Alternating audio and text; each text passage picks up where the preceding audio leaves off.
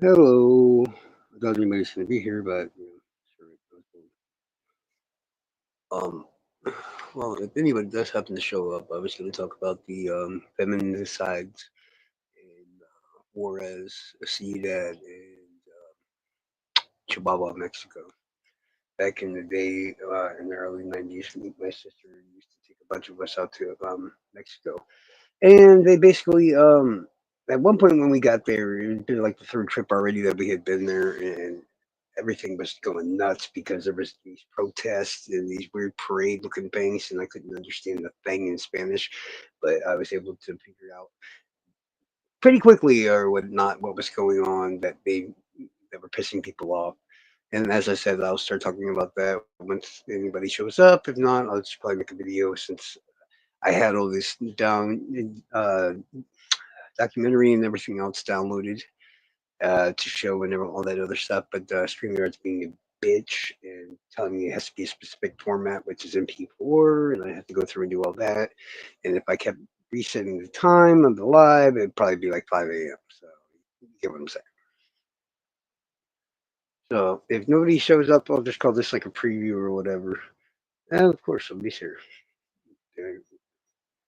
That's how it usually goes around here. What's up, Diana? How you going? But yeah, as I said, I had a whole bunch of video and everything else I had downloaded that I was going to use and play during the live. But apparently, StreamYard just being a pain in the ass tonight. But yeah, as I said, as I was saying, we used to go to Mexico quite often for reasons that I'm not going to actually be able to talk about because I don't know if it's a good idea that I talk about them. Yeah. So I was about 12 or 13 years old when we got out there. It was about 1993 or 1994. And basically, since I'm not very good at Spanish or whatever, all I could tell was that there's a massive protest going on in where we were going in certain parts of Mexico, which oddly enough ended up being Juarez and Chihuahua. And there was a ton of women. No, no, no, no. I was looking for an excuse to run away, but then somebody showed up, so I was like, "Oh shit! I guess I gotta stay now." But no, I'm just joking. I was just bored or whatever, and I keep meaning to talk about stuff like this, but then I forget to do anything about it. So then basically procrastination. You know what I mean?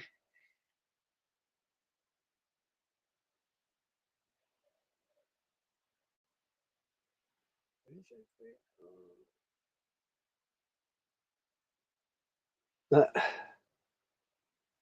well, I appreciate that.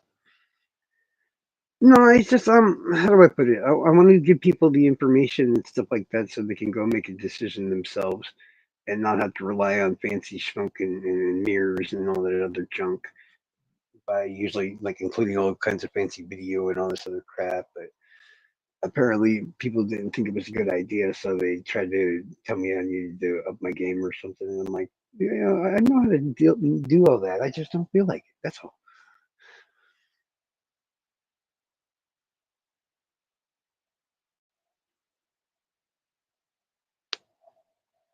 I appreciate that. I'm actually going to be doing something very soon on. Don't ignore the stupid StreamYard things. It keeps getting in the way of reading things. Um, yeah, that's probably one of the episodes I want to include documentaries and stuff in for sure. This was just one we happened like.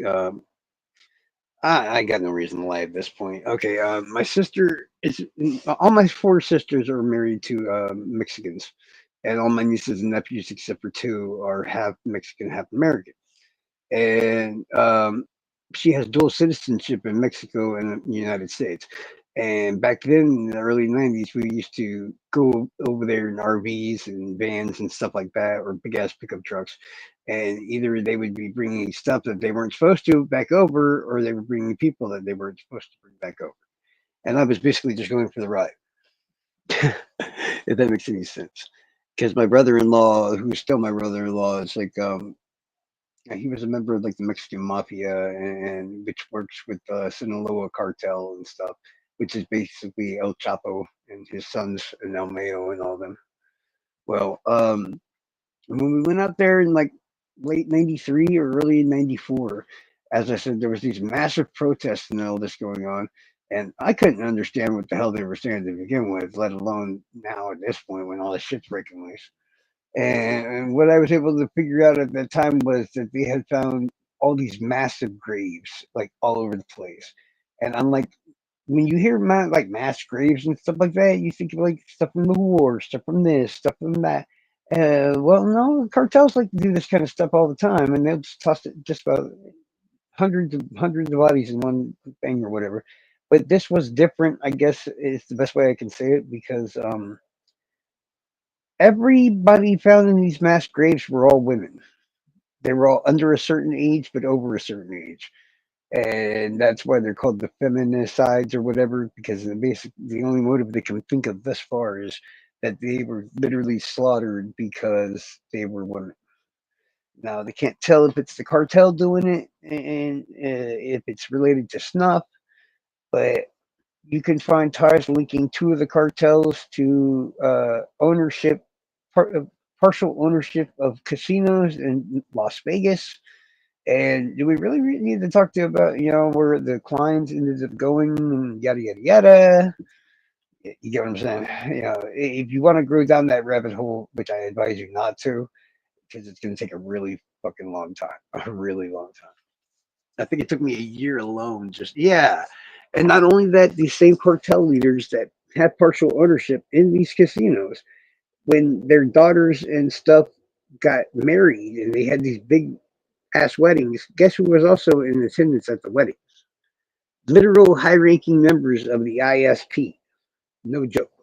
Like they have pictures of these people at the weddings in their dress uniforms. And I always thought to myself, I'm like, I'm not saying that Delphi is corrupted. I'm not saying Florida is corrupted, man. But I'm telling you what, something just ain't right there. It just something ain't just right there. There's too much going on and too much for anybody to see. We don't know what's, they didn't find Richard Allen for like 6 years or whatever, but they had the same information they had in 2023 or 2024 when they convicted that man. They had all the way back in 2017. It just don't make any damn sense. Once you find the car, you go from the car to the freaking into a conversation. You go do his work. You see about the car. Oh, look, he backs in here too. Oh, okay. So we need to talk to this guy. So we take him downtown. We talk to him a little bit. I'm sure he would have felt folded because he about folded 6 years later. And so, yeah, I do believe if they had started the interrogation back then, they would have caught it. 'Cause just think about it. How many of these cars were in Carroll County? They already told us. One hatchback, black 2016 Ford Focus with the black rims and all the others. Only one car. So why the hell didn't the cops just look up the DMV records, find the car, and go talk to him? Right? It's common sense. I mean, if I was a cop, that's what the hell I would do.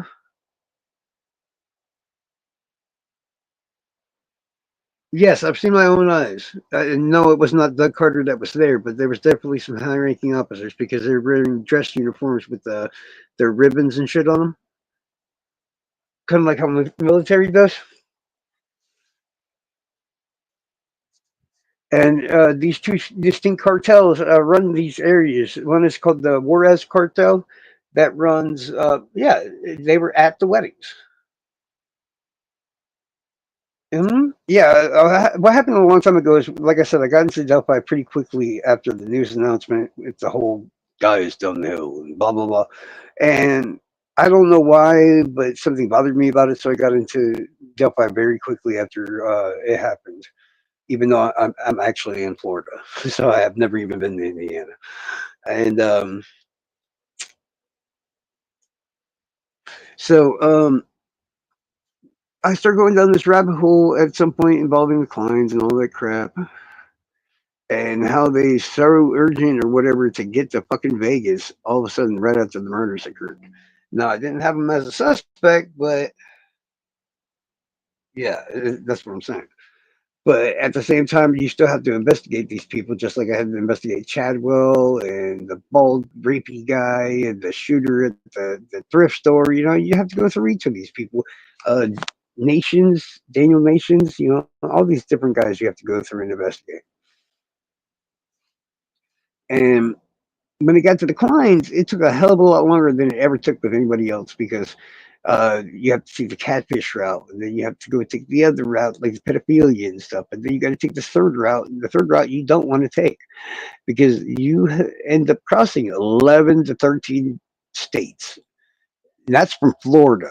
From Indiana, I think it's like 17 or 18 states just to get to all the way to Mexico. And in the process, you cross the playgrounds or dumping spots for like 12 unsolved serial murders, including the West Mesa bone collector. I had the border guy, he got caught finally, but shoot.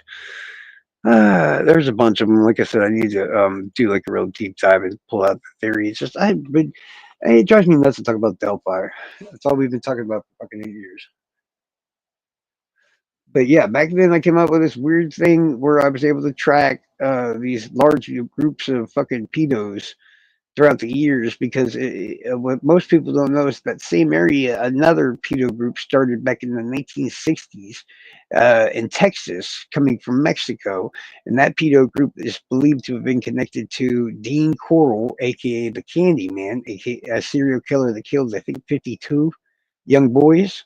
And then after Dean Coral was killed by his accomplice, that same pedophile group or whatever took off and made it to, at some point, I believe it was, I know there's guys in the middle, but at some point they made it to Wisconsin or Chicago, and guess what?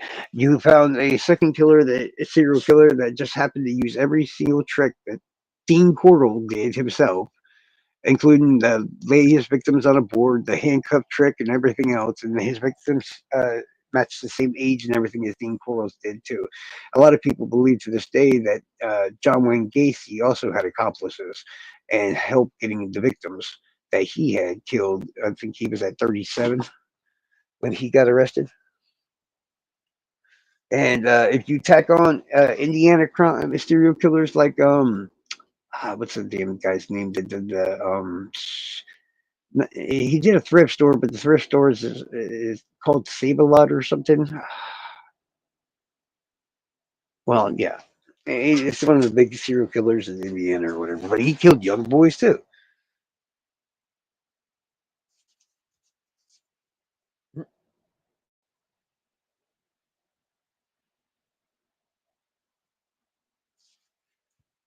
Oh, I mean, I could probably do an episode about the whole weird ass freaking connection and all that stuff. It's just there's a lot of weird connections, and believe it or not, it's almost like the ISP probably knew about Richard Allen back in early 2018. No matter what they fucking tell everybody, they knew about him. And there's actual evidence of that. I mean, don't get me wrong, it could be one hell of a coincidence, but I don't know. To me, it's like more of a shocking coincidence than anything because what are the odds? Because back in early 2018, um, I remember seeing on Facebook that a specific sheriff's department, which I need to get a screenshot because it's still up to this day, oddly enough, where the sheriff's department literally says BG or bridge guy spotted in Tennessee. And it's still up there. You can find it. And you're like, what? Wait, whoa, hold on. We don't even know who he is. Okay, hold on. So they released this huge flyer thing from Tennessee saying their bridge guy is spotted there. No joke. And within a couple of days, they retract that statement. They're like, oopsie, my bad. We didn't mean to do that. We kind of get a little mixed up. Sorry, guys. But here's the odd part. Now, that same sheriff's department was on a mountain range. That same mountain range, guess who happened to be around there at the same exact moment as this flyer and all that came out? In fact, they were like right before that. Oddly enough, Richard Allen and Kathy Allen were on vacation to the same mountain range. Remember, have you ever seen the videos of Richard Allen on horseback riding or on the ski lift when he's looking at the mountain or the waterfall? Every single one of those is from that trip to Tennessee. So, what are the odds you think that the cops happen to just pull this oopsie fuck up at that exact moment, at that exact county, at that exact mountain range, state? I'm sorry. It's just I'd hate to believe that the cops, at worst or at best, was just trying to slack off to make a paycheck. But it's either that or they're fucking severely incompetent and just really bad luck, I guess. Because, like I said, you should catch Richard Allen because you know what car he drives or the killer drives. So you track down the car. You see that guy at CBS who owns said car likes to back his car in, just like the guy at the trails that day. Interesting. So that's enough right there to get a bit to get a warrant to pull the records off the car's brain, which at that point in time would still have been able to have been checked because it had a 90-day time limit on it, a 2016 Ford Focus. So they would have pulled up the car's brain, which has the GPS and all that included, and even if he had said he wouldn't, they would have known he was at the trails that day because his car would have showed it was parked right at the CPS building. That would have been enough to get a warrant to get him in there to do a search on the house and get him in there for an interrogation. And this being right after the time the crime happened, they would have probably gotten Richard Allen to confess if they had kept Holman out of there and used their brains. And but at just some point, they would have asked him, "Hey, do you own a gun?" And while I do think that junk science is still junk science, I do believe by this point in time that their science isn't good enough to where they can kind of tell the brand and the make and the model of the gun, but not specifics. That's why any model that's close to it was also deemed inconclusive to the testing. Which is I told everybody that beforehand. I said no, that's a joke. Our technology hasn't advanced that far enough yet to pull that off. Yeah, Ruckus and all these other people argued with me, and I'm like, oh, you'll see.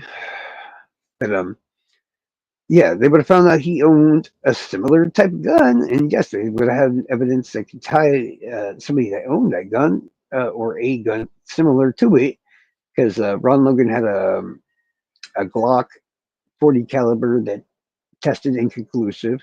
Um, who was it? Brad Weber also had a 6-hour P226 40 caliber firearm as well, and it also tested inconclusive. So it's like, come on, state, you got 20 guns you tested, and 3 of them can't be ruled out as possible guns that ejected that round. That's not good science. That's bullshit. But if you want to say, hey, it's good enough to where we can kind of tell what might have ejected it, okay, sure, I'll take that. So that's just a little bit more circumstantial evidence.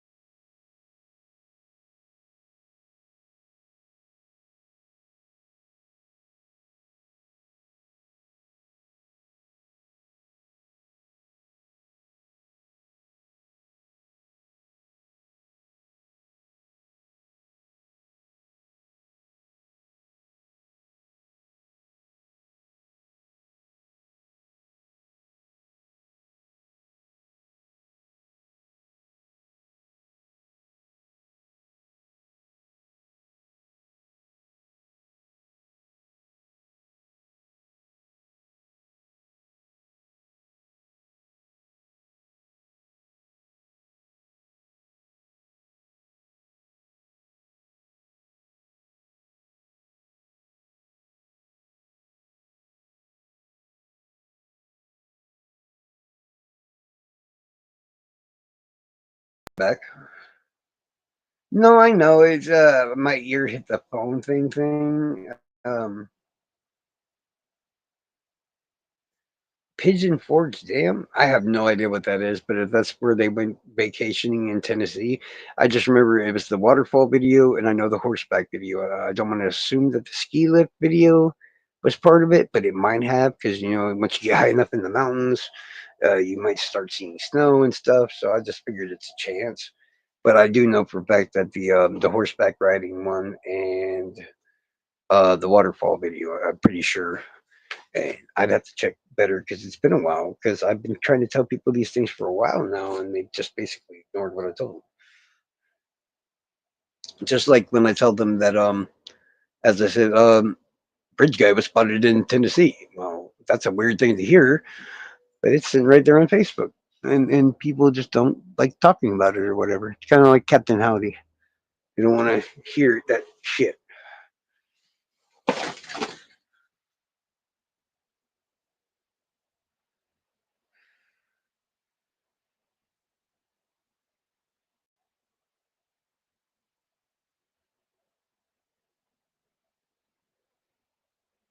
Nick the prick.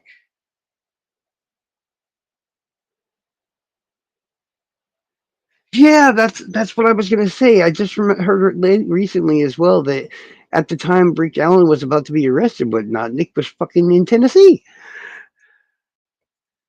It's like, come on, man! You telling me you had a 50 states in all this entire damn country, and all the counties, and all the mountain ranges, and all this and all that, all this just happened to be around this one little area of Tennessee. That's just a little bit too far of a coincidence for me personally.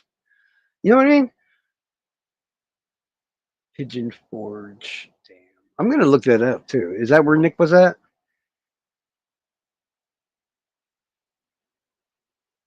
Because people always talk about me like I'm pro state this and pro state that. And I'm like, no, no, no, no, no, no, no, no.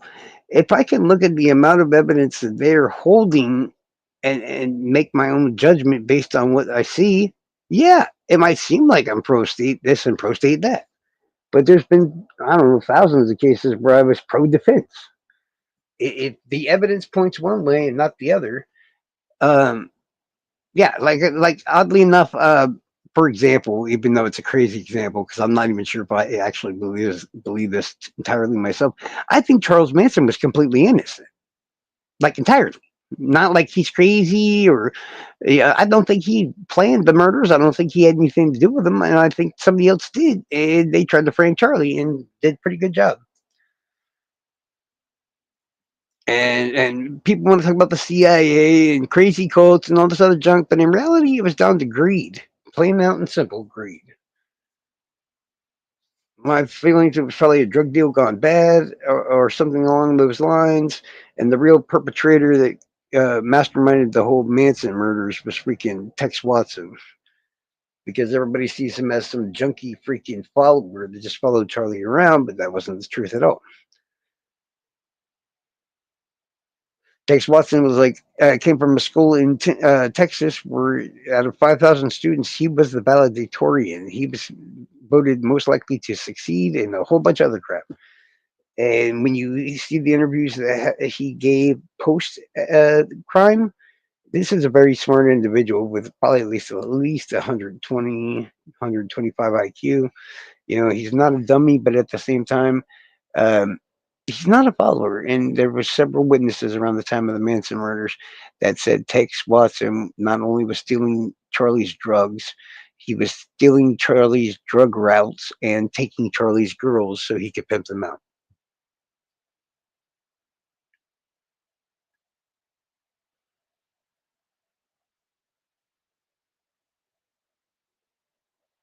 Pigeon Forge is kind of like an Orlando. What the fuck's in Orlando?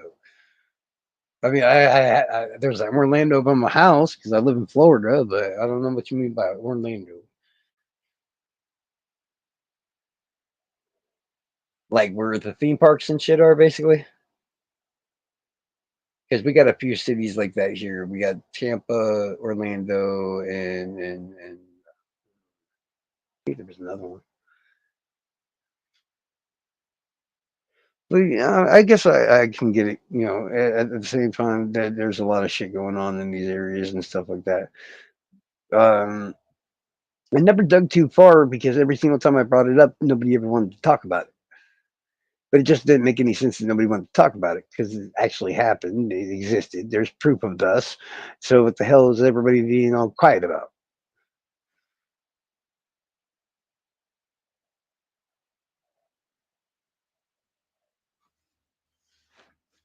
My family's weird, man. We go somewhere, we go places in Florida unless we're breaking the law, and then we go everywhere. My sister was a coyote, so we literally went to Mexico and shit for. And as I was saying, and what this whole live was to be about, um, in 1993, all these mass graves were found with recently murdered fucking women all throughout them, all under the age of like 40 and above the age of like 12. So yeah, 12 to 40. It's almost like somebody uncovered the world's biggest mass burial ground of serial killer victims because they were all the same type, the same height, or nearly in that range. Everything about them just checked list off. They thought the Juarez cartel did it because it was rumored at the time that the Juarez cartel was selling snuff porn, and they thought that these were the victims of such or victims of the Juarez cartel's sex trafficking. That's also a possibility. At the same time, there was two other major cartels in the area of Juarez and Ciudad and Chihuahua, and that was the Sinaloa cartel, which oddly enough, for the most well-known cartel of them all, they are the least likely to do things like trafficking and stuff like that. It's like we're criminals, but we have a heart. No, you don't. You just don't want the fucking public to look at you badly, but we get it. We get it. It's okay. And the other group was called the Gulf Cartel, and the Gulf Cartel was just as bad, if not worse, as the Juarez Cartel, and also rumored to have done snuff films and did lots and lots of drug and sex trafficking. And if you ever heard of the group Los Zetas, which became its own cartel at some point, they started first in the Mexican Marines, trained by our Navy SEALs over here in the United States. Then they went back over there and then served their time or whatever, and then quit the government and started working and getting paid a lot of money from the Gulf Cartel. And that's when the violence and the cartels and all that in Mexico was just seriously amped up. Oh, I love Mexico. It's a beautiful place, but it's also a very scary place. You can find videos of some guys or whatever getting started going down the wrong road or whatever, and the cartels just pull them over.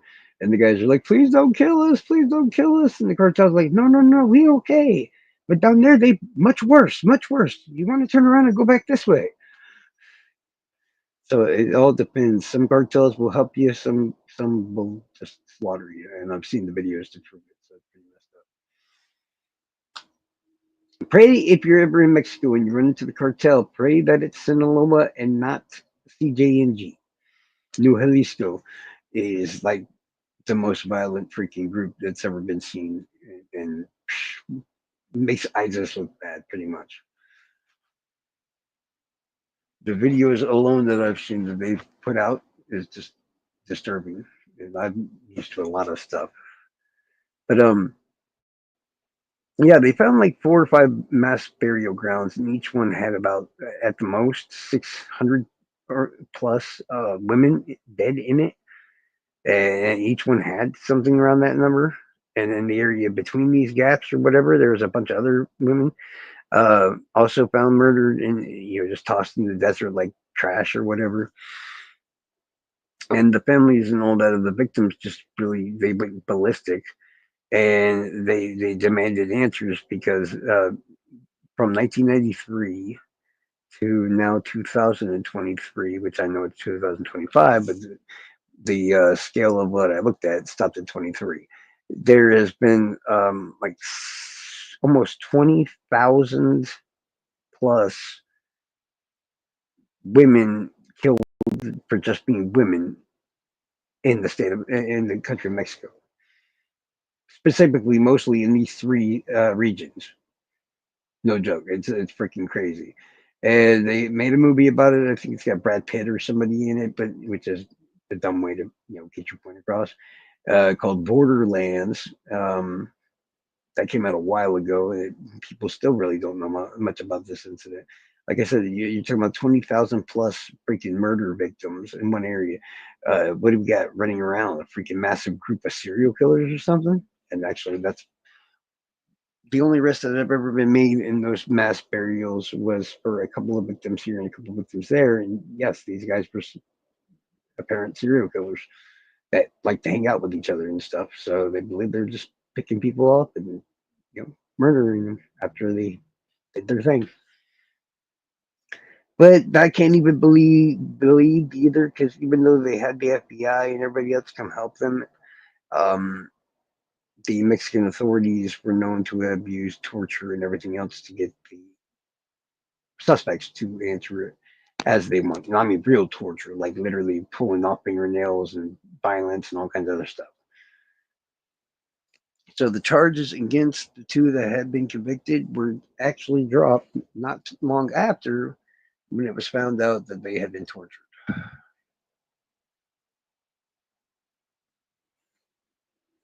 But yeah, it just seemed like real odd because if you remember right, like okay, Keegan Klein and Tony Klein. As soon as the murders happened, they were already looking it up and everything else. The best, at least that's what their Google and shit says. Of course, he had talked to Libby and stuff like that, so it makes sense at the same time too. But they haul ass and they get to Vegas. Um, Everybody knows for a fact. I mean, I'd like to think I know for a fact at least that if Richard Allen's phone was probably at his house or in his car, people accidentally tell the truth all the time. And I think when he said that he was looking at stock tickers and shit, I do believe that to have been the truth too when he was out there that day. The thing is, if his phone's somewhere else to give him an alibi of being somewhere else, then what the hell is his phone that he's using on the bridge or in that area? It just screams out that he probably had a burner phone to me or something like that. And then what did we find out later? Not too long later on in 2020, when they finally when they apprehended Keegan Klein. He tells them all about a phone he found while he was in Vegas for that short amount of time, a Samsung Galaxy something or other. He found it in a taxi or whatever, and blah blah blah blah blah. I don't think so. I think that would be a piece of missing evidence that if the clients are connected to Allen, that's going to be the tide that does it. Because I think it's really odd that he just happened to find a phone in a few weeks that he was actually there in Vegas that's in such good and pristine condition. It's more likely that if Allen took some sort of documentation of what he did to the girls that day, and he wanted to sell it or something for whatever reason, a daughter's wedding or financial problems. I don't know. There's too many things to list, to be honest. But if he gave them something to sell, it would have been on a phone or something because we know that there's a good chance that he actually had a burner phone. And the easiest way to sell it would be to take the phone up there, sell it, delete everything off the phone, reformat it, and then just do it the right way like a few times, and boom, they'll never be able to, without digging really far into that phone, they're never going to find the actual connection. I still don't believe that's actual truth, but it's a possibility. I mean, I'd give it 4%. I mean, I've always said there's like a 92% chance that Richard Allen committed those crimes alone because everything at the scene screams that whoever did this was alone. And nobody understands what I mean when I say that. I'm like, okay, first we hear Betsy Blair's eyewitness testimony, right? That she sees a guy on that first platform. He's looking at fish or something and blah, blah, blah. And she says something to him, and he says something back that wasn't very nice, etc. And I digress. Apparently, Betsy Blair started on the trails first, and whoever it was, PG, I guess we'll call him, followed very quickly after her, I guess, basically. Not after her, but We don't know what really happened at this point because next all we see is that there was a picture of Abby on the bridge with Libby taking the picture, and we do not see in that picture. We don't see Bridge Guy, and we don't see Richard Allen. So whoever he is, he's not in that one picture. So I just think to myself, like logically, if I was a bad guy and the killer and everything else, what would I be doing that was so important to my what I needed to do that day to kill these girls? And I'm like, well, it just seemed like common sense to me that he backtracked down to the trails where that turn is made, and just stood there for a few minutes to make sure no witnesses were going to show up. Because if he starts going back and pulls the gun on the girls and somebody just happens to walk up, then he's going to jail for life. Because the recommended sentence for one act of kidnapping is life, let alone two. So he would have been fucked if he just got caught or seen or anything that day. And that's the first step right there that tells you that there's a good chance that he was probably by himself. Like I said, almost 92%. And after that, um, we then see Richard Allen or BG, whatever you want to call him, get on the bridge and start heading towards the girls. Livy's 43-second long video. One second. But yeah, as I said, you see whoever that is approach them and this and that and the other, and we now know that he eventually pulled the gun on them and yada yada yada. Now think about this right now.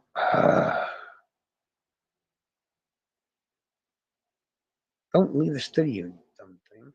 God, every time I face I still get. How could he waste? Hold on, a couple minutes of standing around. Well, I use that hypothetically, not a couple minutes, but if you look at the trail itself coming from the bridge, right? It's like a straight shot until it makes that one turn. And then once you make that one turn, it goes really kind of straight for a long ass period of time. So if you were to get to that first turn and look straight down, you'd see that bench that people often sit at and stuff and all kinds of other things. So you'd have a good chance of knowing right then and there if somebody else was going to end up coming in that direction. That's why I said that it's most likely that he was making that he was being his own lookout. You know what I mean? Just making sure nobody else was coming because if he gets caught, he faces life. And I'm not even just talking about Rick Allen. You know, that's just the person I settled on because of the evidence that was known. You know, there was no more likely suspect than Richard Allen, so I finally digressed and said, "Fuck it, it must probably be Richard Allen." That, and I have my own reasons too. Anybody that hears that tape or that video and everything else and doesn't hear Rick Allen saying, "Guys, down the hill," when comparing that voice to his, I'm sorry. I'm going to say there's at least 85% uh, um, true. Like, there's no way that's somebody else. That voice is Rick Allen's. And we get left with, okay, if Rick Allen said he was there at this time wearing these clothes and doing this and driving that and this and that and the other and parked there, which he did all those things. We now see in the interrogations and all that him point to a map and all this other crap. So in their little ways, each of these things have been verified because he told at least two different people before he changed his story about what time he got there that he was there from 1:30 to 3:30, I think he said. But yeah, he was seen on 300 around 4 o'clock, getting into his car basically, and he was seen getting there at around 1:30 something, which he then ran into the girls at 2:13. Well, yeah, I watched the whole interrogation videos. Yeah, why is this stupid thing in the way? Uh, and the DNA. Okay, here's the problem. That's another big problem I have. Remember, I always go on to these pro defense chats, and I keep telling you, and I'm like, look, okay, you could still feel that there's a good possibility that Richard Allen was involved in this crime. But at the same time, you can also feel that the cops done fucked up, did something real fucked up that was wrong, and da da da da. And God knows, or that Alan had help and all this other crap. There's a million different ways to think about these things, and everybody's just jumping the gun with one way this or one way that. I do believe, yes, that there's enough evidence there to believe that Richard Allen was involved 100%, because that's the guy on the bridge, in my opinion. That's his voice. That's. I'm sorry if you just look at the comparisons now when they take a picture of Richard Allen make walking the same way, and they imposed it on top of a bridge guy. It's like perfect. And you can see that yourself if you go to the domains channel or whatever. And I'm not telling you to change your mind or anything like that. At the same time, I do believe the system, but I believe it also should be done the right way as it's supposed to be. And but it's not like Rick Allen has to do this alone to still be facing the amount of years and everything that he got. Right? Even if he didn't kill the girls, it's still felony murder, because the only way he's involved, no matter what, he's either a witness or he's with the bad guys. If he's a witness, well, he was so close and right there and all this other stuff. Why didn't they kill him? Right? If he was a witness, you kill that guy.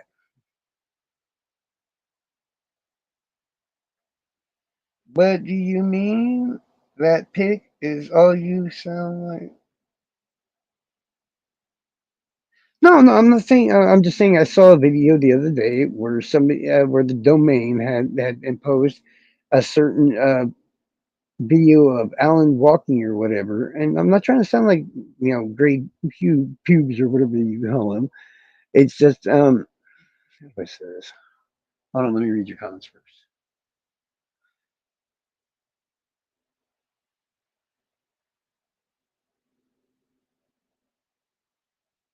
Well, yeah, no. All I was trying to say about the DNA was, like, technically, we don't even know if that DNA wasn't even Richard Allen's, because believe it or not, there's still ways that could just as well be Richard Allen's DNA. It's rare. There's like a 96% chance probably that it's not his DNA, which really bothers the hell out of me. But every single time they find somebody that might be an associate or assailant or what's that word? Accomplice. Yeah. When they talk to Ricky Davis and Keegan Klein and everything else, it still leads back to who? Richard Allen. When they brought up the Odinist and everything else, who does it always lead back to? Richard Allen. That's the problem. Did you not notice that?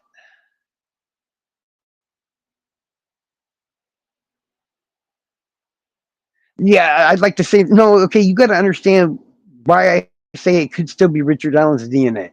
Okay, there's a very rare ass thing called a chimera. Okay, and if you don't believe me, you can Google it.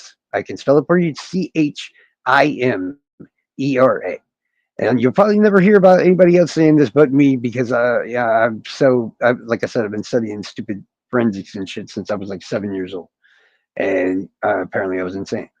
Now, a chimera is created by three different ways. I always forget the one, but the second one is if they happen to devour their sibling in the womb as their mother's being pregnant with them. This happens quite often, actually. Or if they have a bone marrow transplant, which is very likely needed for many cancers and other ailments and stuff, it also happens that way. Like I said, I forget the third way. But these are just the main three ways that you can become a chimera. Now, a chimera is very odd. If you pull hair from a chimera's head, arm, whatever like that, and test the DNA in that hair from the roots and all that other stuff and compare it to the saliva in their mouth, guess what? You're not going to get a match. There's going to be two different DNA types. Now, a chimera usually will have the hair will be one DNA, the saliva will be another DNA, and then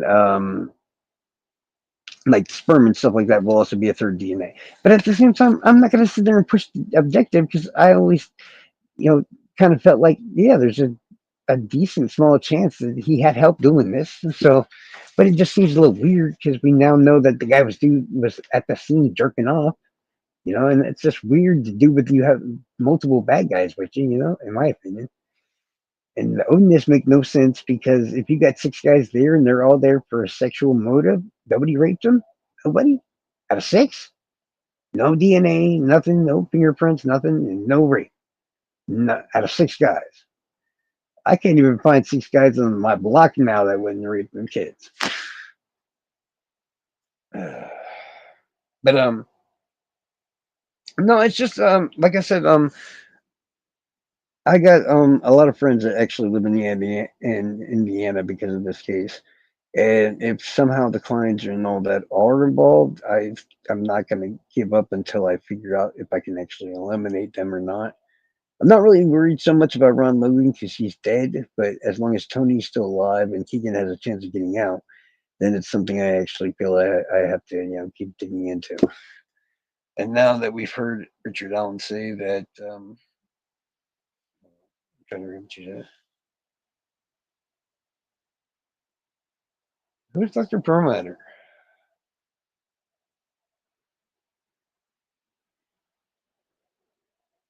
If it wasn't sexual, why was somebody jerking off? It's the only part that bothers me.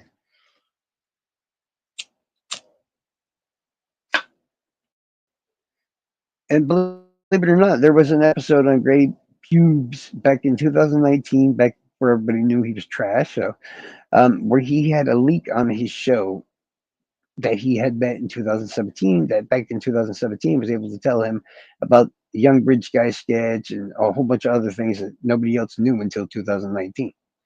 And Great Pubes had this guy on there in 2019 or 2020 before Keegan Klein was even arrested. Um, and this guy was already talking about how they believe Bridge Guy was jerked off at the scene and all. Like I said, everything that the dude said back then still matches up to this day. Yeah, see, okay, basically the DNA that was found, right, is the DNA of a sterile man.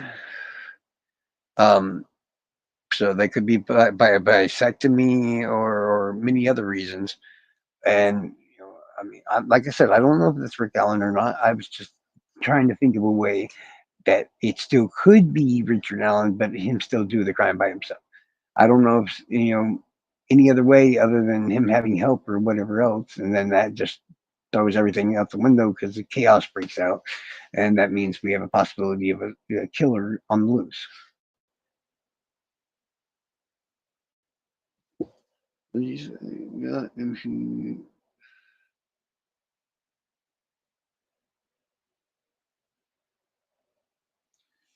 Well, that's the weird thing. Okay, if I explain to you how I know that I'm gonna say there's like a 95% chance, and I know for a fact that it wasn't the ordinance. But if I told you and explained it to you how, you're gonna really freak out on me or something because it's one of those yeah, yeah. Delphi has a weird power, and it's been dragging people into its clutches ever since all this crap happened in 2017. Is the best way I'll put it, because the moment that that French memorandum came out, I remember hearing about it live with everybody else in the troll farm, and I just literally stopped and I was like, "Did they just say that the Odinist? They think that the Odinist did it?" And everybody's like, "Yeah, Charles, they said that the Odinist did it." I'm like, I'm gonna be back in a little bit. I got to go make a call. I'll talk to y'all later." And I then proceeded to come back about 3 hours later, and I told everybody, "No, no, wasn't the Odinist. Wasn't Patrick Westfall. Wasn't Brad Holder. Wasn't this. Wasn't that." Like Elvis Fields was a wannabe that fucking nobody liked and wouldn't be able to stand. Even if they did murder the girls, they would not have taken him with them. I'm like, if you actually start looking at the confession Elvis Fields makes, you're gonna miss a whole bunch of shit that's not in it. How does he not know what the weapon was? How does he not know this? How does he not know that? If he's right there, you get what I'm saying? So it makes perfect sense why Judge Gold. See, that's the part I'm okay with. She eliminating the fact that they're using the Odinist. You got a bad confession because it has no actual hints or tips that wasn't known to anybody, or just even regular facts that we knew. It still wasn't included. It just didn't have any of those details in his confession at all. The closest thing it came to was, oh, he put a pair of antlers on Abby's head. But in reality, what everybody kept saying was the antlers was just a fucking stick. It didn't look like antlers.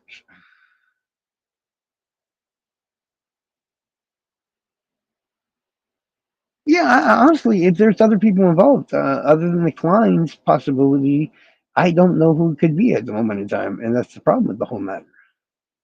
Yeah, it could be cops. It could be a lot of different people. I don't disagree with that.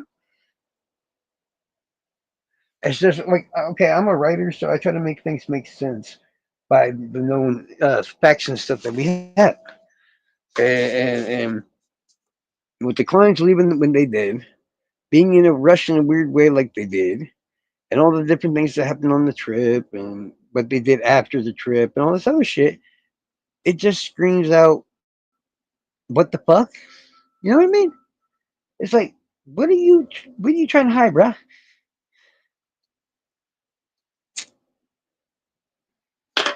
But here's the problem: no matter who you make the killer, what's the one thing you cannot eliminate by doing so?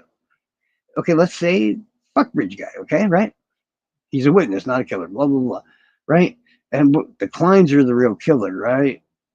Well, does that mean we can eliminate Richard Allen? No, because now we know that he worked up, I don't know, like 2 blocks or so from the client's house for a number of years at a pharmacy where Keegan and Tony would have been at all the time because Tony Klein has a lot of serious ailments and has had them for many years, including diabetes and a lot more. And everybody might be looking in the wrong direction or whatever. I told Salute Intuition the other day, I'm like, maybe what we should be doing is looking for a connection to CBS itself.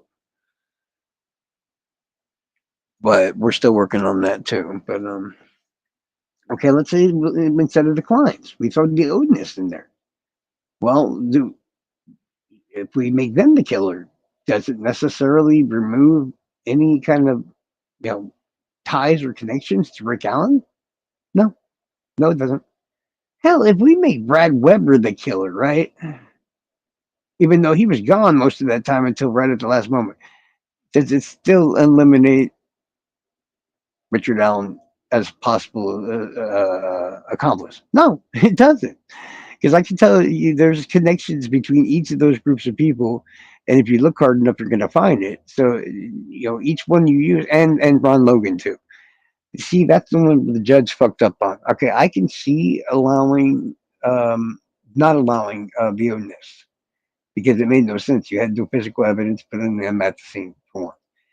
For two, the convention didn't actually have any facts or whatever that would substantiate the claims that was being made. So, why would you allow it in the first place?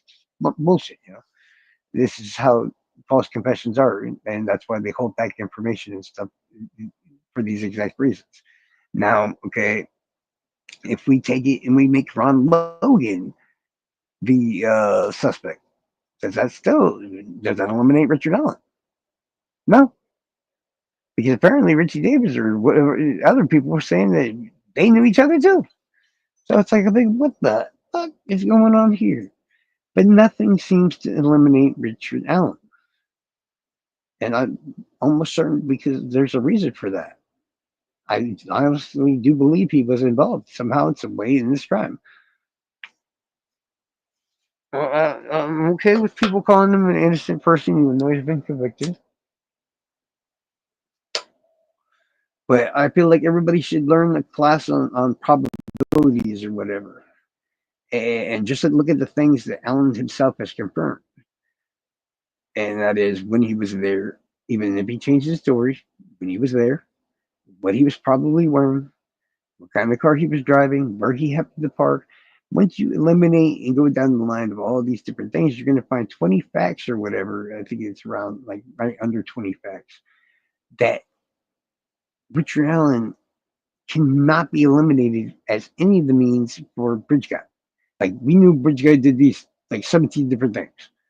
And because of Richard Allen's own words, we can't eliminate him in any of those, let alone all of them. Who do you think else that was at the park that day matches the height, the weight, the clothes, owns a similar gun, the car, where they parked. Like I said, there's so many different things that point to Richard Allen being guilty. So I get why the jury did what they did, if that's why they did it. But I don't agree with why the jury did it, because the judge gave them instructions in the first place and said, if there's two logical choices between a piece of evidence, then you must rule for the defense every time. Well, if that's the case, there'd be no gun, no confessions. Just about all the evidence would just be gone, because there's always a second logical fucking explanation. And if they had done that, how the hell could you say that Brickell did this at all? So if I wouldn't be surprised if he ends up getting an appeal just so that alone. And I'll be the one sitting there going, ha ha, I told y'all motherfuckers, if he does. No, no, like I said, okay, if we don't want to save the bridge guys, Richard Allen.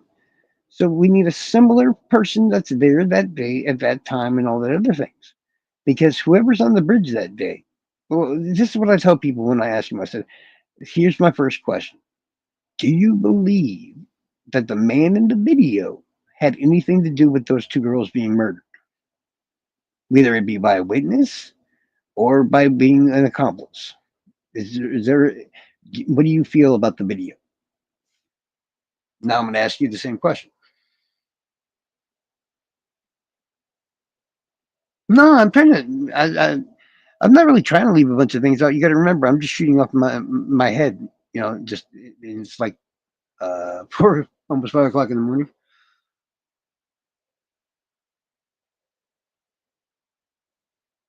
I'm reading what you said.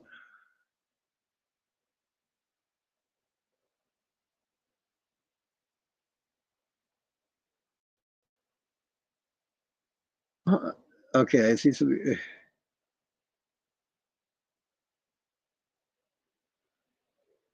Oh, I want to show. Well, yeah, you can say that, but in reality, um, now that we've actually had the initial true copy of the video, whatever, like editing or whatever the hell they did to it, actually literally probably made it worse. Because back in 2019, I did a little experiment to see if I could figure out how tall Richard Allen was, right? And I actually used Anthony Carino to help me by going to the bridge itself, since I'm from Florida, not Indiana, never been there. And I had him measure specific things for me so I could use this in the equation of the math that I was using to figure out how tall he was. And while I'm not going to say I was perfect or whatever, my guess was about between 5.9, no, 5.59, which been 5'5", almost 5'6", and like 5.675 or whatever. So basically right around that range. And it was all blurry, it was all crappy looking and everything else. Now, if I had the video that they had from Libby's phone, now that I see it, I'm like, dude, I could have made so much easier measurements for this shit. It would have been much better. But basically, what was it? Using the bolts and the platforms and everything else, I was able to. And I actually had to ask a college professor on photography of how to discover the size of objects from a large distance. I explained to him like that little black and white photo of the Loch Ness monster. Um, that ended up being a toy submarine with a thing attached to the top of it. Like, how did they know how big that thing was and know that it was small and blah blah blah? And he sat there and explained it to me. And I tried to use what he said, and I picked the perfect shot that I thought would be the best place to measure him at, because it was right when he was standing next to that last platform. So you had the measurement right there. Libby is at the end of the bridge on the gravel, so she's no longer on the bridge. So there's that exact amount of distance, which I had, somebody measure out. The measurements of each bolt on each plank or whatever, all the way to the platform. I had all this figured out and measured for me.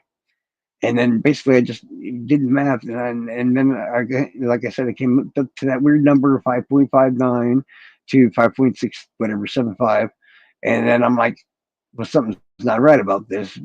because we got to think we need his actual height. And yeah, in the video you can see he was wearing hiking boots.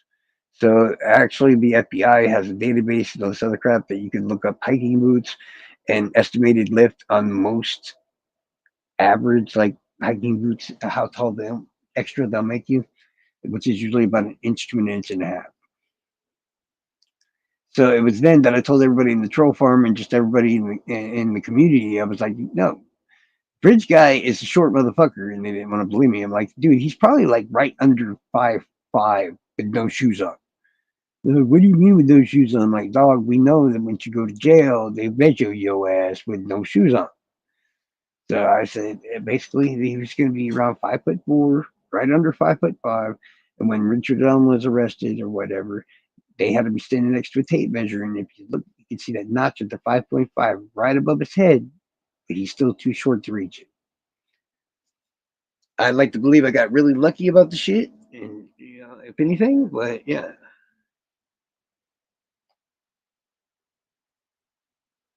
Fuck Steve. He tried to threaten me one time, and I was told him I was gonna beat his ass. And now he's like, he stopped trying to be Billy Badass because I'm like, what was that, motherfucker? Uh huh. Because the second that Richard Allen got measured and everything else, and it came out perfectly matching my number. No, I did it even before Steve did. Well, I think it was Steve itself that annoyed me to where I had to go do it myself because he did it with his, but just a piece of plywood, and it seemed retarded, like to do it that way.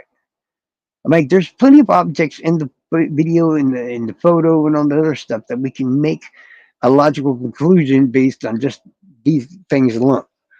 And that's when I came up with mine. And actually, for a little bit there, it was like people just fucking ignored it. And that kind of tells me, what kind they are. Yeah, that little bitch was threatening me.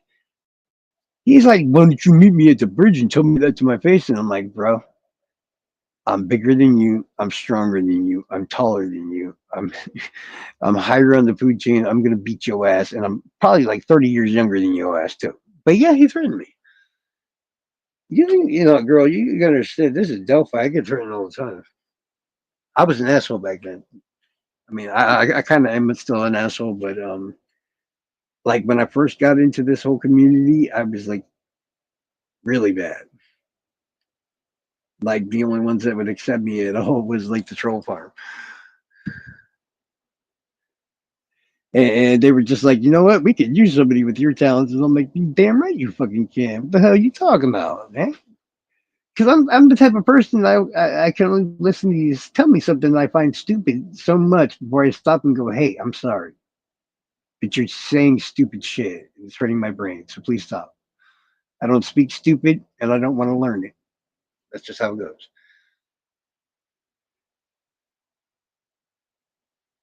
Yeah, I've been here for like 8 years.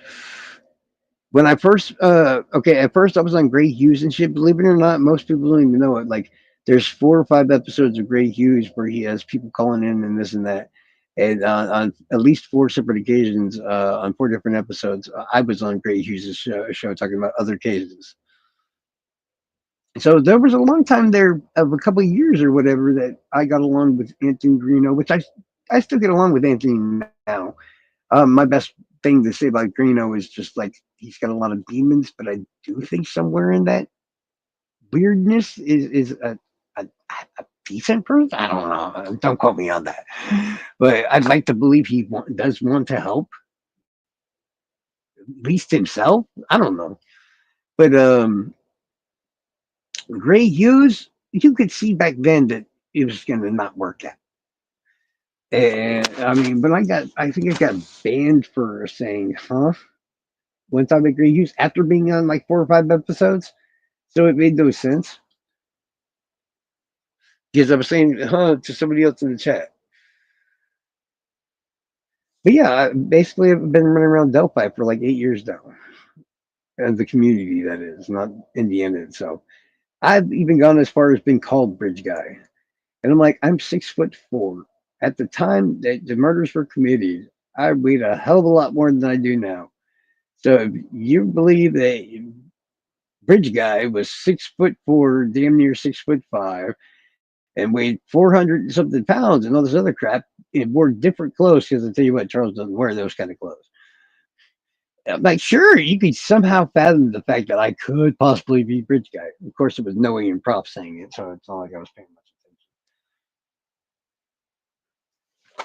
much attention. Girl, I've been around this crime so long, you would be amazed and shocked at the things I know. You had no idea. Yeah, he said I was Bridge guy. I'm like, man, my Bridge guy does not have my accent, man. I have a Florida person's accent. In fact, I took a speech class to make sure I didn't have an accent. He doesn't like me, but it's okay. Nobody likes me. No, that was Greg Hughes. Basically, somebody had said something in the chat, and I said, "Huh?" to them, but he just popped in the chat, and I was banned for like 2 years for this. Um, yeah, I got banned for just saying "huh." He said something rude at the same time, and then he just clicked it, and I was just like, "Wow, bro, I help you with your content and shit, and this is how you treat me? Holy fuck!" Because each time he would bring up this specific case, and I would be like, "Hey, Mr. Gray," he's like, "What?" And I'm like, this case you're talking about has like 25 victims to it. I know all. I've been related to one of them. He was just sitting there talking about my cousin's case on his show when they each time that, like, you know how he does the episodes for like he talks about different crimes and Delphi and stuff really quickly one after another in the same stream. Well, he would bring up news articles and shit of the Hog Trail murder victims or the Fort Myers 8 that was identified, and I'd be like, actually, I know everything about that case. From where it is, I can show you on a map and all this other crap. And we had a few good episodes where we showed everybody, and there was a shit ton of people watching where exactly the victims were found and all this other crap. And it just didn't matter because he was just an asshole like that. Oh yeah, yeah. No, he's earned that. There's a recording of him treating his wife like absolute shit, like seriously fucking treating her really badly because he forgot the microphone was on. I gotta find that soon. I mean, but at the same time, I don't want to keep wrapped up in the whole Delphi thing. I honest to God do believe that somehow, some way, Richard Allen was involved in this. So if there's anything left to do, it would be, I don't know, catch anybody else that happened to be involved as well. But I don't know, my personal, until somebody can show me something, because they made my measurements a hell of a lot better since then of everything that Richard Allen had that day. And I was able to compare it, and nothing eliminates Richard Allen. I was able to measure the arms, the legs, the waist to, how long his jeans were, how long his torso was, all these different things that could be measured, the neck, all this other crap. Guess what's never, guess who never gets eliminated by any of those measurements? Richard Allen. And I'm sure you've watched boxing before, right?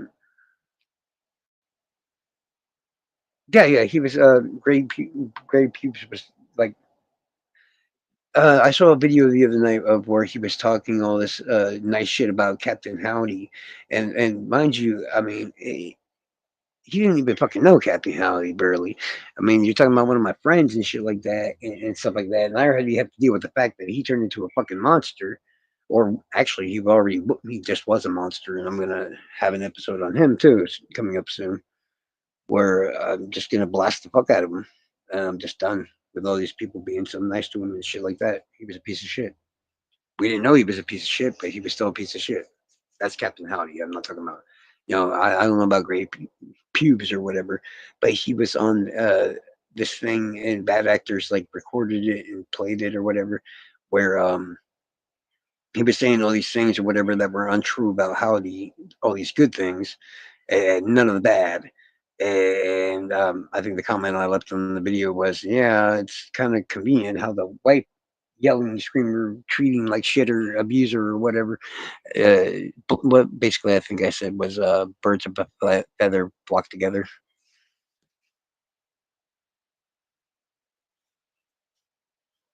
Talking about Captain Howdy. Captain Howdy. His profile. You talking about the channel? It's probably never going to go anywhere. I want it destroyed.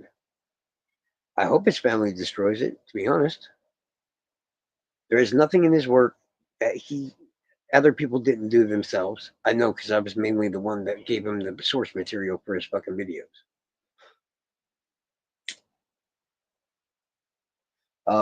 He didn't. He was really. He was the one that told me I should start making lives and shit like that. And I told him, dude, at best, I'm like a glorified fucking researcher. I can talk. I remember a lot of facts and stuff like that. And it's all off my head. But other than that, I'm not that entertaining. He's like, your voice isn't that bad, and blah blah blah blah blah. And all you gotta do is learn how to work on videos and all that. And I'm like, that's what the problem is. I hate that shit. It's that's why you'll see like there's like 100 or so lives on it for other people on their channels where I'm in the live talking and stuff like that. But then on my own channel, you won't see nothing. Hell, I destroyed a whole channel with content that I had.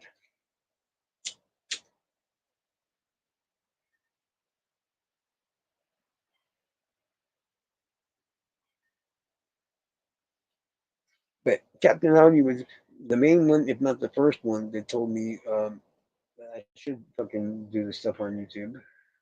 Which I'm more happy doing, like I said, helping other people than doing my own stuff or whatever. Because I don't like putting in the effort and doing all the fancy schmancy bullshit. Because that leads to like asking, wanting to charge money for what you're doing, and that's one thing I refuse to do. I don't want to charge money.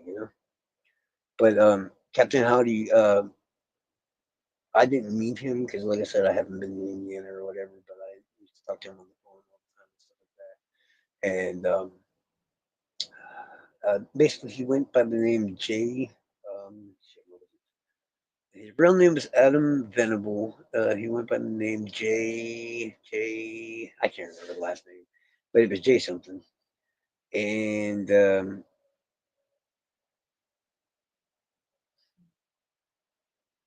no, it's Douglas Venable. Yeah, it was Douglas Venable, not Adam. But he didn't like the name so much, but he named his baby son Douglas. It's just more weird shit. Oh, you haven't seen a picture? If you go to Hoosier Cold Cases channel, right, and scroll up to right around that time, you're going to see a picture of him, a taller guy with what looks to be stubble and a beard and stuff and whatnot. Or if I can find you, I can show you the pictures I have because I got like 4 or 5 of them. I got a picture with him. The murder victim is also in the picture, and the baby is in the picture too. It's a very loving, happy picture and stuff like that. It's what they have on this Facebook right now. And honestly, that was the first time I saw him myself. But Hoosier's got it. Like I said, if you go right around the time, which is February 15th, it'll probably be around like February 17th, February 18th, somewhere in that frame, within a week or so after the murder suicide. And you'll see a picture of him standing there with 2 other people. One's a woman, I think, and the other one's a taller male. And that's, yeah, it's really sad. But it just got worse and worse and worse because the more I found out about the motherfucker, the more I just, it was disgusting. He pre-planned this murder suicide bullshit. And his little things he left on Facebook saying, "It's when you have nothing left that you find yourself able to do anything." Now, any other time that would sound like a very motivational, quote, right? But when you think of the context in him posting this a week before the murder suicide, it's obviously not meant to be taken in that way. He was a convicted felon, and somehow he got his hands on a gun, which I live in the ghetto, so that's not hard to figure out. You can buy a gun as long as you got some money. Um, he claimed that she stole his house, but he's a jobless piece of shit. Now that I know for a fact, it sat on his ass getting drunk all the fucking time until his dick started farting. Straight up. And then got mad when his old lady wanted to go bang somebody else. Well, stop drinking if your dick's not working. You know what I mean? Well, yeah, no, there's a highly big difference between you and like a beauty picture filter thingy and what they did to Bridge Guy.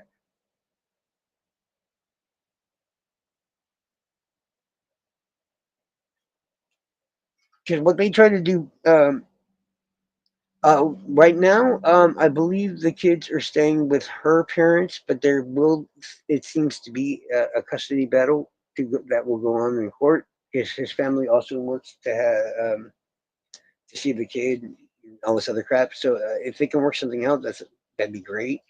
Basically, people like we're like trying to help them figure it out, and trying to prevent arguments at the same time.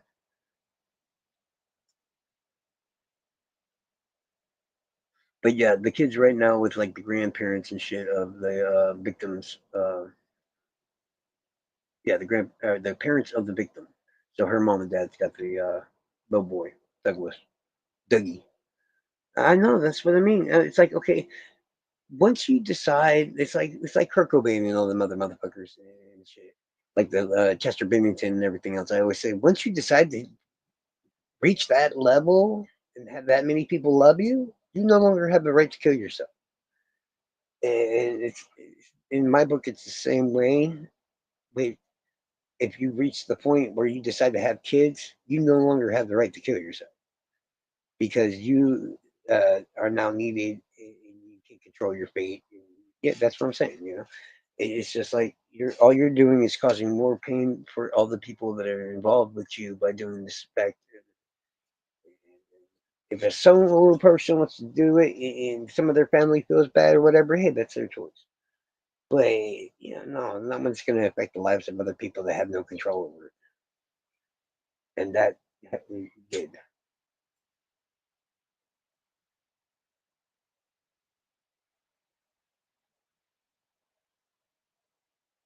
I don't know if it's going to be a video or live. I'm probably going to have Cold Truth join me on it, and a couple, maybe at least one other person, because I need a couple of people. I probably, oddly enough, Grizz or not Grizz, but Cross or whatever is come out swinging too. So I'm like, if I'm going to bring in people that are going to really piss in the cornflakes of all the Captain Howdy fucking fans, like I need people that are ready to piss in the fucking cornflakes. And I'm like, I know Mel. Mel is fucking badass, and she will come out there. She already has, and put fucking Howdy on blast, dead or not. She shut all them motherfuckers up. I'm like, okay, well, I need Mel, obviously. Probably just Mel. Yeah, that's all I think I believe in this situation. But I don't know. This whole Delphi thing's just starting to get such a real drag. Like you know how like 90% of the community fucking hates me. It's kind of funny actually.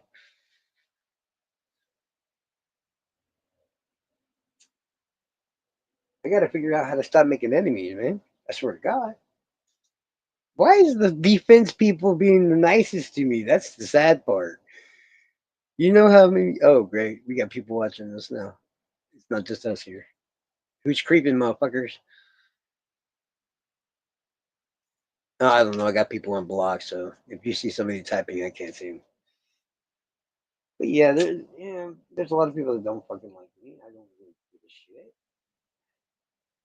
They had balls. They just step up. That's how it goes.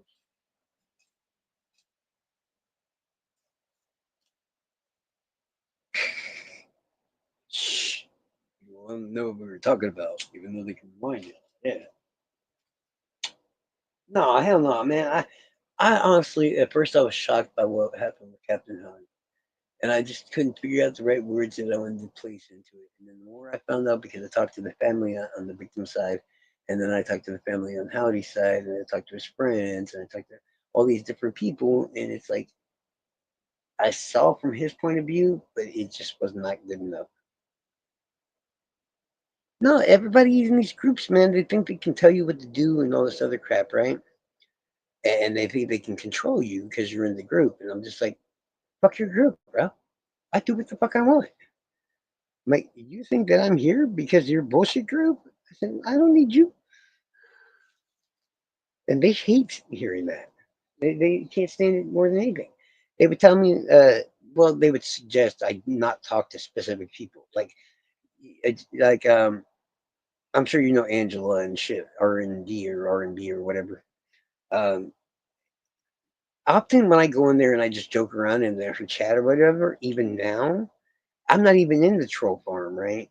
But then as soon as I leave it, I start getting DMs and shit. Like as soon as I'm done talking shit in Angela's chats and stuff, I start getting DMs from troll farm members telling me that I should they can't be friends with me anymore because I'm hanging out in Angela's chat. No joke. I'm like, what? I'm like, for one, y'all fucking kicked me out, so fuck off. And like for two, I'm gonna do whatever the hell I want. If you somehow think I can't be friends with them and then y'all, that's where you're sadly mistaken. I'm like, I'll do whatever the hell I want. And damn sure ain't gonna listen to anybody else and what the hell they trying to tell me. It's like, why would I take advice from the people that kicked me out without even checking with me to make sure that it was actually yeah. But it's not the ones that said something meant well, so it's not like I want to hate on them or anything like that. Because I still love everybody. It's just you need to understand. It's like troll farm and a lot of people from different areas of the groups don't get along with Adrian and Alex. And I'm just like, well, Adrian and Alex never fucking did me any wrong, and they never really talked any shit about me, so they're not my enemies either. So y'all can get mad at me if you want, but I mean, I'm not taking sides against people that have not wronged me. I'm like, if I'm gonna go after anybody that's wronged me, hell, I got wronged by the fucking troll farm. Not all of them, but at least the leader and shit. So I was like, if you want me to start going after people that fucked with me, well, I'd go right after y'all.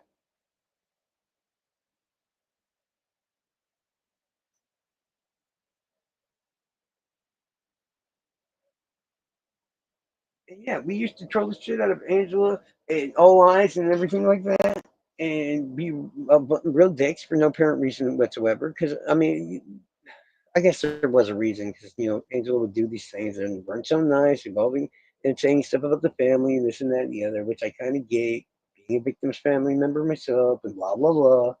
But at the same time, it's just like the two wrongs really make a right, I guess. You know what I mean? And in my book, it just doesn't. And that's why I'm just like, after all the howdy shit and stuff, I'm just like, you know what? I'm done with the whole trolling thing unless I really have to need it for something, which I've already had to again. But I'm like, I'm gonna just try to not be mean to people and see if I can get my point across that way.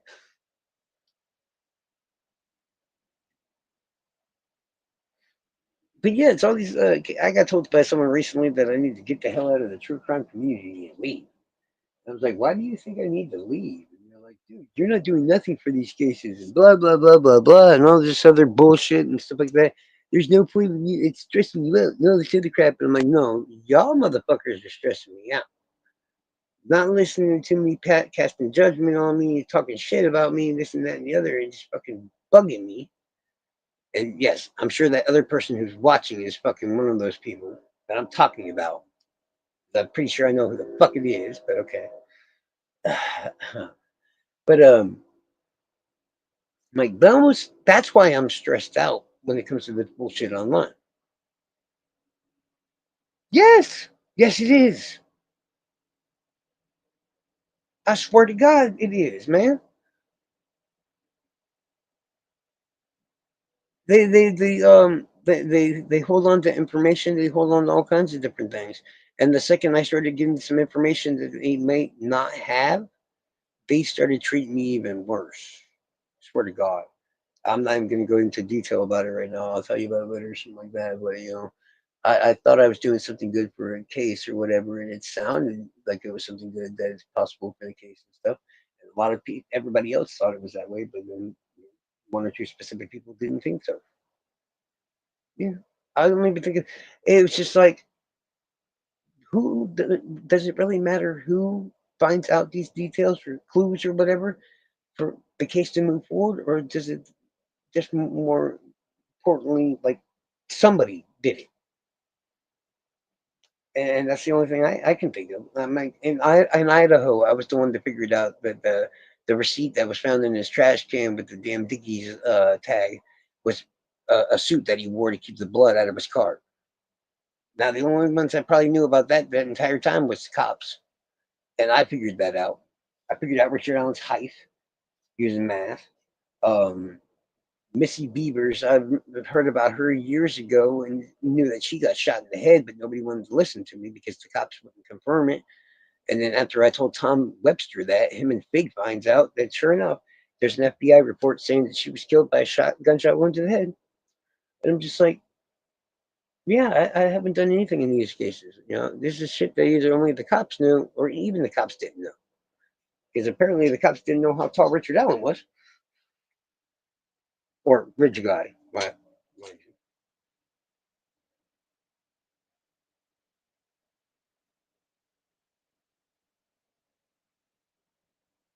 And really, if there was some sort of evidence that I could have found by now that somehow would indicate that there's a possibility of Richard Allen being innocent, I would 100% actually think about this.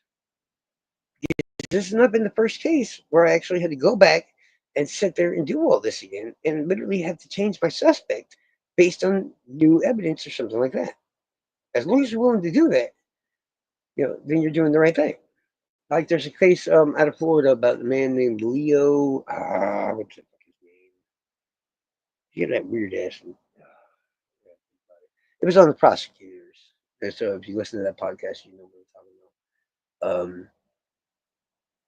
Well, he was in a band, and his wife went missing one night. They found her body in a creek or a canal, and she was sliced and diced with a knife. Her car was stolen in like miles and miles down the road where it broke down, and all this other crap.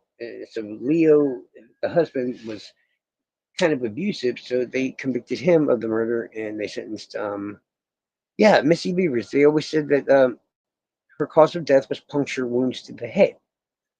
But that's not what I remember hearing. I remember hearing a detective screw up and tell somebody during an interview, who I think was April Flowers, if you know who that is. She's like a podcaster, true crime junkie, et cetera, et cetera. And he told her that she had been shot in the head. Now, he didn't say it was caused death, but he said that she had been shot in the head. So that's what I started with. And then after digging around a little bit more, I was able to find this FBI report that somebody gave me, but I wasn't able to find it myself. So I couldn't really count it as 100% true. I could only count it as a possibility, but I knew he did say that she got shot in the head. So I was rolling with that one. And I kept telling people over the years. And then recently I kept telling Sleuth Intuition, Patrick, and Tom Webster and everything else. But when I reminded Tom Webster of it, there happened to be somebody in the chat that said, hey, yeah, you can find this FBI file, that.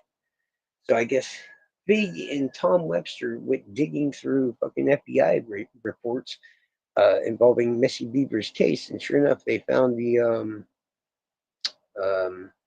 the FBI report stating that she indeed died of a gunshot wound to the head, which changes the whole possibility of this had been being mainly probably an accident. Somebody was there to just vandalize shit. Things went wrong. No, if you bring a gun, I'm pretty sure you meant to do something bad. But that's just my thought. But then recently, Big pops up with a new video and he's saying he's going to go live soon, and he shows the FBI report in the video, and I'm like, oh shit, I'm the one that gave Tom the information. So yeah, there's a lot of troll farm members that are fucking awesome. I love them to death. They're just good people entirely. They weren't trolls in the first place. There was only like 10 or 15 trolls, probably, maybe 20.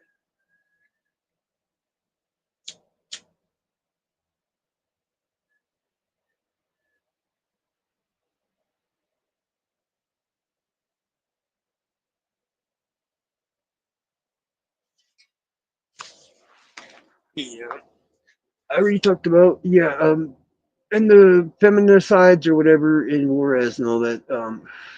They had two convictions of guys that were tortured, but they do believe these guys were actual serial killers because the FBI profiled them. Blah blah blah blah blah. I don't think I actually agree with that. Yes, it's a rooster. The neighbors have chickens and roosters and shit. Yeah, I'm surprised you actually heard that. I mean, it's loud as hell to me, but yeah, I'm still shocked you actually heard it.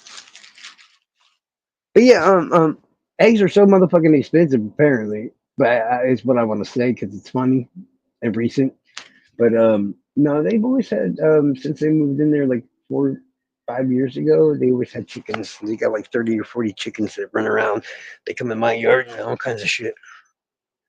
I'm like, bro, can't you keep your chickens in your fucking pants? And they just say, no habla inglés. And I'm like, fuck you up, dog. Come on. It's just a joke because, I know they speak English and they know they speak English. So, yeah.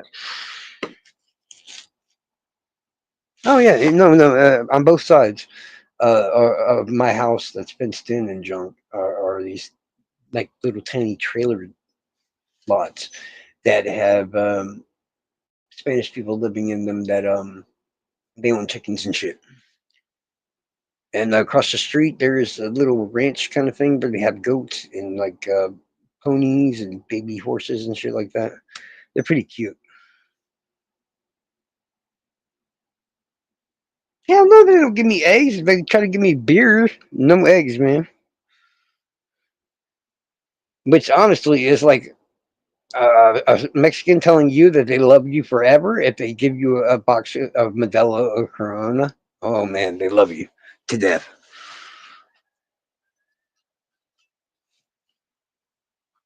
I mean, I'm sure if I asked for eggs, they'd let me have them. I should try that sometime. Actually, eggs are fucking expensive. But no, you fucking greedy bastards, man. They'll give me beer, but they won't give me eggs. I don't like beer. But yeah, I don't know. Florida's a really shitty place. And you think Delphi and that area of Indiana, or just Indiana in general, is cursed? Oh Lord, you haven't seen the crimes that are linked to just the 4 counties around me.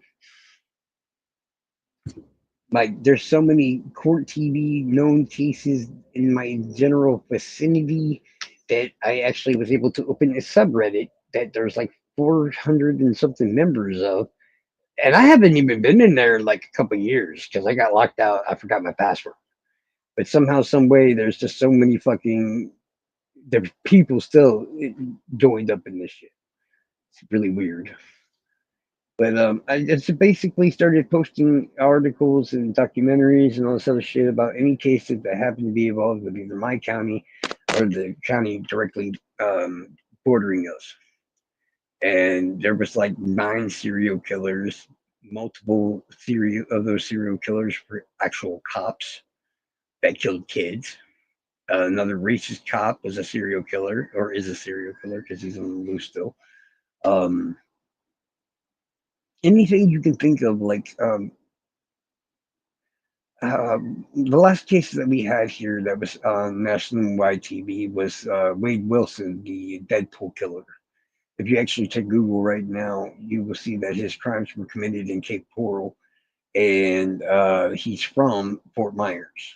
Well, the city I'm sitting in right now, and where I was born, is Fort Myers. So, and Cape Coral is literally the city in our county that's right next to us.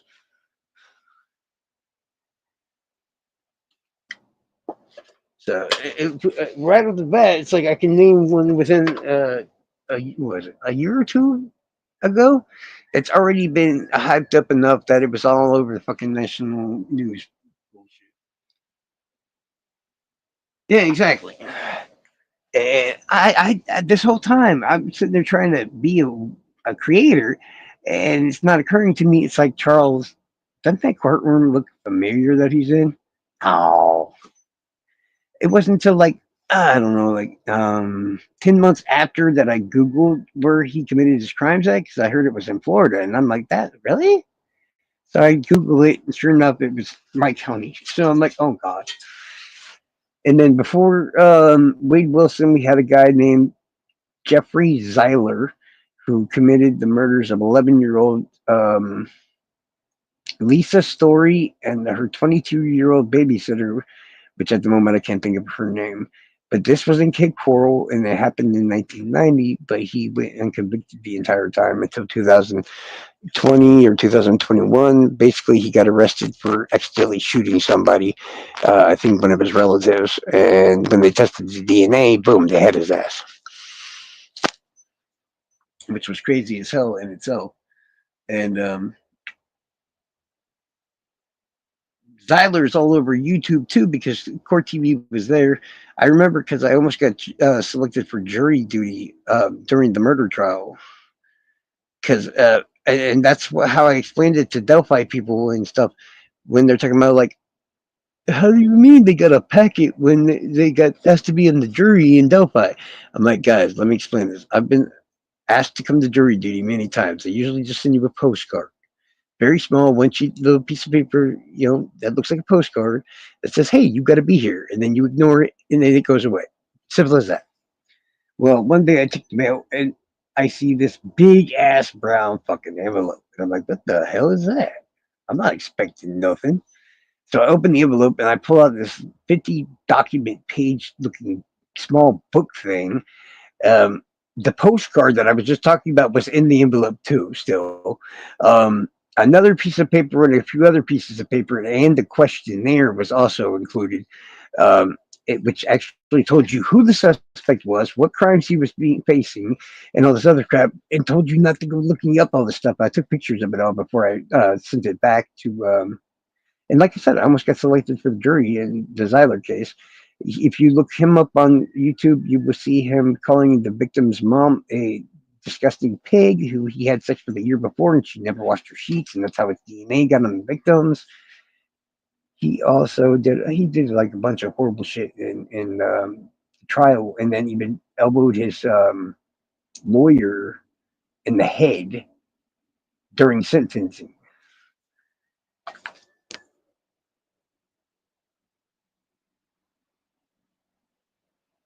Yeah, I don't think it's that cool. It's like no matter where I go in this motherfucking, I need to get out of Florida because everywhere I go, it's like murder's always attached to it.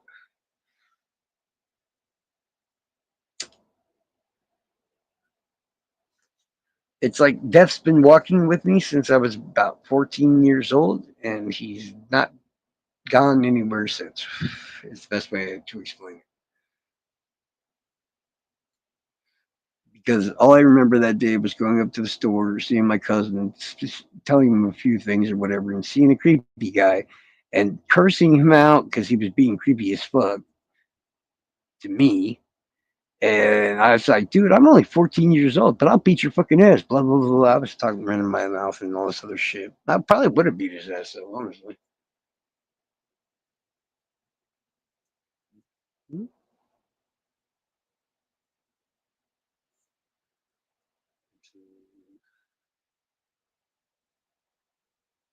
Who's worse than Taylor Child Business or whatever?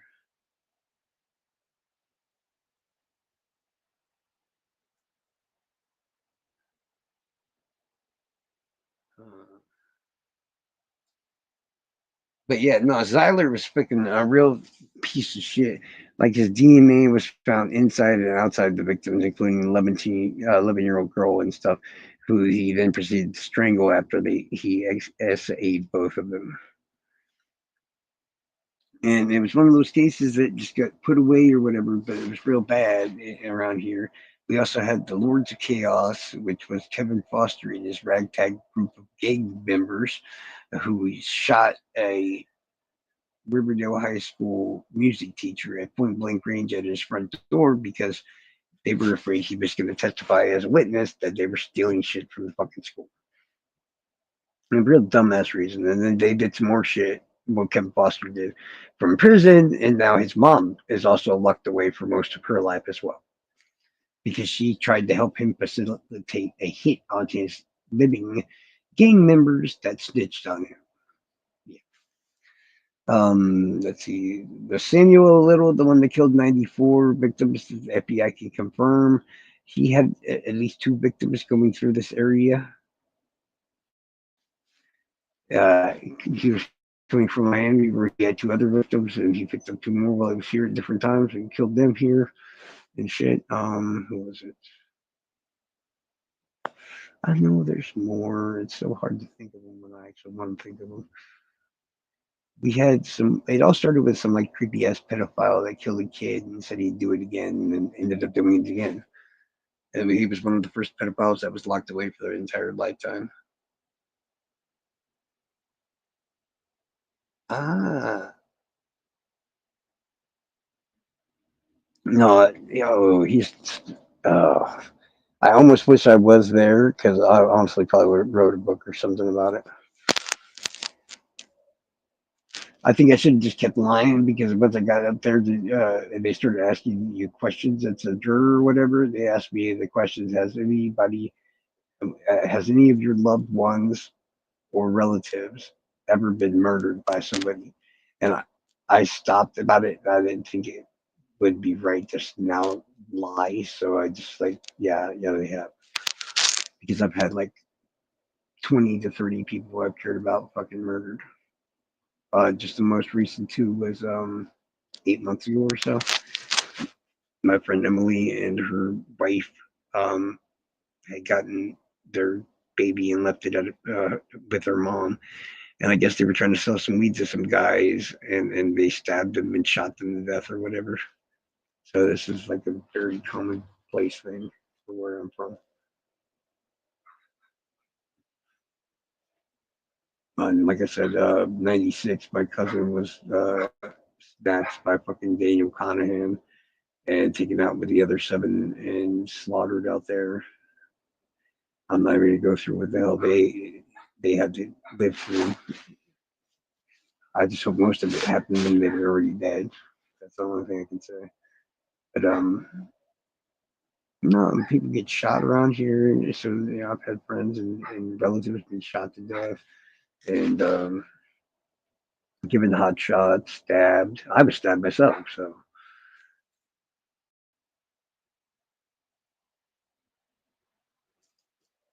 Leo Schofield. Okay, that's the name I was trying to think of. His last name is Schofield. First name Leo. So as I said, his wife was found in a ditch full of water. She was hacked up with a knife. Her car was found miles down the road. It wasn't working for a specific reason, which would be important later on. Um, but inside of it, they were able to find fingerprints and DNA of a person they couldn't identify at the time. But they also had fingerprints and DNA from Leo and his wife too. So of course, he ends up going to trial. He gets found guilty, and he's sentenced to life in prison in Florida. I think it was Rayford or somewhere else in Florida that he was spending his life in. Well, here's the thing. Um, I think it was like 10, 15, 20 years down the road, they decided to test the DNA and the fingerprints that was found that nobody had a match to in the car. And it was also found out that the main witness in the case that really cast suspicion onto Leo that specific night was lying and or just plain out wrong. So once they knew that, they were like, okay, maybe we need to look into this a little bit more. This guy might be a piece of shit, but that doesn't make him a murderer. So, mind you, he's still in jail from what I know. So this is what's fucked up.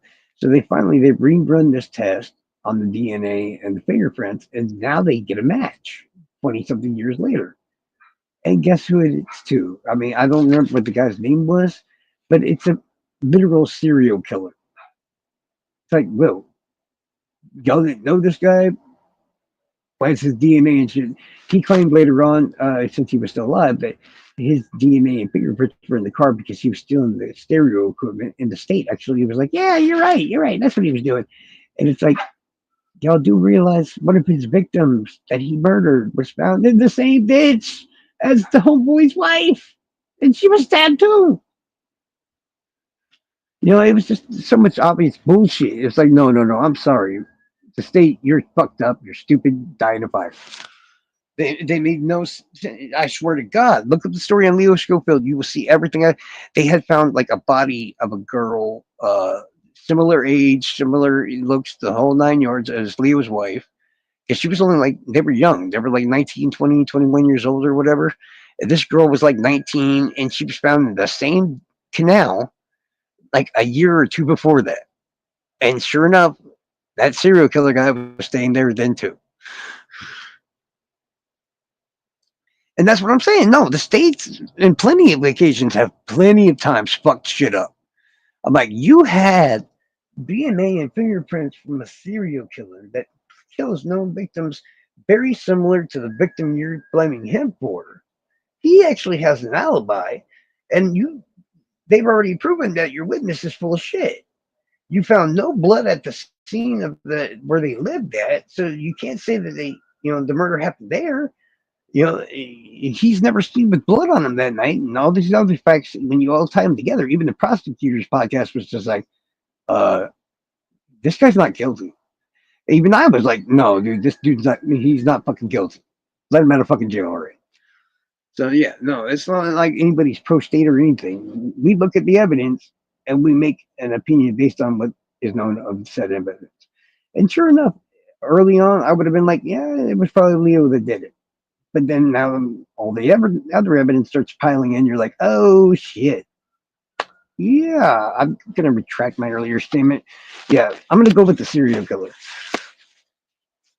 because it's like not only was it a serial killer, the serial killer lived there at the time when this other victim was found. The other victim matches the victimology and everything of the same of the lady that was killed later on, and they looked very similar. Both had brown hair, skinny, young, the whole 9 yards.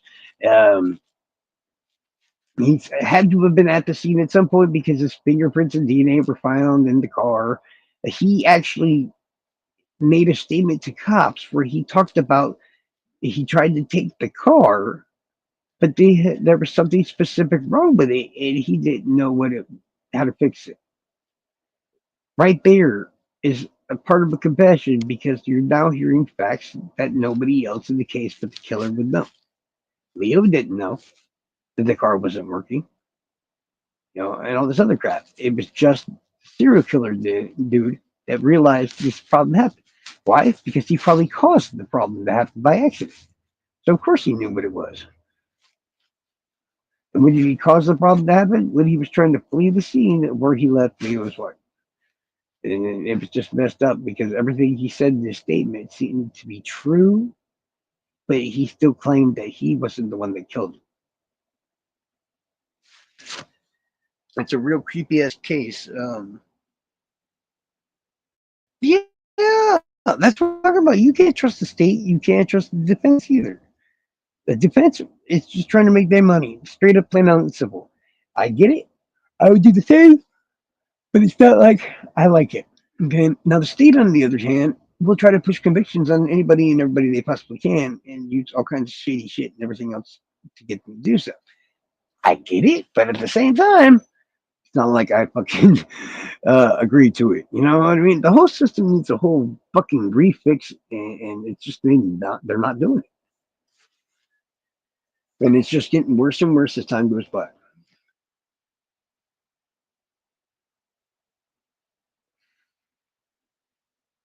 In the case of the Leo's wife, no, there was no sexual assault. That is known of. Remember, she was found inside of a ditch, a canal, and the two easiest things that kill DNA are fire and water.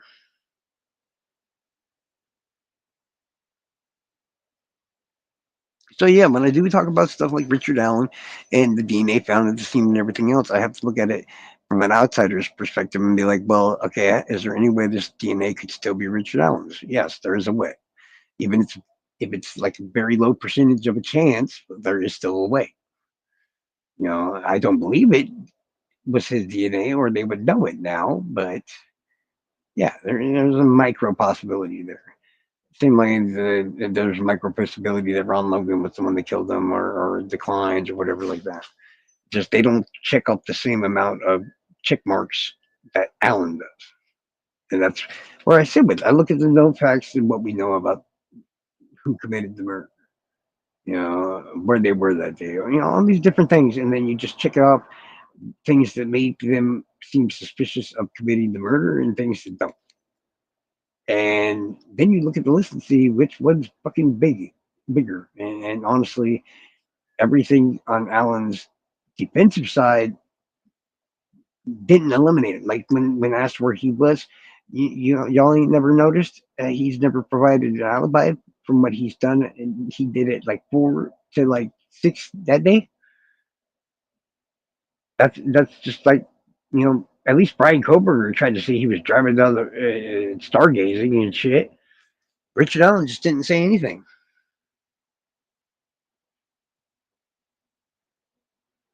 I'm not trying to prove anybody guilty. I was explaining it as a whole to get back to the conversation where we were at. Like I said, I've said why I thought Manson was guilty and why I wasn't. I said why. And mainly, I know you from the Delphi thing, so I find myself talking about the Delphi thing. But I'll tell you my opinion on just about each suspect in fucking Delphi. It's not just Richard Allen. But no, I don't want you to think anything. I want people to go out there and learn these facts themselves, and then they will start to see the thing behind the scenes that I see, and not be so worried so much about it. It's like there's more important things at the moment in time that should be being paid attention to than who might have committed this crime. And I know that sounds whacked or whatever, but in case there is somebody working with somebody else, yeah, it's kind of just weird. But it doesn't happen that often or whatever. You don't find, but yeah, John Gacy, a serial killer. If technically wise, he got railroaded by the cops working his case. They lied. They got a warrant based on their lies. But then, he's a confessed serial murderer of 37 young boys, right? Do we really want this piece of shit on the streets just because of a technicality? And that's where the problem lies. It's all these fucking technicalities. Just because you can get somebody off because of a dumb reason, should you? If Gacy had been back out on the streets, he would have just kept killing. If Dean Corll had been back out on the streets, he would have just probably kept killing. Um, Ted Bundy, fucking Jeffrey Dahmer, all these motherfuckers would have just kept on killing. Hmm? Hold on, I can't read what you're saying because of this stupid thing. But you're saying to. Oh, I can. It's a lot more difficult to prove him innocent because the thing is, um, as I said before, there's not a lot of things that eliminate him, but from being considered. Is the best way to put it. Because that's what I mean by you make a list of all the things that make him suspicious of being the killer, right? And then you make a separate list of all the reasons that he probably wasn't the killer, and then you just compare the list one to the other, and which one has the more important details and facts, and which one doesn't. Blah, blah. And no, there's plenty of reasons why there's.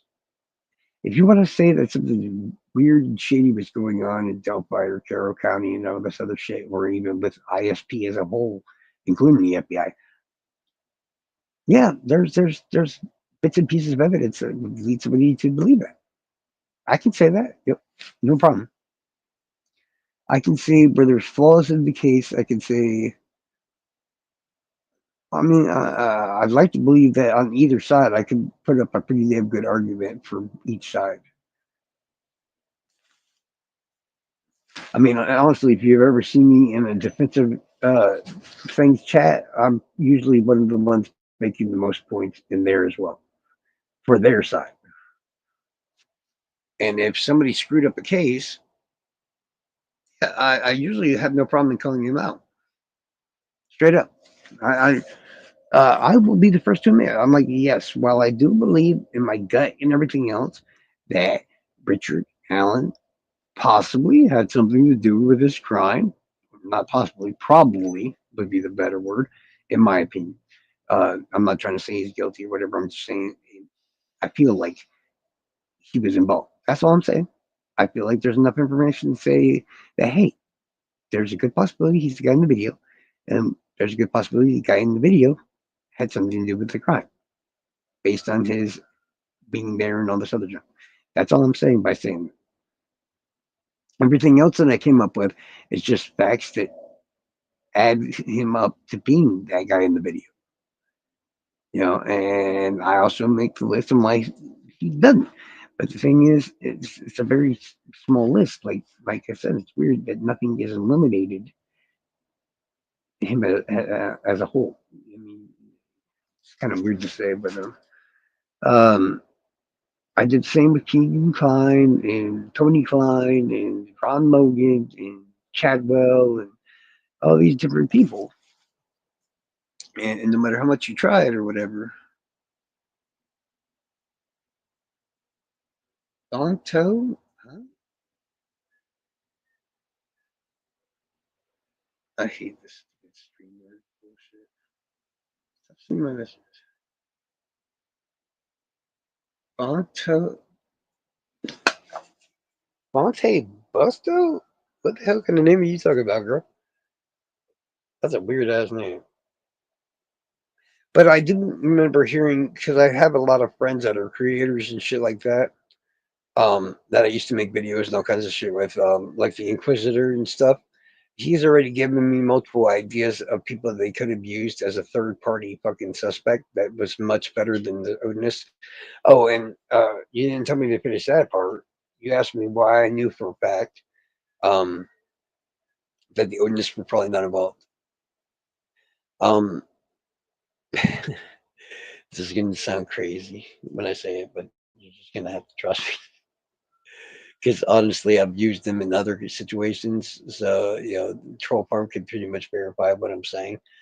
Because, yeah, like I said, they were involved in other things too. But there's some of my cousins that's actual members of the Odinists too in Indiana. They're also a branch of the Outlaws biker gang.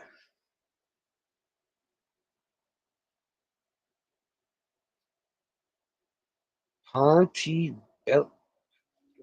Okay, I gotta leave out for this one. Hold on, sorry. Wake up, Charles. Ponte Bulo.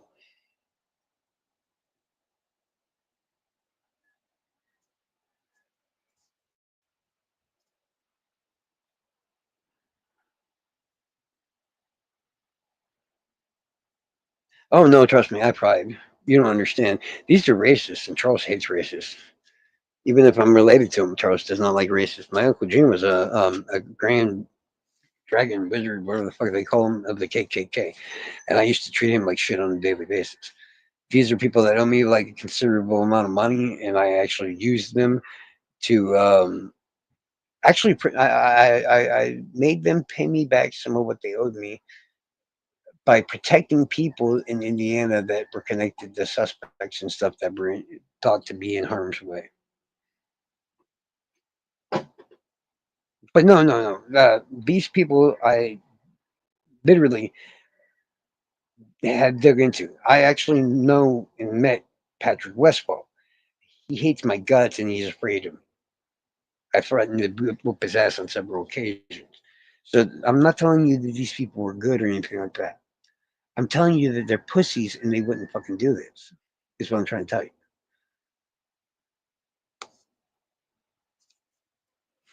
There's no reason for me to protect these people, and there's no reason because you got to understand. By the time I talked to my cousins and all that stuff, they weren't Odinists anymore. They were just in the Outlaws. And by the time I talked to them about Patrick Westfall, he etc., he was no longer an Odinist himself, and he was in a whole another group than the Outlaws. So at any given point, you got to remember that the six people that they thought was actually at the scene were already kicked out of the group or this and that and the other, like Brad Holder left, blah, blah, blah, all these different things. So if anybody was going to snitch on him at that point in time, that's when it would have happened. And I'm not telling people that they should basically, okay, what did the judge make a ruling on when it comes to the ordinance? That there was no physical evidence that placed them at the scene and blah, blah, blah. So there's no way possible that she should allow that evidence in the court. Well, I agreed to that. because I believe that's how it was. Because everybody knows, if you know anything about forensics, that every suspect, every whatever that enters a scene brings something and leaves it at the scene. He doesn't know he did it, but he still does it. And then when he leaves the scene, he takes something with him that's connected from the scene. So you're telling me six different people entered that scene, not a witness saw him, no evidence was left, or at least none of it was found, and no evidence was found at their houses and shit when the searches and all that other shit was done. Don't you find that a little bit odd? I mean, this is the rules of forensics and shit. You don't have to, quote me on me knowing what I'm talking about and shit like that. But these are the actual facts. And then people were like, "Well, Richard Owens' DNA is not at the scene." And the first thing they teach you in doing forensics is absence of evidence is not signs of evidence of absence.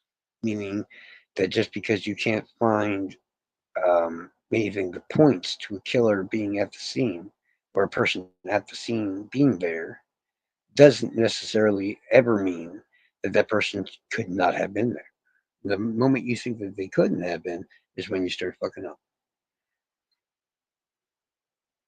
Because in the percentage wise, um, known killers that leave their DNA at a scene, whether it be inside or outside, is only 13%.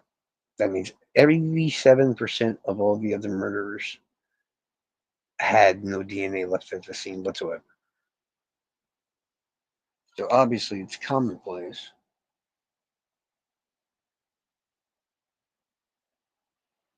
I don't know if the cops planted a bullet. Honestly, I do not know. As I said, I'm not from Indiana. Um, I think there's two people that would know better than us or anybody else, and right now they're not talking.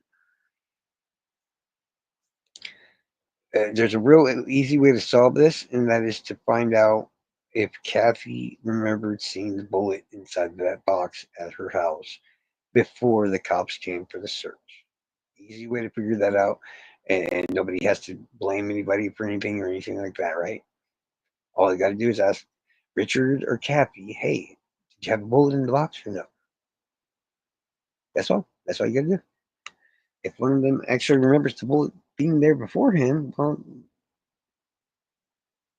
you know, highly unlikely that it was planted there if it was there beforehand. And I do believe that Kathy would have gone through his shit multiple times. She does seem like the nosy OCD type. Look at how clean their shit was. So if that bullet existed in that box beforehand, I do believe she knew about it. And did you hear about the thing involving Jinx and all them? That it also involved Kathy? That ISP was at a wedding. Yes, yes, they were. But why were they at the wedding? Because a former gang member and cartel leader just happened to go legit and legally buy stocks in a casino in Las Vegas with his slightly criminal earnings that he made off of trafficking people and drugs, and they just happened to be there or be invited. I don't know why they were invited. If I knew why, I gave one other person that piece of information, and he's been stuck on that damn rabbit hole for fucking years now. That hunting evil guy, I'm not sure if you ever seen him in the chats or whatever. I gave him that information so long ago, and he just won't get the fuck off. Like, bro, just let it go. Just let it go. I can't. Like, dude, you don't want to keep digging into that hole, dog. Oh yeah, yeah, yeah. He's been sitting there for 8 years, dude. Whatever I said about don't send. Hold on, I'm trying to remember what you said.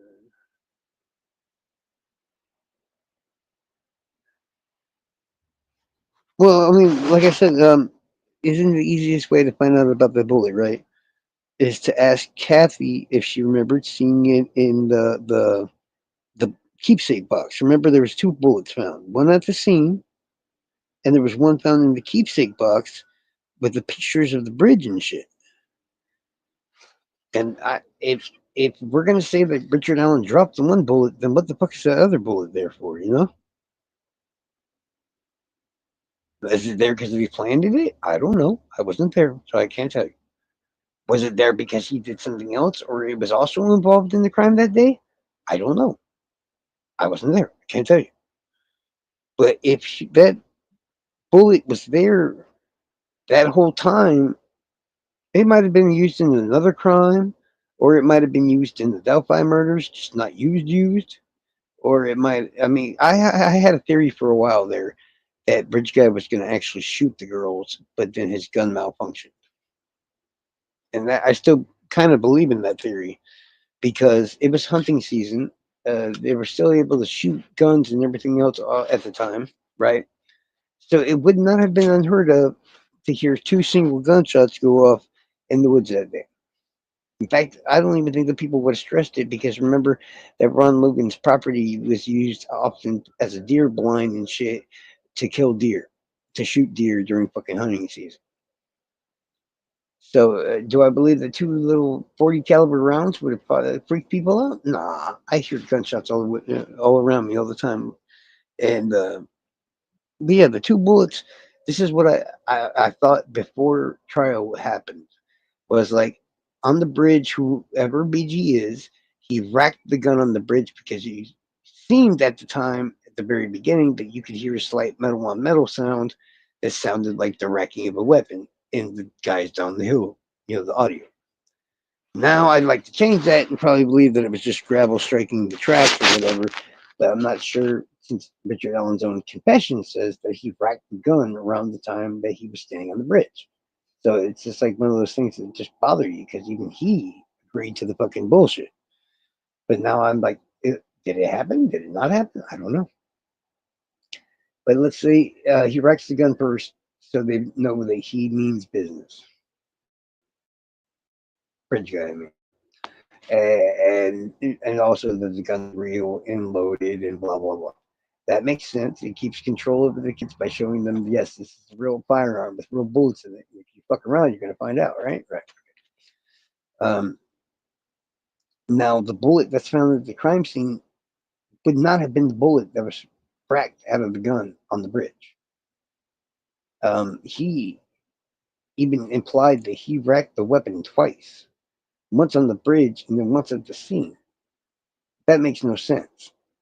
Sure, it makes sense if you're gonna shoot somebody with it, you know, and it makes sense if you're trying to show them that you mean business. Sure, that equals two. But then why didn't he just shoot him? I mean, he ended up getting all this blood on him. Sarah Carball season, blah blah blah. All these things happened that he did not plan, and his plan fell apart in its own way. And the problem with that is, why did he have to expel two unspent rounds if that were the case? Because he's already showed him that he meant business. He didn't have to conk the gun again to fire it at him if he wanted to. The only thought I could think of was that the gun jammed or something. But everybody keeps telling me that there's no fire pin marks on bullet, which I need to see exactly what kind of make and model it is. There is a different part that does firing pin things in some guns now that don't have firing pins and shit, but that's where he keeps messing up at. I do believe his gun malfunctioned, straight up. And if you notice what the defense pointed out and stuff, that the science for the bullshit unspent round said, I couldn't get the same exact markings on a bullet until I fired it, which also occurs the same exact way when you get a misfire or a fucking a jammed gun. Like the pin, everything will fall forward. It just doesn't work.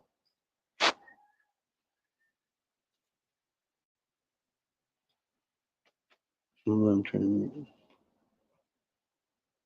Oh, I'm not gonna have a heart attack. What are you talking about? Oh, I'm giving you a heart attack. What did I do?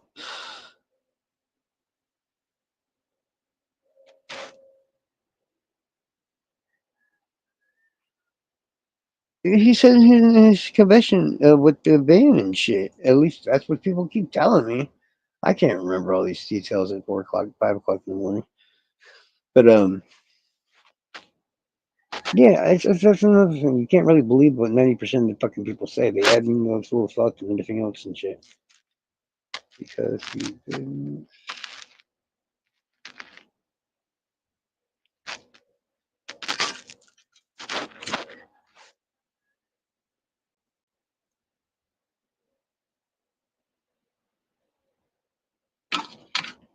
Woman, am I really gonna have to make you a whole Delphi video? Like, I could go back to the actual facts and give all the evidence and everything else and the proof and all this other stuff. But there's other people that do that, and they're much nicer than I am. And you could probably just go to their channels and watch it instead. But then again, you're left with trusting the person that you're getting your information from, which you should never do in any case like this. Even when it's me that we're talking about here, you shouldn't go by the damn thing I say. If you want to verify something that I've said or whatever, there's easy ways to figure out what was said and what wasn't, and you should not rely on anybody.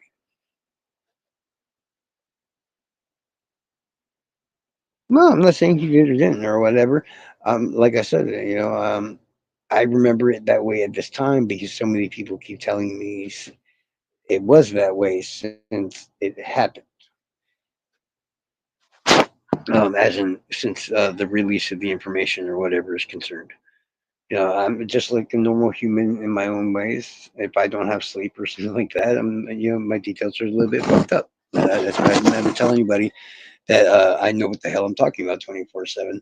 It's just specific details. Actually, you know, all right at. That's about it. No, it's more than that, but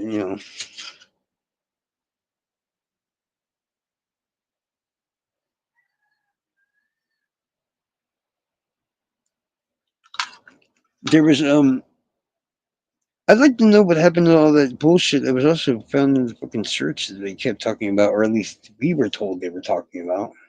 We had discovery and we had photos and we had information, but there was so much of it that turned out to be bullshit. It's like I want to know why, but there's only one person that knows it, and he's not talking. No, we were protecting these three individuals. Two of those I will not name at this moment in time because they're dear friends of mine, and they're not true crimers. They're just somewhat involved, kind of in the case, oddly enough. But well, actually, one of them is. The other one just happens to be there. I don't know. It's weird. But the third person was Mark Robert Cohen. I'm sure you've heard that name before. Who was internet buddies with Mitch Westerman and Robert Fortson. I'm sure you heard those names before too. Mark Robert Cohen is one of the three people that had access to the crime scene photos and the discovery and all this other crap. And you on the West Coast? Why is everybody always on the West Coast or Indiana? Swear to God.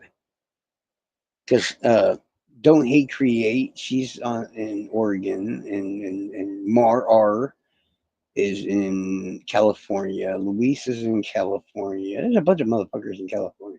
Fucking weirdos.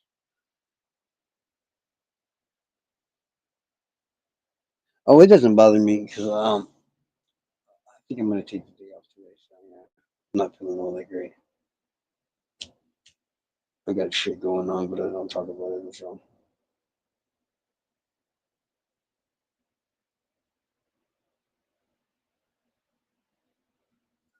right now, I have a lot of people being assholes to me. But if they knew the information that I knew, they wouldn't be assholes to me. And I'd rather them be their honest, true selves, which are assholes at the moment in time. So when I destroy them, they'll know why. That's creepy, dog.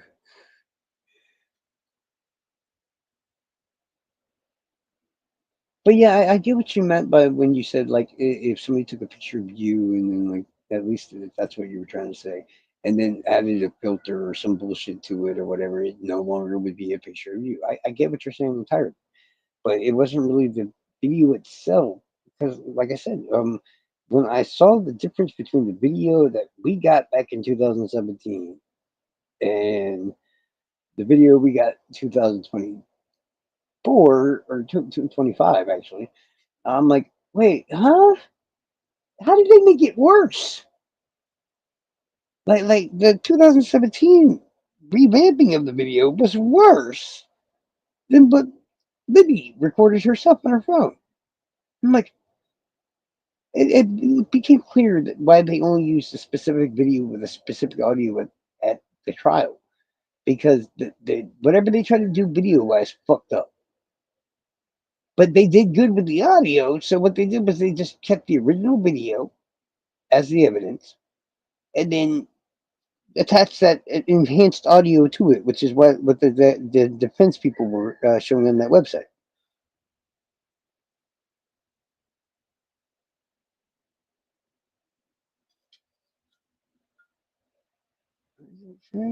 Okay,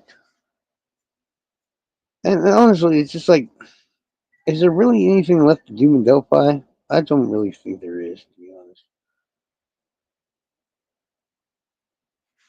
No, I basically I'm the only person that works at my company, so I don't have to really worry about it. If I just feel like taking the day off, I'll just take the day off. If the boss says something, I'll beat his ass. Obviously, he won't because I'm the boss.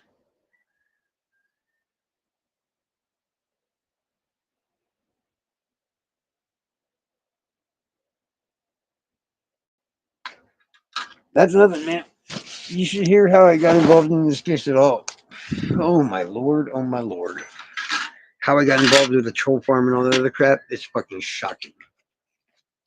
It's like I said, man, Delphi has a creepy ass curse, and if it wants you in its clutches, it will find a way to get you there. And there's nothing you can do about it. Delphi will get you there.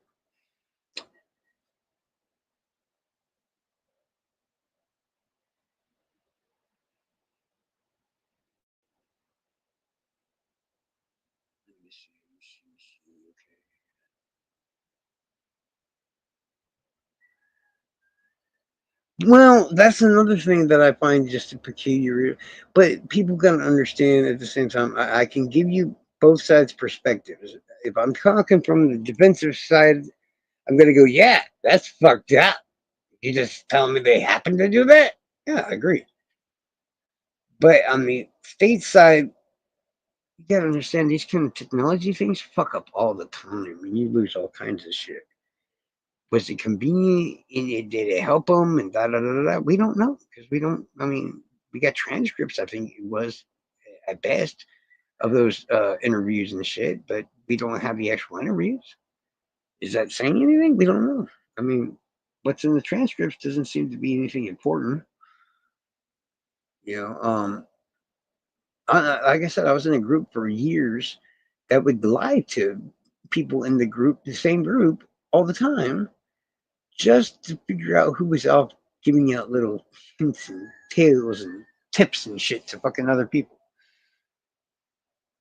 Mark Cohen would call in a whole group of us and just be like, "This is evidence that nobody knows about the case," and then give it to us, and then I'd think about it and be like, "This evidence is bullshit because it's not evidence. He's lying to us." And I would walk away, and at some point, I just stopped listening to him because of it.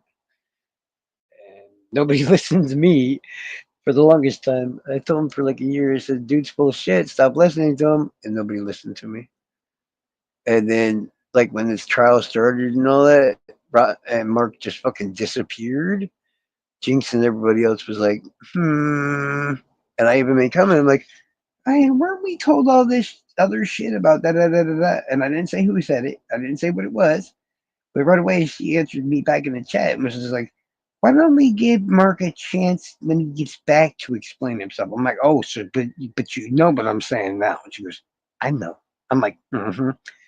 As soon as Mark got back, he offered no explanation and she kicked his ass out.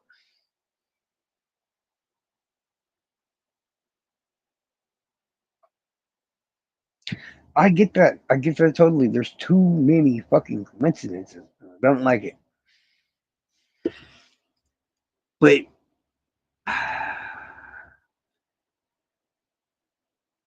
if it was here that it happened, and like I said, this area is like cursed to me too, would I think that it was some sort of conspiracy? Probably not. No, it's creepy fucking cursed places like that have these weird things that keep happening and happening over and over and over. And yeah, I know it's hard to believe when you know, that's just how it goes. These places are fucking weird. And I mean, everybody's forgetting about the guy that supposedly got sexual assaulted and beat the hell out of back. And I forgot his name. Fucking, I think he starts with an R and ends with a B, or like starts with an R and the second last name starts with a B or some shit like that. They accidentally got the flash drive from Baldwin, I think, and he had a lawsuit pending or whatever, has one pending against Nick McClelland and a bunch of other motherfuckers. So trust me, I never liked these motherfuckers or anything when all this began because it was just obviously that they had their heads full in a bunch of fucking shady ass shit. That's how it always seemed to me.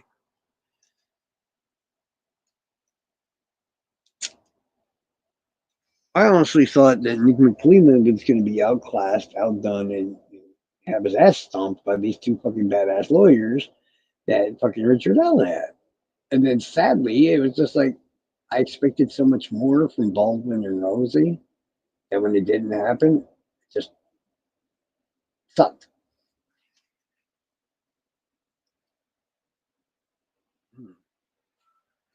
What, you didn't hear about that? About the guy that got sexually assaulted and all kinds of other shit while in custody of the Carroll County Sheriff's Department? And he was apparently had all these cops and bad people suck, like how you sick a dog on somebody.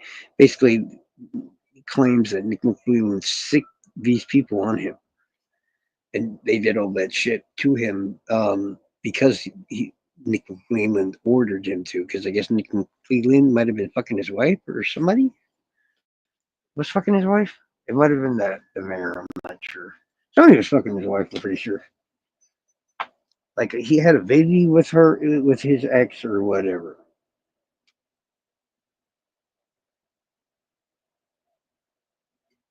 Do you remember the guy that got the flash drive before we ever got the discovery and the crime scene photos?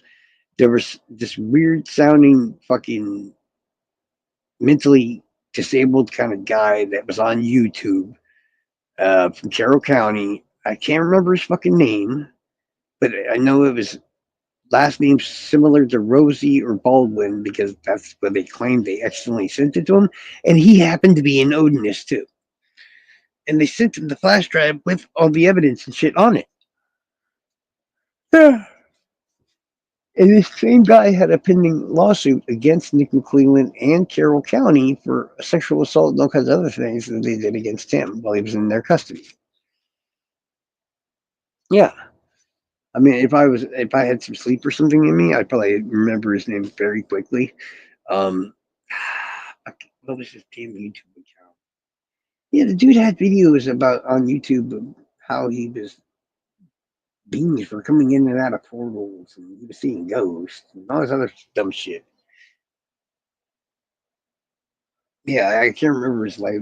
I think it did start with R or something like first name and then the last name.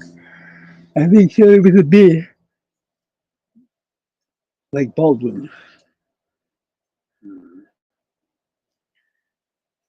But yeah, there's and then people talk about Florida not being connected to Delphi. I'm sorry, you can see a lot of different things, and you can make a lot of sense for a lot of those different things. But you can't sit there and lie to people that know the truth, as in there are connections between Flora and Delphi. Now, the question is whether or not those connections are significant enough to include. And now that's where you get left with a bit of no.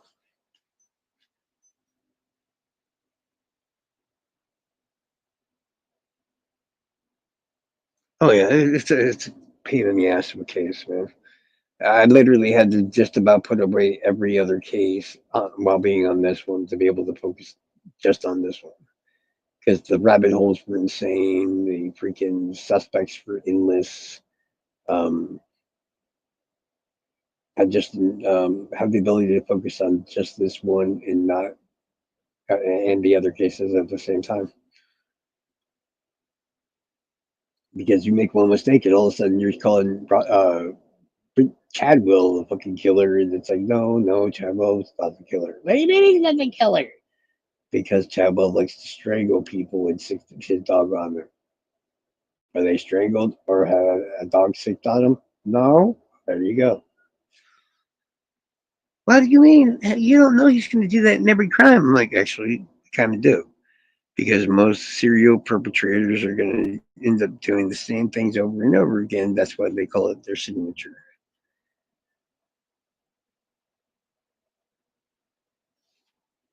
I think his name was Robert, but I'm not sure. Like I said, you need to do yourself. Man, but actually, it wouldn't even take a day. It's like 10 seconds on Google, probably. But yeah, they did all this fucked up shit to him while he was in custody and shit like that. And they kept fucking with this guy, so he filed lawsuit. They settled out of court, but then he was able to bring back all this shit again because of what Baldwin did during the time right before Richard Allen's fucking trial. It's a lot of fucking weird shit, and the fact that that same guy doesn't know this himself and knew Patrick Westfall and Brad Holder and all the others. It just seems weird.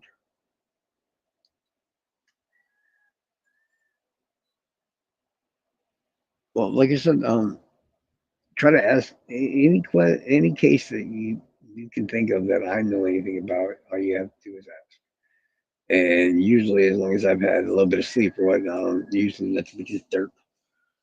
I will get the actual confession by Richard Allen and see if from where he said he writes the gun at and stuff like that. It's one of those things when you hear something so many times that you start saying it yourself. But yeah, I get that. If it came down to me making another video or something about it, well, sure, I'd go through it all and fucking make a judgment based on that.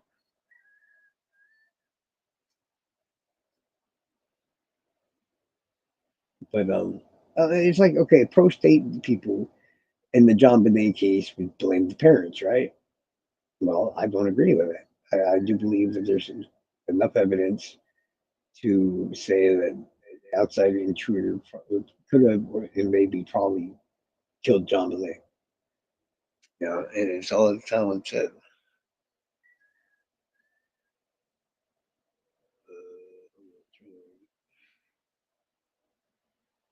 I gotta find a replacement for StreamYard. This shit's gay.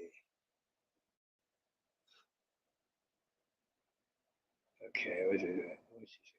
Stop it. No. Oh, you don't remember it. I just started. So like, yeah, okay. Yeah, try to Google later on. I don't mind, dude. Yeah, it doesn't bother me. At least then I can show you sources and shit like that, so you can actually go back and see where it came from. And that's the whole point of the matter itself is giving people just some information and then either let them track it down or you provide it to them or whatever so they can just see it themselves. There's too many accusations and shit innuendos and everything else made in this community, and so much has been wrong.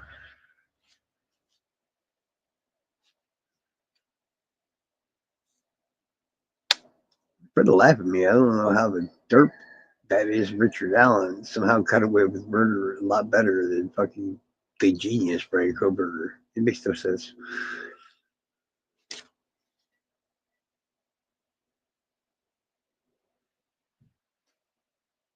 It does break my heart, and Madeline McCann breaks my heart, and there's a lot more cases just like it that break my heart that are still unsolved. And I don't know. I don't. I honestly don't believe that unless they somehow do something soon. I don't think Tom and the Steeler will ever be caught. If the family did it, they're gonna. The last one's about to be dead anytime soon, other than the brother, and he was too young at the time to press charges on. So they couldn't do anything about him, even if they did know who did it.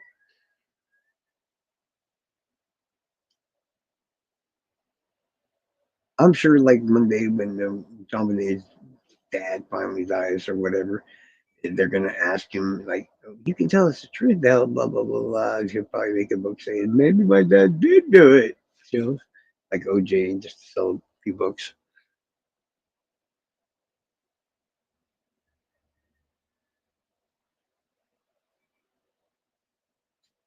Wait, wait. So do murders have? Hold on, let me read it. Optics. Okay.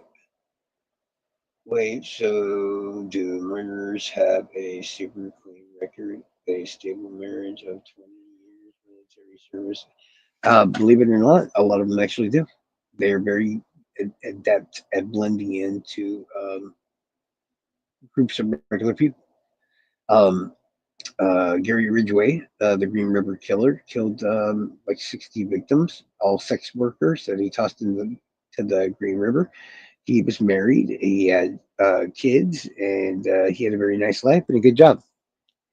Um, BTK, aka Dennis Rader, the bind, torture, and kill um, killer, had a daughter, I think a son, a wife, and had a very good life and a very long term job.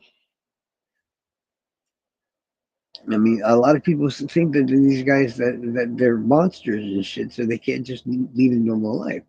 And it doesn't take much to organize this part of your brain that's fucked up from the other part.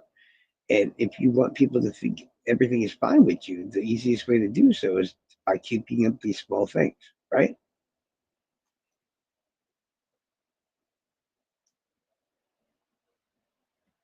Oh, that's what I mean. I'm the worst person to talk to about true crime cases that are going to drive me nuts. There's so many of them stacked upon them in my head. But yeah, there's so many. Look at John Wayne Gacy. He was in politics. He met the fucking president. He owned multiple KFCs.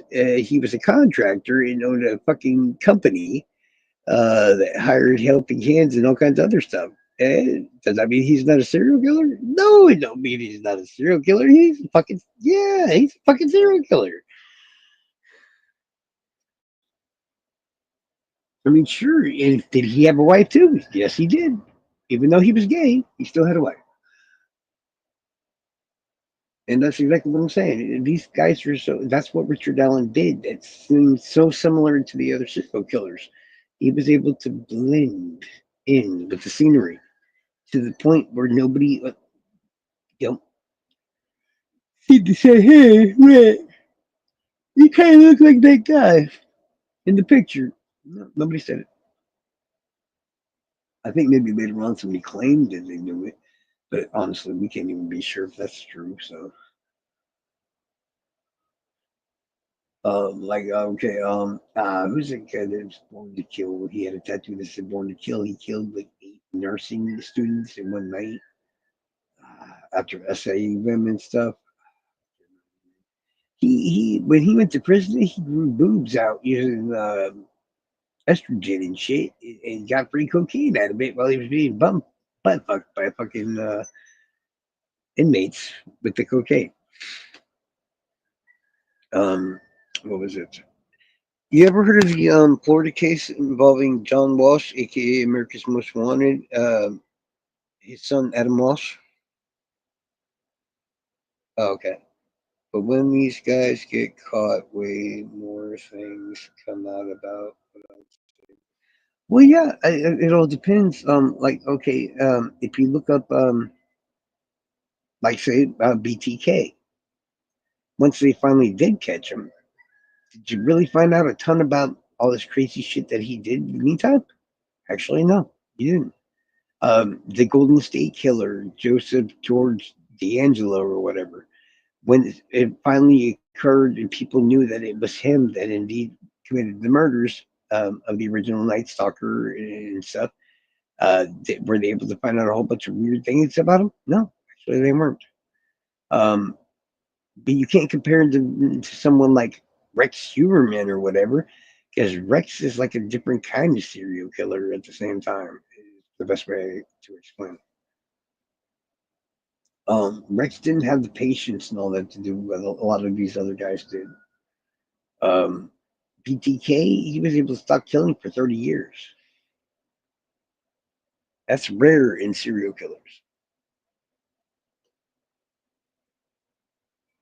Yeah, they have video of the guy in prison being groped and felt upon by a black guy that was feeding him cocaine in prison. And apparently, they recorded a porno video that thankfully we never had to see. But we did have to see the guy's titties, and his titties did look like chick's titties on a guy, so it was really fucking weird.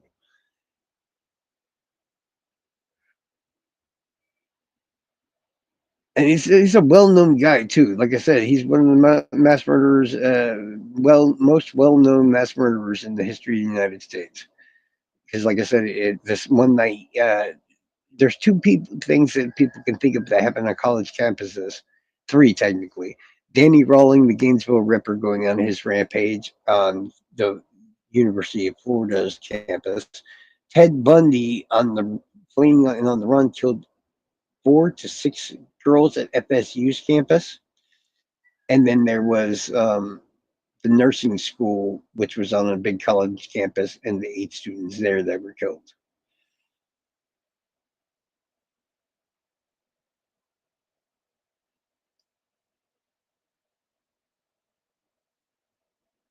Okay, Keith Hunter Jesperson, aka the Happy Face Killer, who was a trucker and like to kill sex workers and stuff. He also had a wife, a daughter, a good job, and all this other crap. And they didn't learn a whole bunch of weird stuff about him. Like I said, there's a lot of serial killers that just know how to keep their mouth shut. I think the worst thing you could say about Dennis Rader, the BTK killer, was that he had asked his wife on multiple occasions, could she tie him up or whatever, because that's what his kink was. And she told him no. So,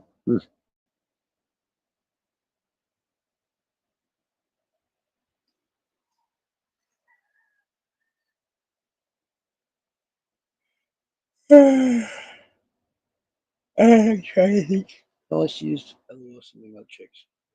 I'm looking. Yes, I swear to God, if you look it up on YouTube, if I could just hold on, I want to get you his name real quick. It's something you have to see. The titties you have to see. They're that bad. 1 second.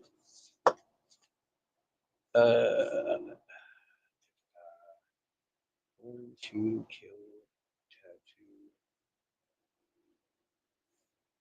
Where is it? Where is it? Where is it? Where is it?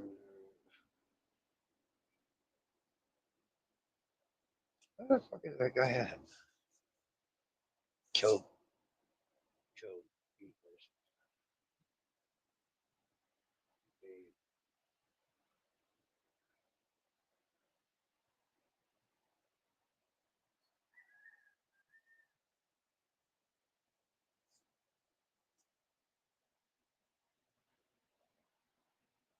Wait, go back. Ah.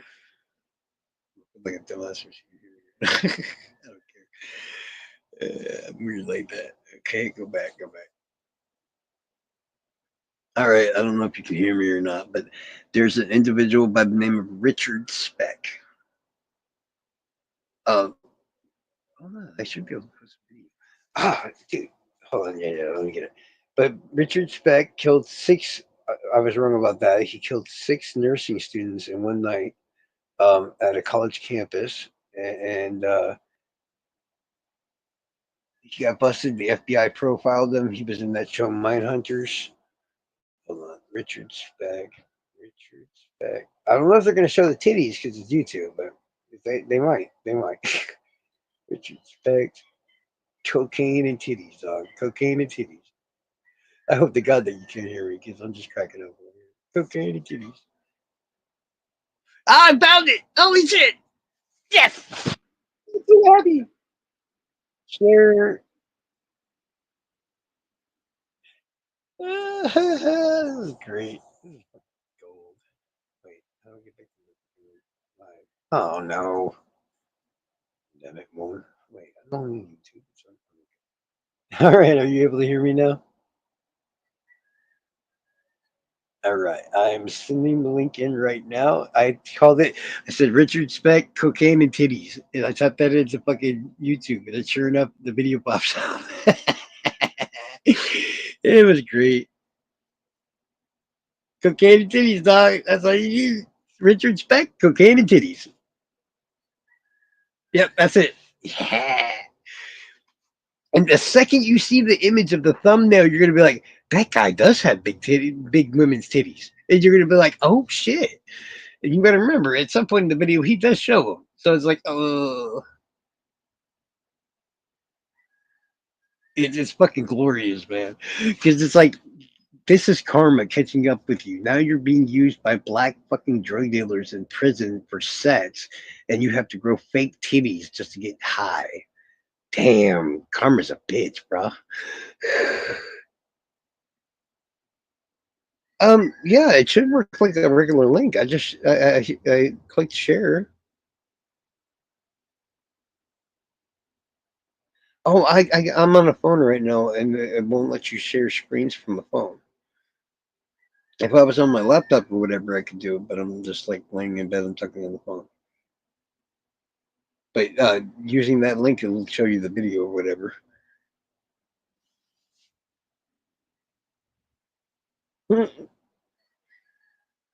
See, I told you. You see the titties right off the bat under the shirt, don't you?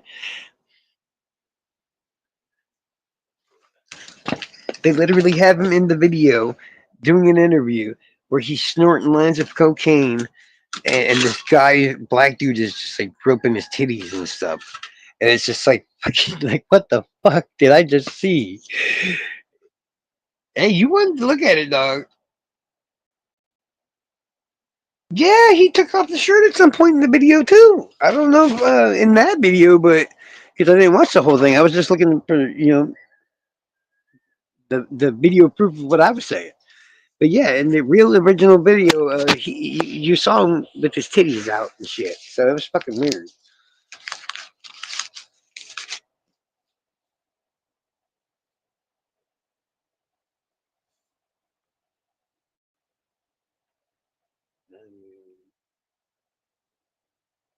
Yeah, that's what it is. I mean, it's just a lot easier than sitting here fucking tapping on a fucking keyboard. But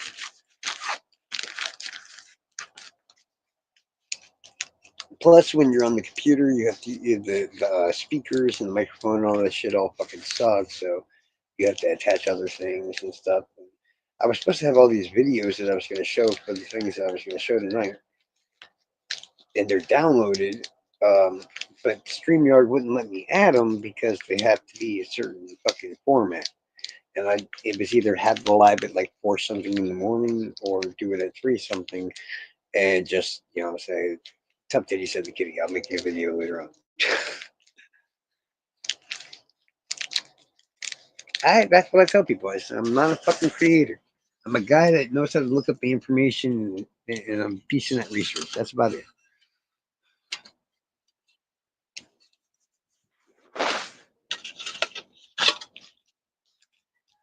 I wonder who it is that keeps popping in here and watching us for for a few minutes, and then they leave, and then they come back, and then they leave. Fucking creepers. That's one of my stalkers.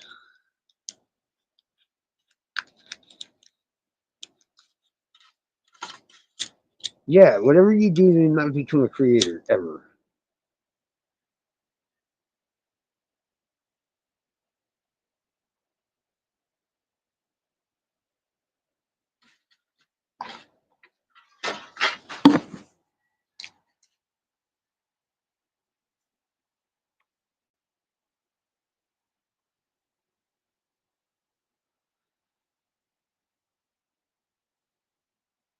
You just started your channel. Fuck, you're fucked. Well, if you ever need somebody to help, if you're working true crime, just let me know.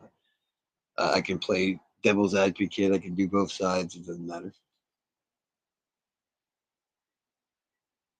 Yeah, if I were you, I'd stay away from true crime, but that's just my personal opinion. It's not. It's like um, I think it's not very good for everybody's mentality and their mental health and all that other shit. Because I mean, I know why I'm here. Because I have a freaky, fucked up reason to be here, and it's how I deal with my trauma itself, as what Shriek said. That's why I'm able to stay here and be not that twisted up kind of person and shit. Sweet. Well, you got to link the damn show, man. You got to put the link in. Oh, hold on. Let me mod you. Then you can put the link in here. Yes. Uh, ban user info. No. No. Oh, do I have to go? Okay, I'll be right back. Stay right here.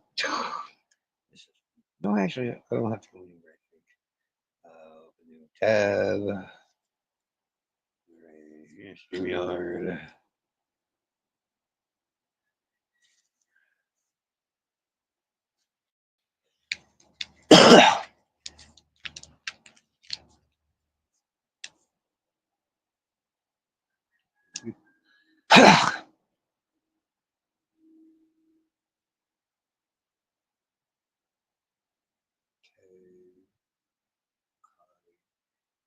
You on YouTube?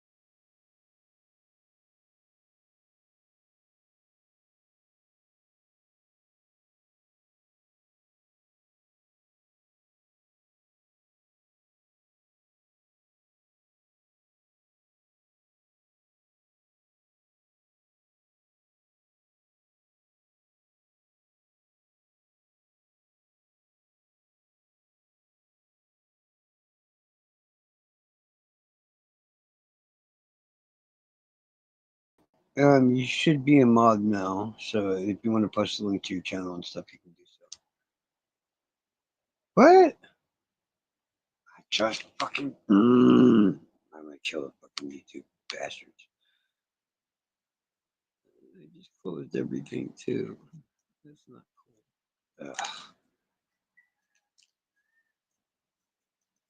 Can I get here for a link? Okay, there's a live right there. Okay. Actually, you're. I can hear myself. That's awesome.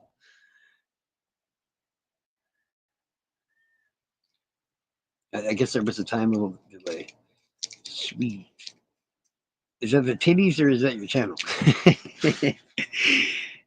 But it's just mod chip, dude. It's not a big deal, man. You could have just asked for that anyways. I would still give it to you. I'm a pretty good judge of character or whatever, so I don't have to worry about fucking too many people fucking up. If it blows up in my face, it blows up in my face. So. Shit, Gibbo was like my head mod until he just started shit with me just recently. So what does that tell you? Where did the chat go? Uh, there we go. Cocaine and titties. I should change the whole name of that file and make it a short. Just call it cocaine and titties. I swear to God, that's what I typed in. I said Richard Speck, and I typed the name in, and I said cocaine and titties. That's it. Cocaine and titties. That's what it is, man. People, most often they ask me like for cases. And then I'm like, what kind of cases are you looking for? Okay, what kind of region are you looking for him to be in? Solved, unsolved, da da da da. And then all of a sudden, I started spouting out cases and stuff. Hold on.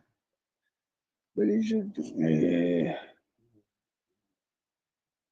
fucking ranger in the fucking way. You over this about my channel? Okay, hold on, let me scroll up. Yeah, if it's not about true crime, don't make it about true crime. No, no, no, no, it's just too long on my YouTube. Oh yeah, see, yeah. That's what I kind of wanted to do, and what we did for the longest time with like Blake and Dan and shit. Like we would all just go in there and just fuck around all the time.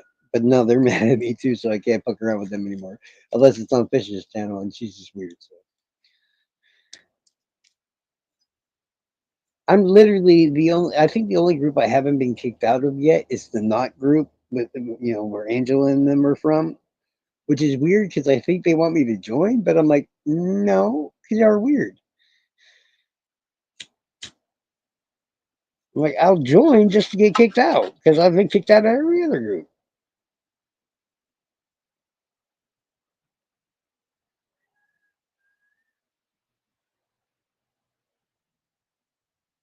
Just think about it this way. Now, everybody, right? Like they're so scared of fucking troll farm and shit, right? Which I find fucking hilarious because I've done it on like 60 different occasions and just been like, if y'all motherfuckers want some, come get some. I'm right here. I don't need backup. I don't need anything. Just me versus all y'all. I don't give a fuck. And nothing happens. It's like, really? Like, props done made y'all look scary as shit and everything else, but y'all ain't scary at all. It's like their egos got too big for their britches, and I'm just like, home slice. Y'all remember y'all couldn't troll when I first got here. I was basically one of the ones that taught you how to do it, right? So to run around calling yourself the troll farm kind of sounds a little bit silly. But yeah, no, the most of them are actually cool. Usually the leaders are very fucking rude. Or a pain in my ass. Dude, you got yes, yes, and I shall be there. I shall be there for the story. I would be like cocaine and titties. Damn Skippy. Hell yeah. It must be known as such as well. In fact, I'm gonna just re-upload the whole entire video on my channel now and change the title completely to Richard Speck hyphen cocaine and titties.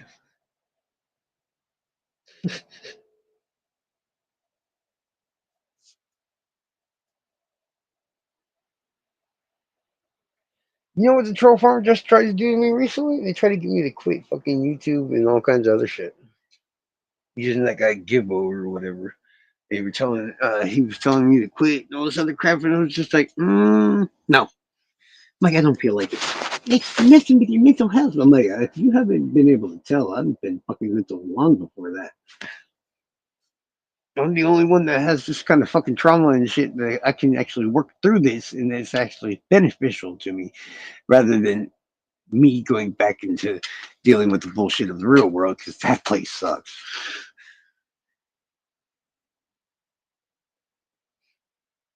Cocaine and titties, cocaine and titties. I should write a song called Cocaine and Titties.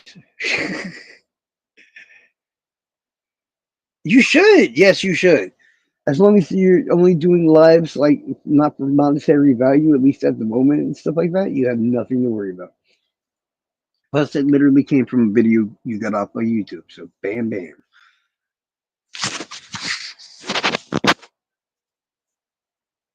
And why am I just now hearing about this channel? Yeah, I thought I was a friend too. The hell, that's so rude. Thinking like really like second. Yeah.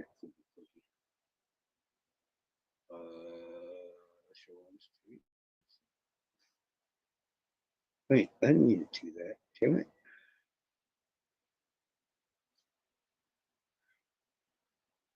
I'll click it later. I don't give a fuck.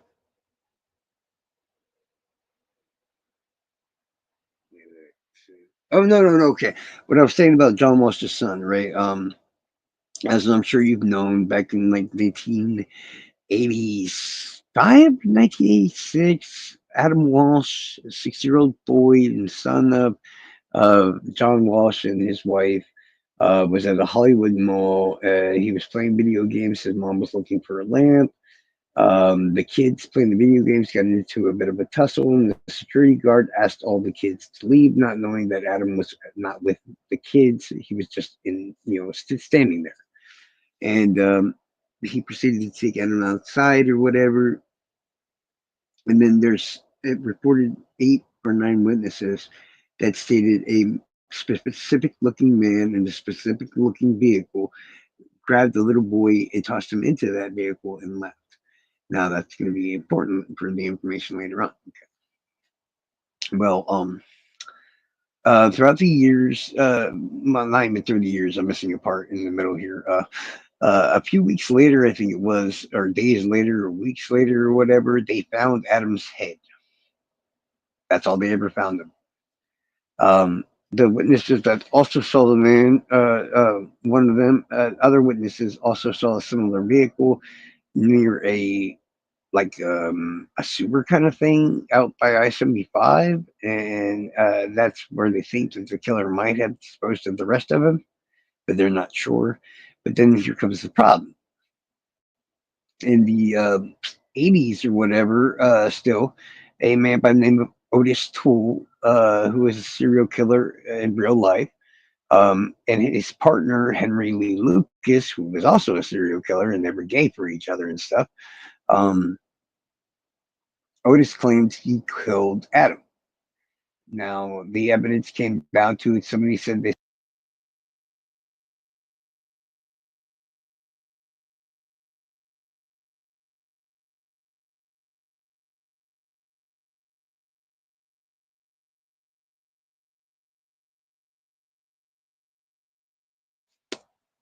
does not have the kid's imprinted face on the blood. You know what I mean?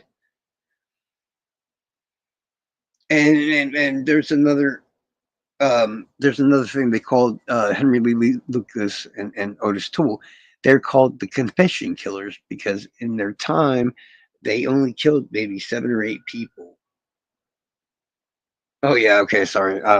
My phone keeps doing that black screen thing or whatever, and I guess it stops recording audio when it does that. But Otis Toole claimed that he had killed Adam Walsh once he was caught and put in prison already, and the only claimed evidence was that somebody saw a pool of blood in Otis Toole's car, and they swore they saw an imprint of a kid's face in the blood. For one, even if that all was true, which I don't believe it was true, maybe the blood was true, sure. Maybe there was a face imprint in it, sure. But was it Adams? Probably not. And well, I have a better suspect, and we'll just get to that in a minute. And as I said, Adam Walsh or Henry Lee Lucas and Otis Toole were called the confession killers. In reality, they only killed as many as 7 to 12 people each. But they confessed and were able to make good confessions on hundreds and hundreds of cases each. Because the cops were giving them too much information by showing them, the toolbox killers. Which one are you talking about? Are you talking about Lauren Herstog and Wesley Shermantine? I think it was. Or what? No, that might have been. No, that was Speed Freak Killers. Who was the Toolbox Killers? I'm seeing the guy's face, but I'm just not remember his name. But as I said, I suck at names.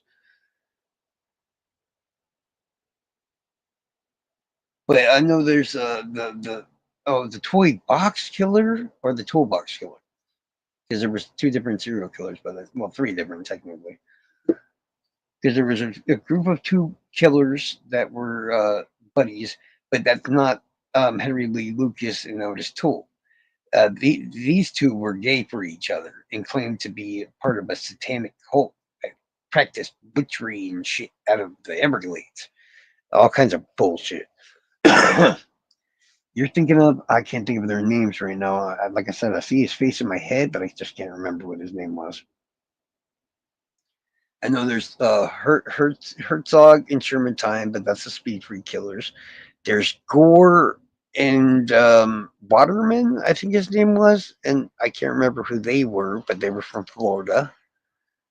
And then I know there's another set of two men that were serial killers that worked together as well. Yeah, let me check real quick because apparently this phone, yeah, toolbox. One second, toolbox. Okay,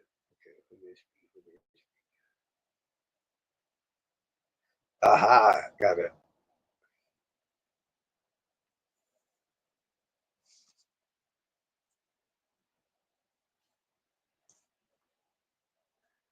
Okay, I'm back. The toolbox killers were Lawrence Bedecker and Maroy Norris. That looks like we were both doing the same thing. But yeah, there's it's rare, but yeah, you once in a while you get these set of two men or whatever. Some like they might be gay, they might not be gay. In the case of Henry Lee Lucas and Otis Toole, the confession killers, they were definitely gay because Otis was through and through gay. But yeah, back and forth through the years, Otis Toole would make a confession and then he'd retract it. Then he'd make a confession and then he'd retract it. And finally, on his deathbed, he did it one last time and then he croaked. And I think it was 2011 or so. The cops in Hollywood, Florida, literally closed the investigation down to fucking and said literally with John Walsh standing there and everything that they believe that Honest Tool was the killer of Adam Walsh. Well, there's one big ass problem with that one, Sam. Okay. What the cops keep failing to tell anybody is they actually questioned the suspect 7 other times. This suspect lived, or actually didn't live, but worked a couple of blocks from the Hollywood Mall itself. His work vehicle that he delivered food in looked just like the vehicle that was seen at the mall that day with the guy throwing the boy in the vehicle. And on top of that, the sketch that everybody gave, the 9 witnesses, or at least 7 of them did, perfectly matched this other person and how he looked at the time of the crime. So it's like, wait a minute. I'm sorry. He was 2 blocks away. He lived 6 blocks away. He drove that similar vehicle. He was in the area. He looked exactly like the sketch. And then we find out he's a serial killer later on that killed 17 young boys. And he just so happened to be a suspect also in Adam Walsh's murder. I'm sorry, that makes a lot more sense than Otis Toole, in my opinion. I'm not the only one. If you Google after I tell, or actually, I'll probably do it and show you. Guess who lived down here after he got thrown out of the army for raping his bunkie and shit? And he didn't want to face his dad. He moved to Hollywood, Florida. Jeffrey fucking Dahmer. No joke.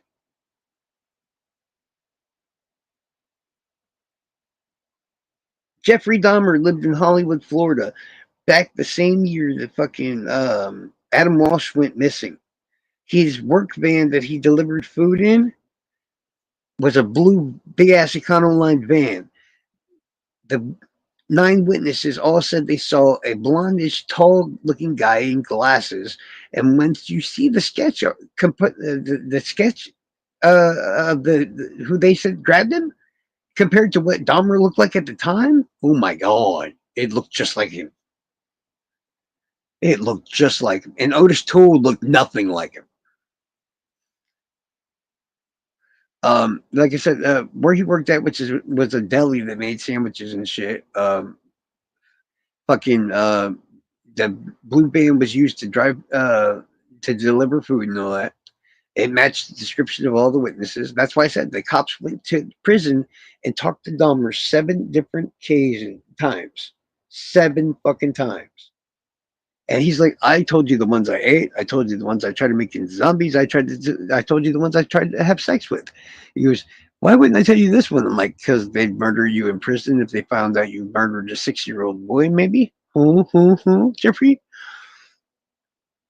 But yeah, hold on, I got a shit. Yeah, it's freaky. Wait till you see this shit. Ooh, shit. You're about to get mind fucked. I ain't even joking. Adam Walsh. Jeffrey.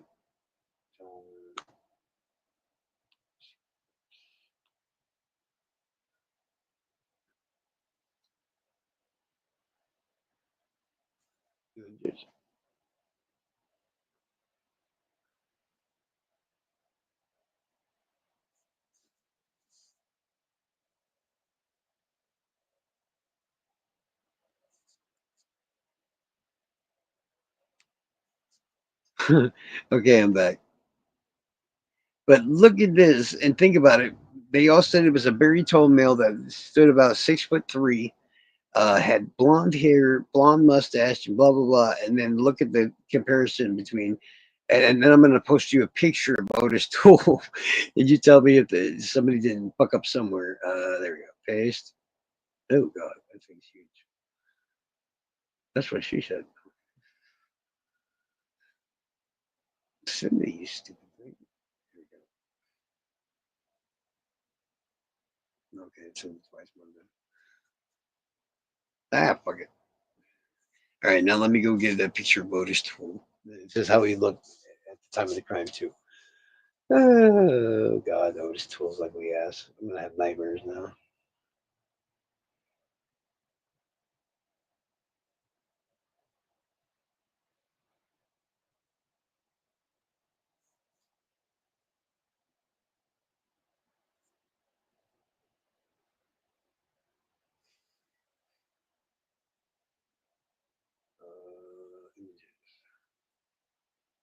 You.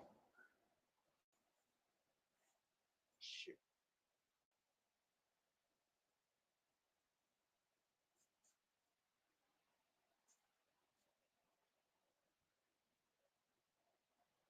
No. Yeah, you just copy and paste that link or whatever. It should work for you. But now I'm sending a picture also of Otis Toole and what he looked like around the same time.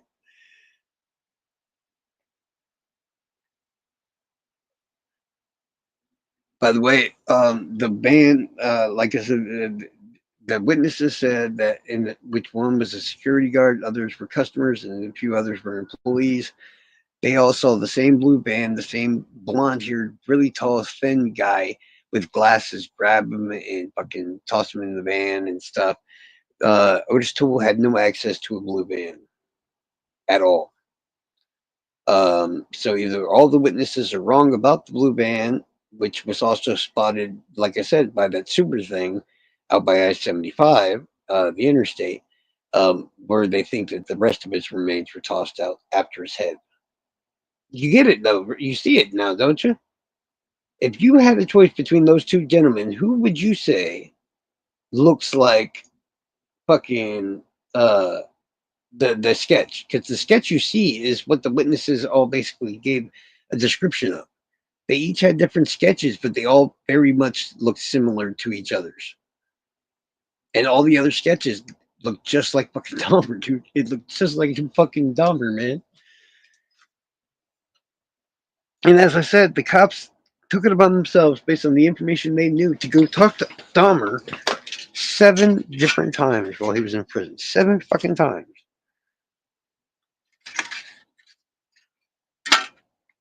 Otis Toole, you would know if you saw that creepy motherfucker. I'm sorry. I mean, I think fucking Dahmer's creepy. But let me tell you, there's Otis Toole creepy and there's fucking Dahmer creepy. Um, I think the creepiest part about Dahmer is the fact that he doesn't show any emotion most of the time whatsoever. But if you were just going by a picture and you didn't know anything about the two, then Tool would look like the creepier one.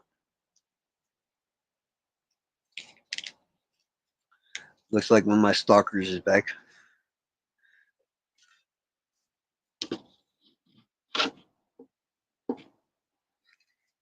But yeah, either tomorrow, tonight, or tomorrow, or whatever, I'm gonna do the whole hog trail case or whatever, and the Fort Myers date, and basically line up all the 25 victims and stuff and where they were found and all that shit.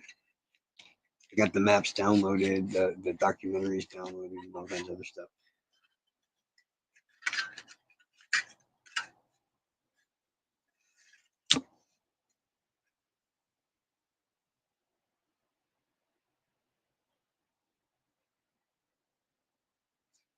I got some crazy ass cases from Florida. Yeah. Oh no, I'm prepared, man. I'm just fucking around now. I always procrastinate. I'm the king of it. No, I had to put some software on my laptop. Is what I really needed to do, and I got the software, and then I hacked the software with the shit or whatever, so I can use it without having to pay for it. Because I'm not gonna pay fucking $1,000 to use funny fucking Sony Vegas. Are you fucking high? No way. Right. Hey, but you at least got lives coming up, man.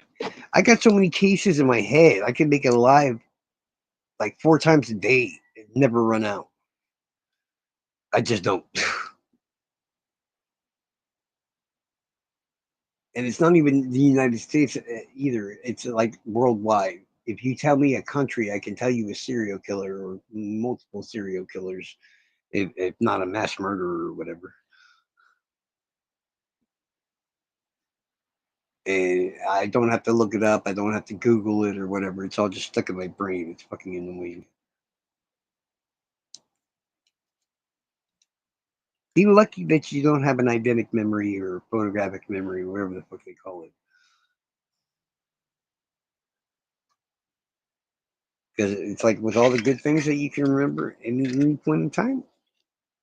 Tanzania. What's Tanzania? Ooh. I do know. Oh, but I don't know his name. I know there was the Bush people, that the Bush Rangers, and a lot of them were serial killers and shit, including the one that wore like armor and shit. But I can't remember his name, their names. I know it was Richard something, but I can't remember his actual name.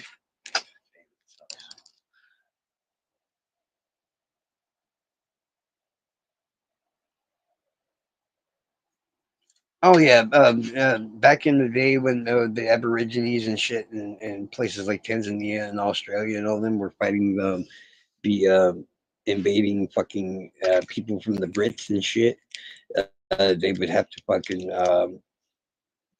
basically they had to become criminals to fucking fight off the things off. So that's the closest thing to some places that you actually have that's a serial killer.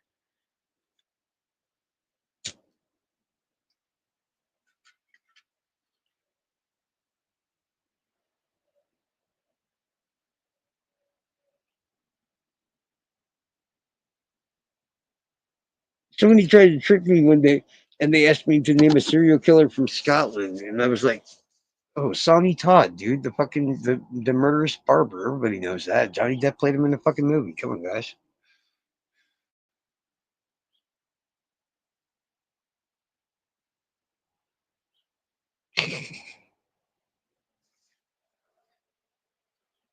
No, you seem pretty cool. I mean, I know we're talking about casting and stuff like that. But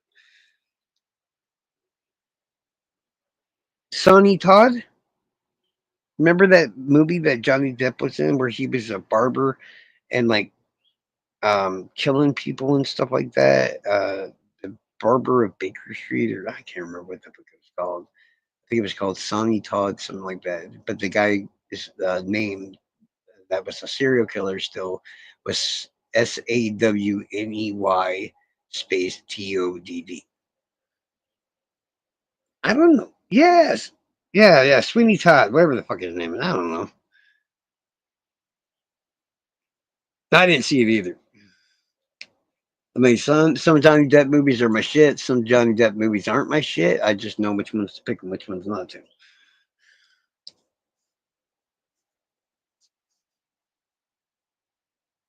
I'm not big on the whole watching TV shit and stuff nowadays. But if there's like, I don't know, I gotta watch Stranger Things season 5.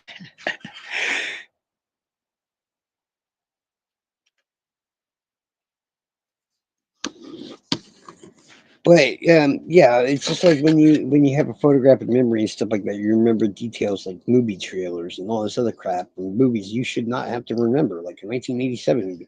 Like, you know how I got the fucking account name Necessary Evil?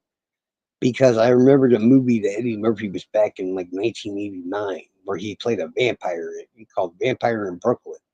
And at one point, he pretended to be a church priest or whatever, and he had all the congregation saying, "Evil is good, evil is necessary," and that's where I got the account name Necessary Evil from. Everybody thinks I'm calling myself a fucking devil or a demon or something. I'm like, no, no. I'm saying serial killers and stuff that I'm talking about.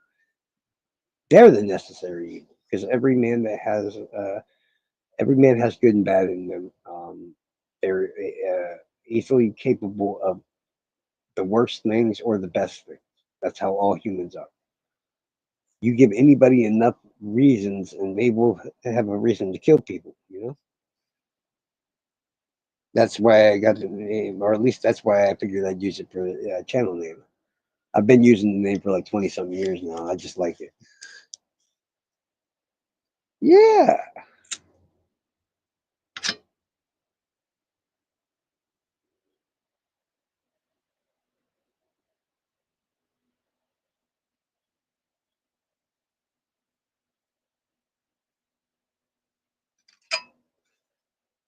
but yeah, I'm the type of person that when you start to try to get me to fucking go away, I mean, I thought it was all right. Believe it or not, I thought of it when like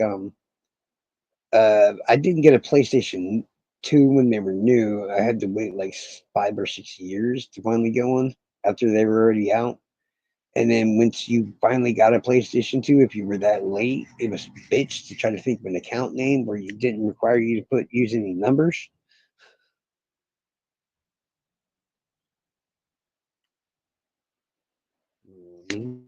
Fatal prison viewing in New York. We just had a shooting yesterday in Florida. At least 2 people, I think, died at a school. Actually, FSU.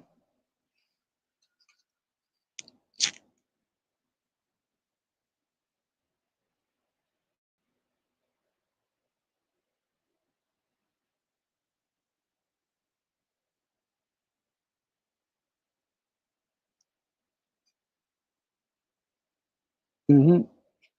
Yeah, you know who hates my name on here so much? But he's so nice to me when I change it. Fucking Noe, of all people. If I go in his chat and I'm under the Necessary Evil account, he freaks out. He's like, Charles, I don't like your name. Like, Noe, I don't like your face. I don't think you can sing worth a damn, and I think you should shut the fuck up. But apparently, we don't always get what we want now, do we? Okay.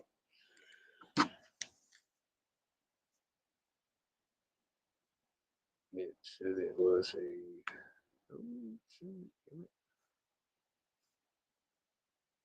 Oh, no, I mean, it's one of those people that believe they're holier than thou and that they're using God as a way to get off their really bad drugs and all this other stuff. But then he's in trouble at the moment for having methamphetamines in a pipe. So apparently, God didn't help him out that much. I guess I don't care if that makes me feel like an asshole. I get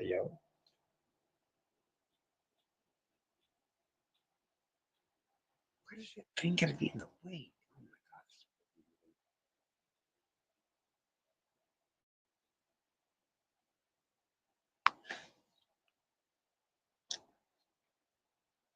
God. He actually called it your very first live stream. Oh my lord. This motherfucker, they got me on a phone one night. They recorded my ass. And then they ran around telling everybody I said some shit that I didn't say. And I'm like, if you think I said it, just play it. You have the audio, just play it. I give you permission. No problem. He's like, no, I'm not gonna do that, Charles. Blah, blah, blah. I'm like, because you're full of shit, motherfucker. That's what it comes down to. And now 2 years later on, he's still saying that same shit. I'm like, you're a dumb motherfucker, bitch. Just play the fucking audio now.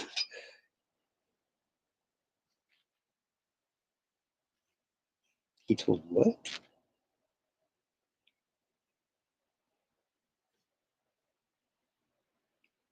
Oh my god, yeah, he told me his life story too, and about getting beaten with a baseball bat and all this other shit. And I'm like, bro, if you're expecting me to pity you, you obviously haven't heard my story. Because I've yet to find people, and I'm sure there's plenty of them that have fucked up stories from their lives, just not American ones. I'm not really too worried about fucking any American walking up and saying, Charles, I lived a more fucked up life than you. I beg to differ, sir.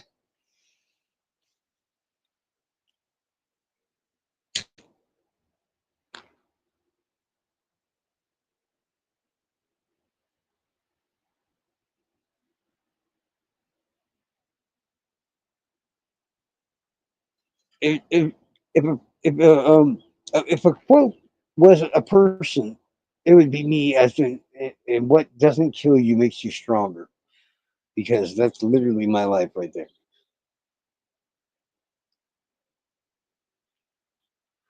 From the moment I was born to this exact moment now, every day there's shit.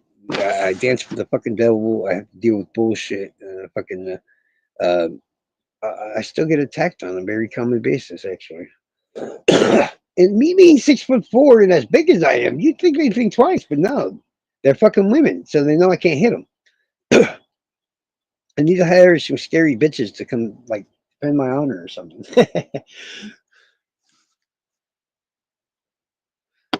But that's what I was always told. Bobby, you're much bigger and you're much stronger than your sisters, and blah blah blah. So whatever you do, you don't hit them back. You just hold them down or whatever until help arrives or they calm down. Well, that didn't solve a fucking thing, now did it? If I had slapped the hoe back then, I think it would have solved a lot of problems.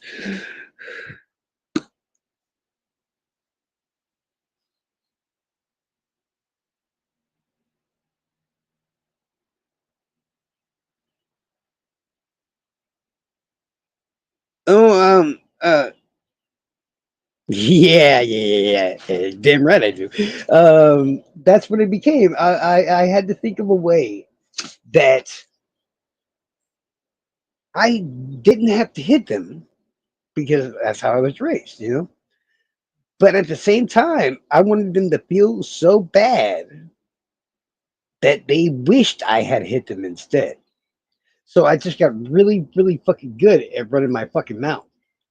And I'm tough as shit. So it's like, even if I say something fucked up and they hit me with stuff, I'm just gonna keep talking my shit, and they're gonna hate me more, and I don't care because it's hilarious. And I call it nuking people or whatever. And I just got really fucking good at it. And then, but I fucking became an internet troll. I just ran around fucking nuking everybody. I'm like, I don't care. Boom, boom, boom, boom. And that's why I can stand up to people like fucking Troll Farm and all the other people and the Knot and the Rejects and fucking Derp Squad. And I'm always like, hey, if y'all want some, come get some. I'm right here. We can do it physically, we can do it mentally, whatever reason it is. I'm going to come out the winner. You're going to look like shit. I also asked them all to debate me when it comes to Delphi and shit. They just refuse. It's like, bro, just come on, DB, come on, fucking debate me, bro. It's like, I'm not gonna do that, Charles. Fucking God.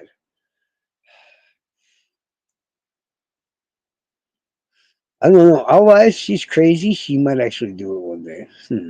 That should be fun. I keep awkward every single time I try to correct her on something. She gets really pissed off, and I'm like, if you would just get your facts straight and not hide things from your audience, we wouldn't have this problem, all eyes. And she hates that shit. Oh, he's the one I went. I love DB. Him and Fiend, but they were the first ones. I'm like, you want to debate? And they just look at me like, nope. I'm like, you're smarter than you look, bro. And I just walk away. I think Fiend debated on him on multiple occasions, and he just, oh yeah, that was kind of mean. I shouldn't have been so mean to him back then.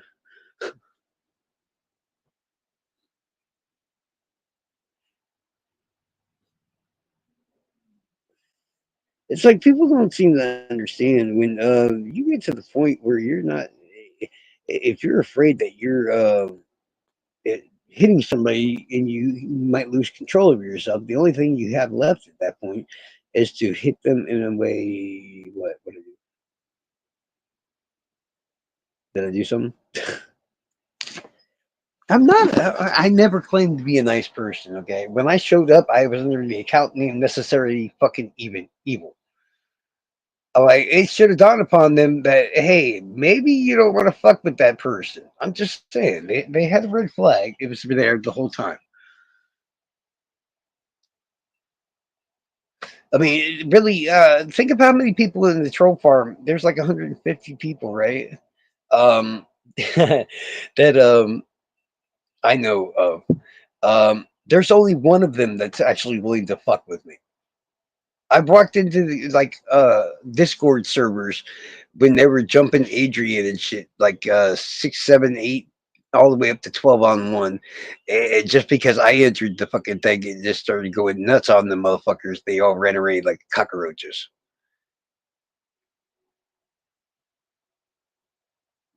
Exactly, you want to know mine? Because for one, I got the memory, and I've been sitting here in this group for years, collecting information, holding it. Everybody in Delphi, the whole community.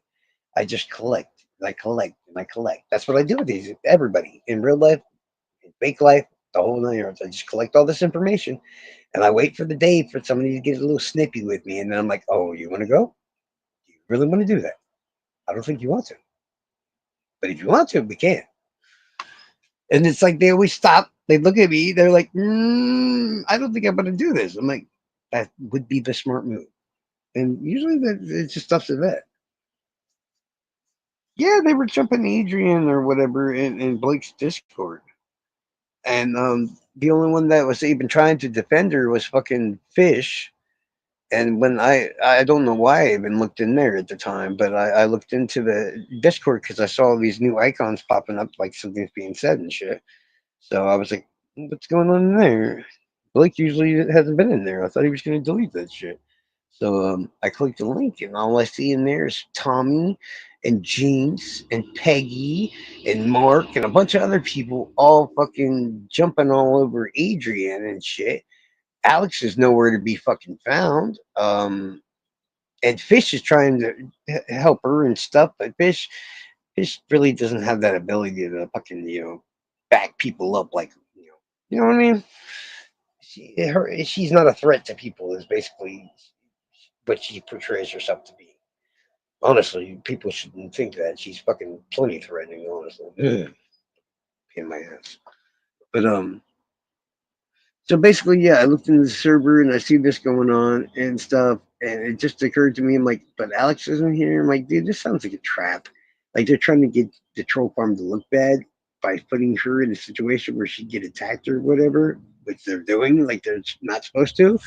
And in doing so, the troll farm all looks bad. So I go in there and calmly start to try to shut things down or whatever. But that's when I found out the troll farm themselves were fucking drunk. And they started getting back talking with me right away, and I just literally was not having any of that. So I said, "Listen, you motherfuckers, okay?" And I said a bunch of things. And then Tommy posted like music from 50 Cent and shit, acting like he wanted to fight and stuff. So I was like, bro, don't make me put on the DMX. We all know who 50 got robbed by DMX and his fucking pit bull. Like, So I posted the sign that said, "Bring your whole crew," because I was literally telling them, like, if you guys want some, come get some, but you better get the whole troll farm because you're gonna need it. Yeah, they were fucking with her, dude. Tommy is Fire and Ice, aka Mark Cohen's partner on that podcast. Um, what his name does he go by? Account wise? Well, I mean, it's always Fire and Ice now, but Jinx is Jinx. Everybody knows Jinx. She's the leader of the fucking troll farm. Everybody thinks it's Ruckus, but it's not Ruckus and never has been Ruckus. It's always been Jinx.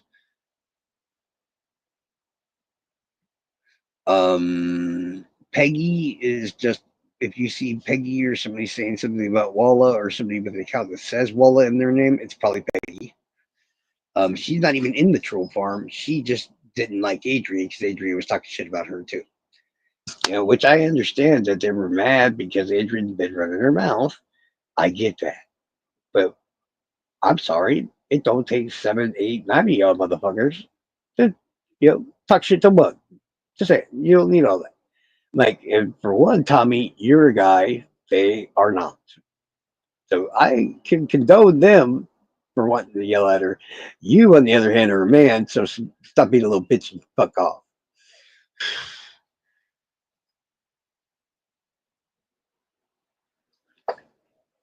It's just they both seen me do lives and shit on video and stuff like that. So it's like not one of those situations for somebody to go, "Oh, you talk really bad, like a badass behind the fucking keyboard, Charles." You want me in your face saying that? Because I don't really think you want me in your face saying. Because you've seen me alive. It's just like I'm 6 foot fucking 4. Well, I used to weigh a lot more, but I'm still over 200 pounds. You don't want me in your face because I'm not the easiest person to deal with, even then. And I think Tommy, which was the only guy that was there that night, he's like 5'8", 5'9". He's a good guy and everything else. He just gets a bit arrogant when he's fucking drunk. So that's why I was trying to get them back down in the first place because I know exactly how they get when they're drunk. They tried to jump me in like Stu's Intuitions chat when like 16 on one because they were drunk one night, and I'm like, listen, you little twats. I'm like, if you're gonna abuse your mod powers, that's one thing. I'm like, if you're coming at me, I'm like, you better go get the whole group, dog. You're gonna need it. That's what I keep telling them. Go get the whole group. I'm waiting for that day to occur too. I'm like, go get everybody. Let's see if how many of them just turn their back on you and decide not to even touch me or say a thing about me. Because every single time they try to start shit with me, it's always like this small amount of people. I'm like, y'all got 150 fucking members, and you come at me with like 3 or 4 or 5. Like, y'all can't. Come on, bro. Y'all can do better. I'm like, I'm not even in a group, but I could have like fucking 12 people like hating nothing. I mean, you think I choose to have not have backup? No, I don't need it. Not for y'all.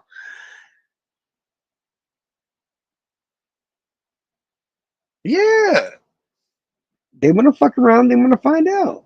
At least the defense people got smart. They used to hate my guts. Now they're just like, you know what, Charles, you're pretty cool. But you see what I mean? Y'all take my sarcasm and shit as the worst horrible thing in the world, but honestly, it's not that bad. I'm just trying to be amusing. Once you look past that, shit, I'm not that bad of a person at all. Until you give me a reason to be.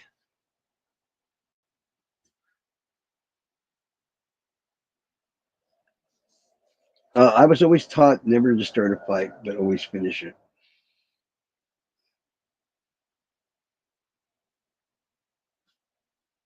And from all the abuse and everything else I took my entire life, shit, I had I can always take the first lick from anybody like nothing. They just better be ready for the swing back.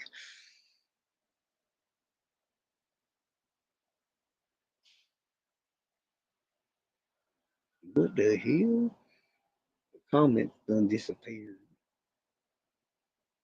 Okay, I'm gonna go. What?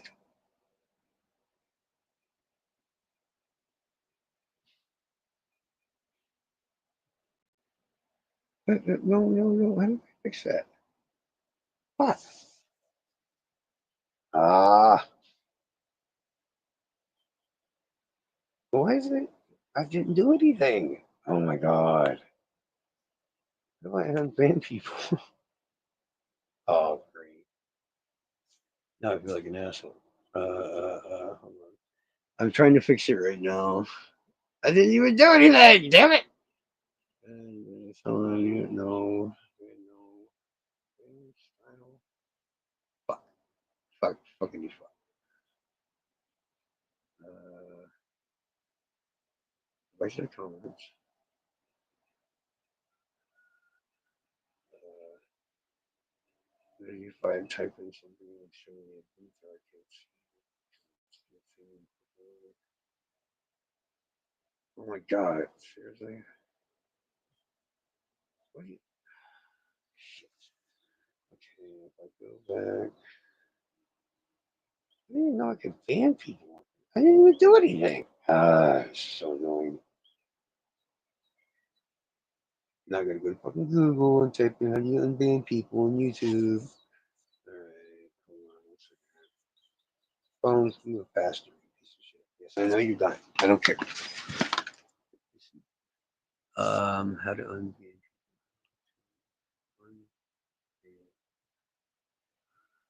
Oh.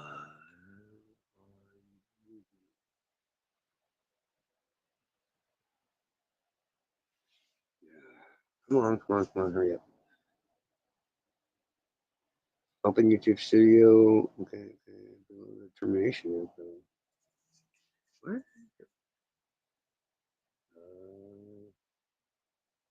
YouTube Studio.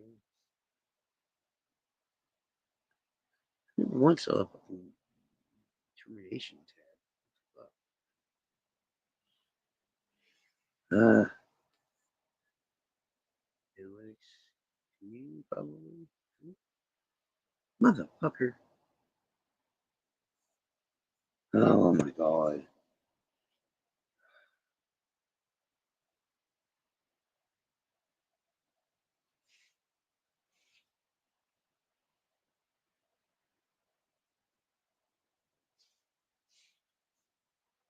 Shit.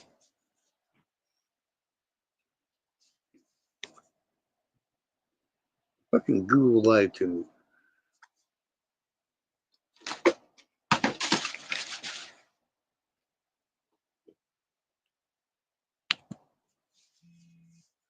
Okay, what is the process for innovating tools?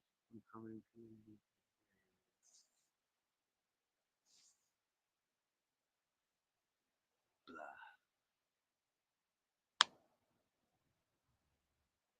Don't worry, Diana. I'm trying to work on it right now. I'm trying to figure out why the hell it's not doing it. But I'm on Google, so that's why you can't hear me for a minute or so at a time. Rename brand, delete brand. What the hell do you unban somebody in this fucking thing? More settings, maybe. No, not guess. Maybe under general. Let's see anything for ban people. Why are they gonna make this shit so complicated? I don't even know how I ban her in the first place. Camera, audio, recording, layout. You're not telling me a fucking thing I need to. Wait. No ban guest. We need no ban guest. Oh, let's guess. Okay.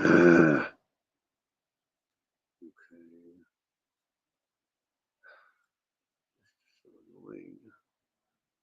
I'm figuring it out.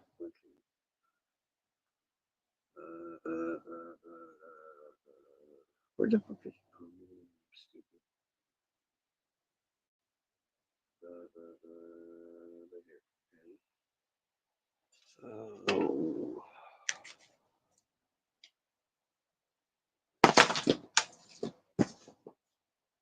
Okay. Unbanning somebody from our YouTube normally includes a couple of advances. The client. Oh my god, shut the fuck up.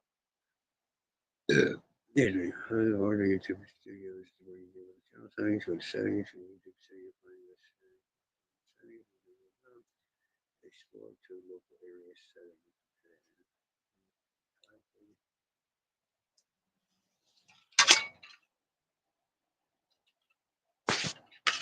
Lord.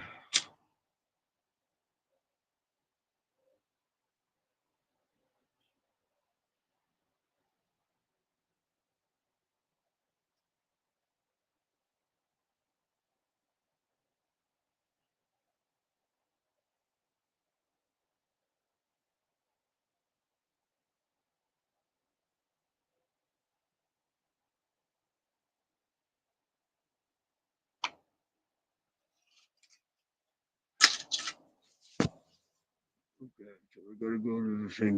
Okay, new tab, youtube.com. Move faster, you piece of shit. Oh my god, I hate you guys.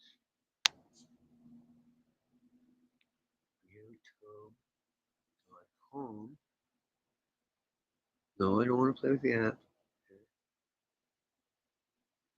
Don't you do it.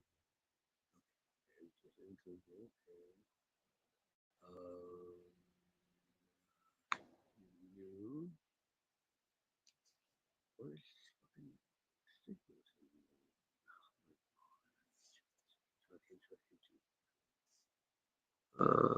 settings.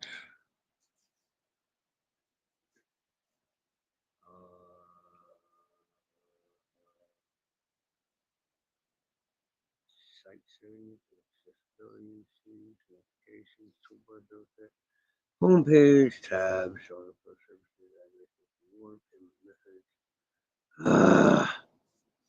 Maybe in the privacy. Oh my god, where the fuck do you find fucking band people at? I hate this. I hate this. I hate it. I hate it. I hate it.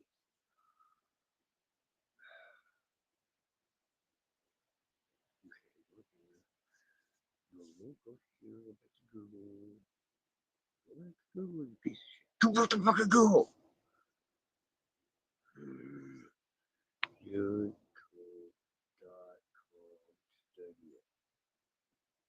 studio.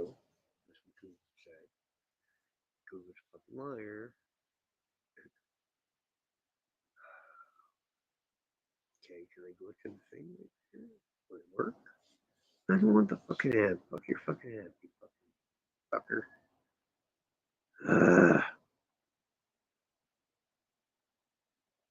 I don't want the app. I'm going to go to a link on the browser.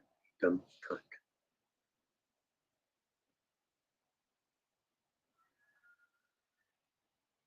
Okay, now we got a link. All right, good. Stop opening the fucking app.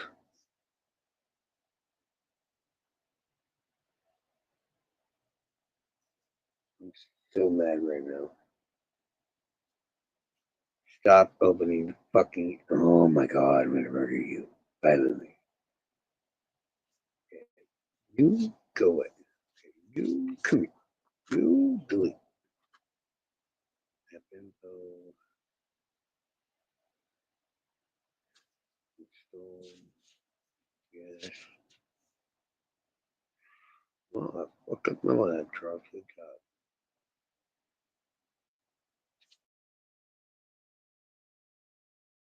Damn it.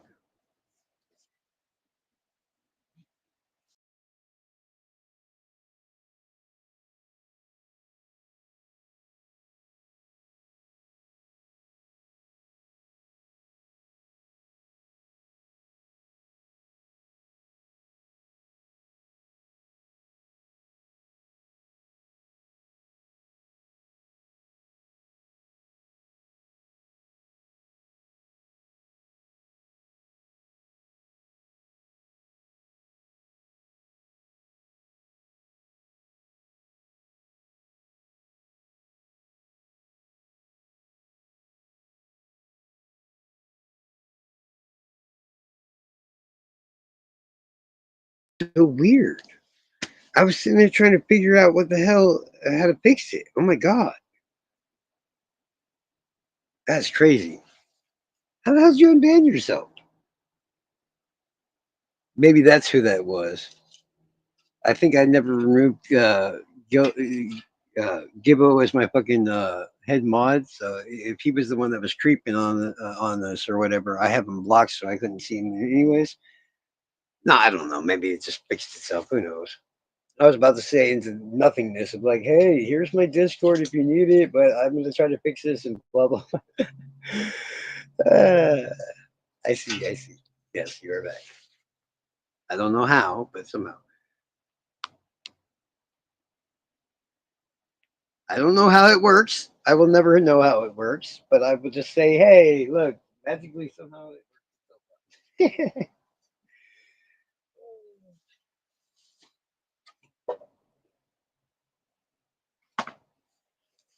What the hell was it then? Because it's on my page. It said something like Diana something or other was banned and all her messages were removed. So that's why I'm sitting here like digging through the settings. Or was it like a timeout? No, it literally said you were banned. So I was trying to Google this shit and all that. I didn't know if you could hear me or whatever. But I'm sitting here going through Google and shit, trying to figure out the why how to unban you. Because I was like, dude, I barely clicked the screen to try to move your message around. So because there's stupid the the stream yard fucking link is in the way of your comments sometimes. That's why I keep posting that thing to move your comments around. That way I can actually read what you're saying. And no, I was just literally trying to figure out what the hell to do to unban you at that point. I was like, fuck. And Google was like, you got to go on YouTube Studio. And then I opened the app, and the app's like, haha, no, you got to go to the website. I timed you out. That's such a dick move.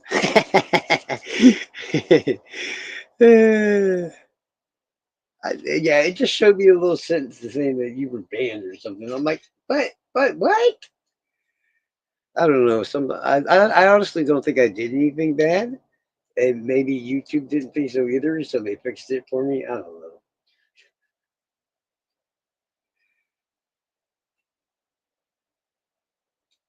YouTube has been fucking up a lot lately. Shit.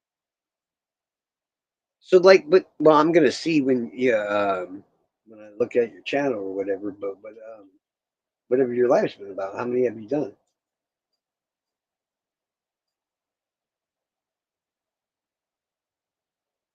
But yeah, if I were you, I would literally like keep it as lighthearted and as fun as you fucking can. Because even if it seems like you're making headway in fucking true crime or this and that, even if you're figuring out things that nobody fucking knows, it's still just a bunch of crock of shit. It fucking pisses me off. Oh, I know. I just had to keep the screen open or whatever while I was doing the search or whatever, and that way you could still hear me. Because I'm like, I'm looking, I'm trying to fix it. But I don't know.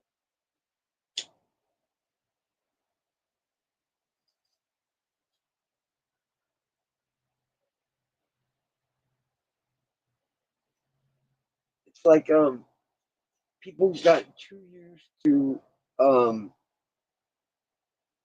being around death so much, and at least in my opinion, it's not good fucking at all.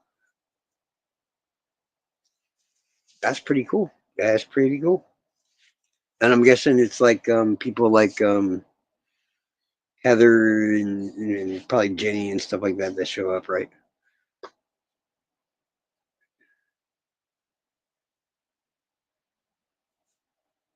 Because honestly, your friends and shit are going to literally be the top people that keep showing up because they also just want something fun to do or whatever. And then since it's your stream or whatever, if you use StreamYard and stuff, you can invite the people to join you up there or whatever, and they can come up there and talk too. That's what how I was building my last channel. I was just having all the other creators join me on specific lives. Like if it was talking about fire and firefighters and shit, I would bring on Coach Kev, and if it was about police or prisons and stuff, I'd bring in Ruckus. And if it was like a big ass panel, I'd have like everybody from Sleuth Intuition to fucking to Dan would be there, Jinx would be there. You know, oddly enough, these stupid groups that I hate so much now, yeah, honestly, put me in being able to talk to all these fucking creators. So I do appreciate that though in the matter. So what you can do live about? You just go up there and just talk shit or what? Right. Yeah, yeah. Your biggest asset is the popularity and the fact of the people that you hang out with. Oddly enough, because it'll be them that get you more viewers and shit. Because they'll go say, "Hey, oh, Diana's live. Oh, really? Link me." And it'll be those guys that are your like backbone and shit. And it's just best after all the shit that we see and shit doing all this shit to just not have us at least good to have time where it's not all about negativity. I get that we're trying to help people and everything else, but it ain't gonna be nobody there to help us.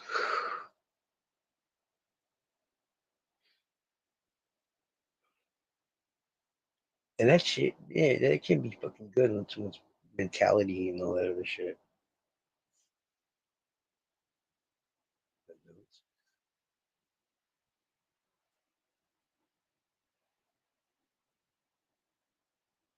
Oh, no, that's what I didn't really. Oh yeah, because if you let him up there to talk, he will not shut the fuck up. Oh, you got to show the cocaine and titty video. Yeah, that's fucking gold, bro.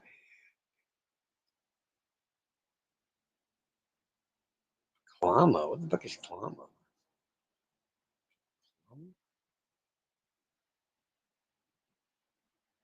Klama. Yeah, look that up. Everyone else starts chatting about conspiracies. A lot of jokes. Yeah, see, that's honestly, I'd rather be my lives and should be all about that kind of stuff. Yeah, don't worry about my comments. I'm just typing things to make the comments move up or whatever. Because what was it? I wanted to get Mar R to join me on fucking live, and she won't do it. But I've talked to her like a million times on the phone and stuff like that. And then her boyfriend's also down. Um, Comma is when you go to check out online, it offers you a way to finance. You can finance shit on the internet.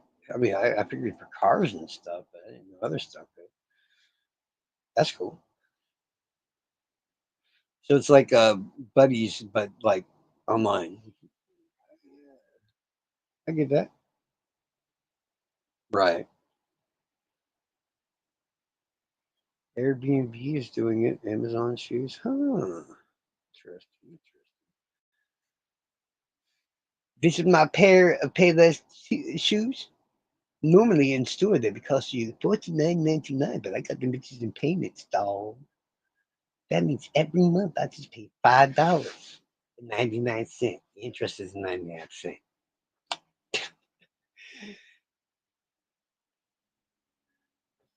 No, I get it. I just joke around too much. That's all. That's how I keep my sanity. It's like having a credit card, but yet not. And don't expect any good credit either, because you ain't gonna get that either.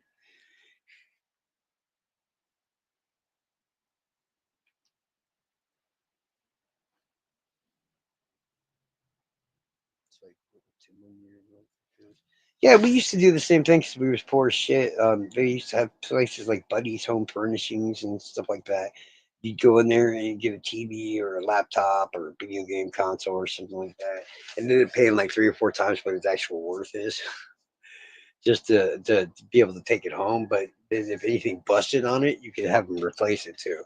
So I used to have them take all these broke ass PS3 controllers and shit and give me new ones because the controllers were like $100 a pop. I didn't see you show out yet. I wanted to. I didn't even know you were doing lives.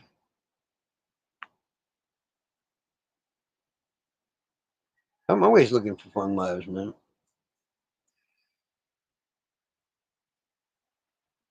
Because I don't know, like I said, Delphi just drags me the fuck down until and have people come on. What? Girl, anytime you need somebody to come on, just let me know. I'll be in the audience now. So Charles has no problem. Yeah. Your show name? No, I do not. What's it called?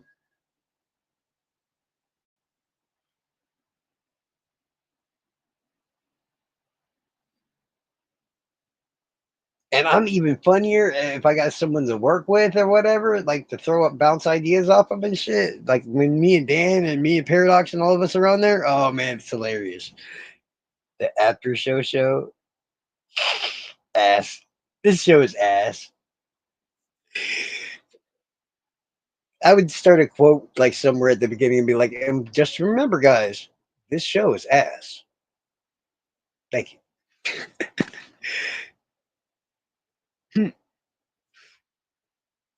Yeah, that group of people don't. I love them to death. It's funny.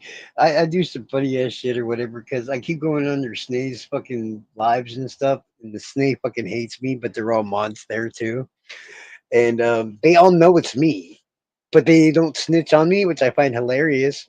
And Snae's trying to figure out if I'm me or not every time. It's just funny.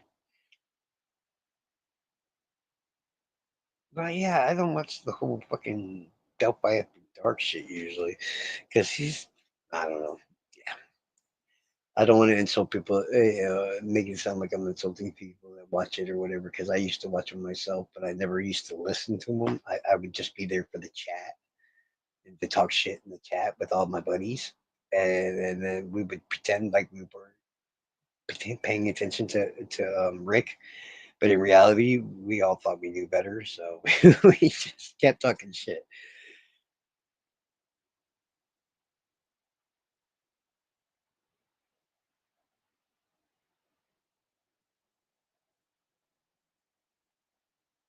No fucking prop.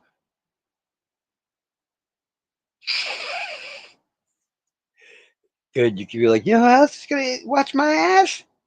Evil's gonna be here. No, Charles.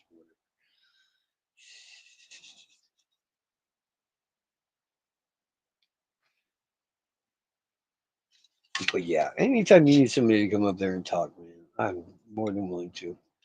I've just started getting used to doing the whole thing by myself, honestly. And at least having people in the chat or whatever that I can joke around with, it makes it 1,000 times easier.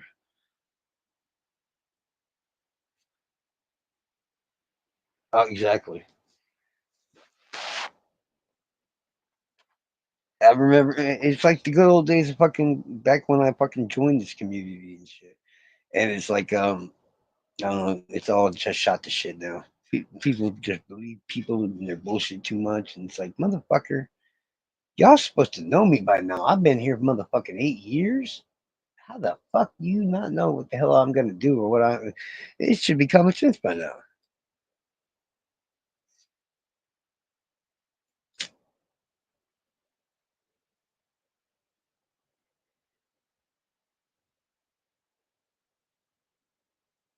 And someone please explain to me why Jenny keeps fucking flirting with me, or at least seeming like she's flirting with me. No, no, no, and no.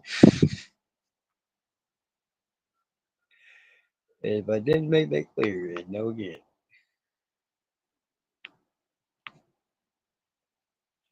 I have learned that internet chicks are scary and that I need to stay away.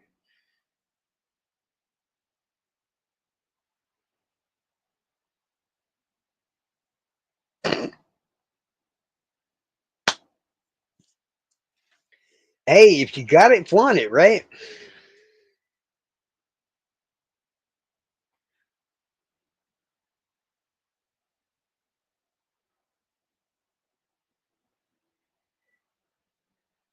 Yeah, it's like, but but that's not the part that doesn't make sense to me though. But if I spend too much time and I don't change my account name around and it just stays necessary evil, she'll block me because I think the name scares her. I don't understand it. It makes no sense to me.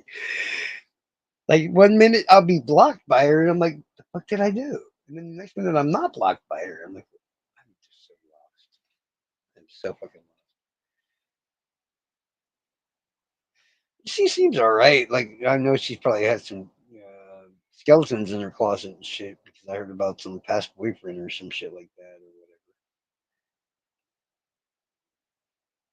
Tits and cocaine, dog. Tits and cocaine, bro. Yeah, you can't go wrong. You got your perfect subject line right there. That's a good 20-minute conversation. And it'll come back and come back and come back. Watch.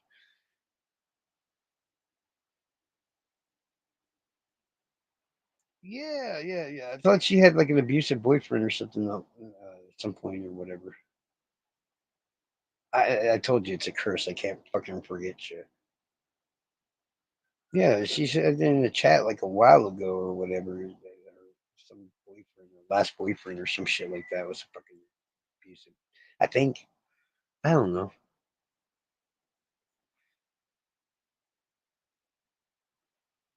But yeah, Jimmy. No, yeah, that's what it basically was because I was trying to get used to talking to people again because in the real world I'm pretty fucking quiet until I don't have until like somebody starts shit with me and then I'm fucking I go from like zero volume to like 20,000 fucking shots and I used it to help me basically make it softer. Oh no, I honestly, if you're not worrying about monetizing and stuff like that, I totally go with cocaine and tits. They'll love it, dude. They are gonna love that. In fact, I would call the entire live cocaine and tits. It'll be, and put up a link soon too, so they can sit there for a day or two, like going, "What is she talking about? Cocaine and tits." It'll build up like anticipation, trying to figure out what the fuck cocaine and tits mean, and then boom, you bust out with a true crime thing. That's gonna be fucking awesome.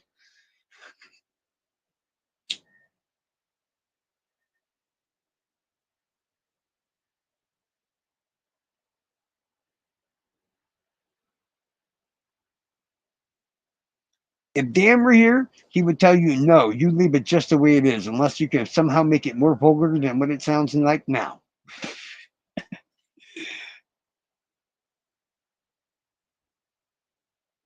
Yeah, I should have just stuck around with like fucking hanging out with fucking people like Dan and y'all and stuff like that.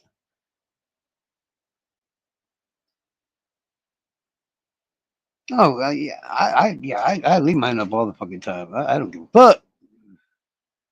Even if in just about every live, I'm sitting there trashing on somebody too, and I'm like, I don't care. Let them come for me. Let them come. If you talk shit, they will come. I hope so. I'm waiting. Yeah, I would too. Like, you would just be like, what do you think she means by cocaine and tits? No, we should ask her, but don't tell anybody. Let it build. Because if you tell one of them, they're going to tell the rest. So just gotta not tell anybody. Just be like cocaine and tits or titties. Maybe not like maybe not like cocaine and tits, but like cocaine and titties.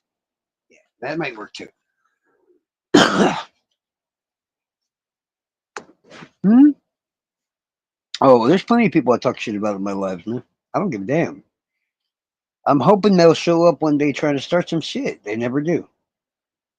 I got too many motherfuckers that want to be my enemy, but they never want to step up to the plate when it matters. But you keep, yeah. Don't worry. When I go on other people's shit, I'm just funny, and you ain't got to worry about shit like that. I'm more or less in the state of mind when I'm on my channel that I can just say whatever the fuck I want. Fuck whoever else has a problem with it. Cocaine and titties. I like it, the titties better as titties than tits. Cocaine and titties. What about blow and boobs? Ooh, blow and boobs. I like that too. Blow and boobs? No, but it's not vulgar enough. I like the whole fucking, yeah.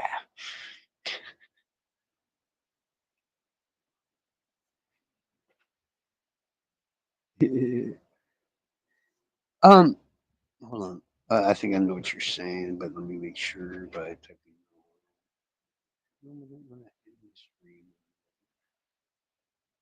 But yeah, honestly, I do like cocaine and titties the best.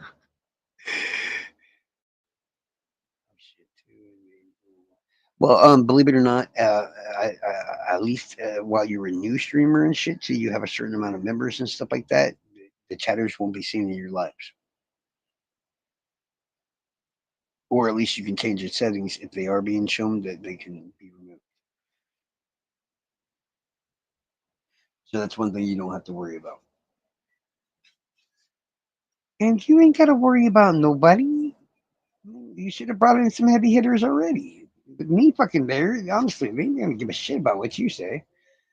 If anybody bad sees anything, they're just gonna be like, I don't want to fuck with Charles. That's smart. You shouldn't.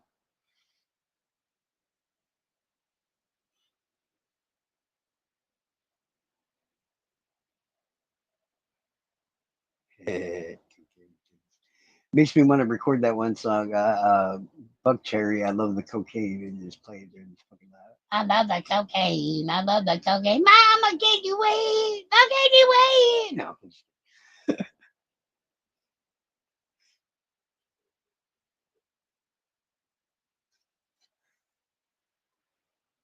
Oh yeah, yeah. Of course, you got to talk back to them. But yeah, it's always up to you, man. It's just well, I think if you like don't add them to the thing, but at the same time don't delete them, you can always go back and watch them again. And that's the most important part, man. It's the fun times and shit that you remember. You know?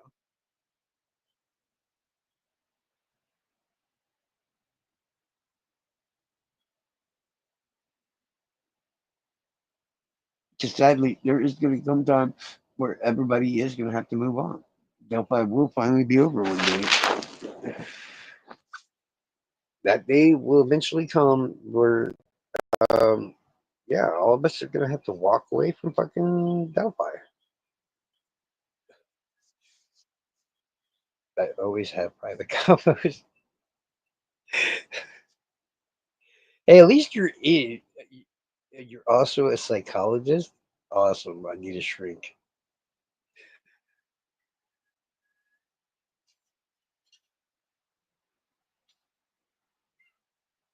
Are you? Well, that might be because you're the creator or whatever like that. Um, one time, hold on, I'm gonna use your link and go and subscribe to you, and that way I can share your fucking lives and shit like that when you go live and stuff. Me, I don't really care. That's why I do my shit at like 3 or 4 o'clock in the morning. It's like I don't give a fuck. Where's the link at? It's so far up now. Oh gosh. Wait, did I ban? Oh shit. I think you need you to post the link. The ban thing cleared out your comments. I'm sorry. Yeah, if you put private, well, when you set it up as private, that's only your subscribers to see it, right? Yeah, so that would work. Well, yeah, but if they see who it is, like this channel of mine doesn't have that many subscribers at the moment in time because I really don't care about doing anything that builds the subscribers. Oh, showing YouTube analytics. Yeah, well, yeah, but it's not like everybody else can see your analytics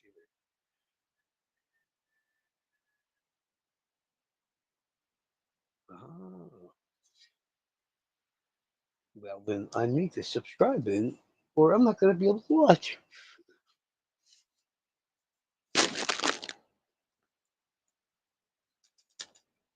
See, I like the fun lives so much better and shit because I used to be able to pop out and do all the fucking weird voices and shit like that and pretend to be Eric Cartman or pretend to be British or Australian or some shit. But yeah, if you could post the link one more time because my accidental ban or whatever the hell happened to me, like deleted it. But yeah, no, I used to make all kinds of funny voices and make funny lives and shit like that. And those were awesome. And then they just stopped. It's harder to be funny when you're by yourself.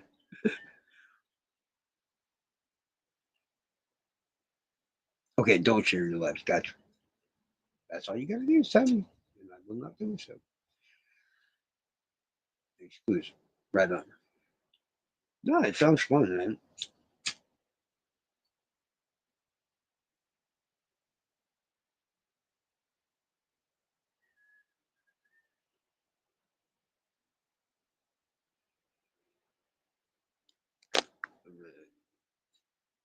The ass show. Yeah, this show is ass. I swear to God, if you let me up there to talk, I'm gonna be saying that every once in a while. She's gonna be like, "Yo, bro, I ain't trying to be rude or nothing, but this show's kind of ass, dog."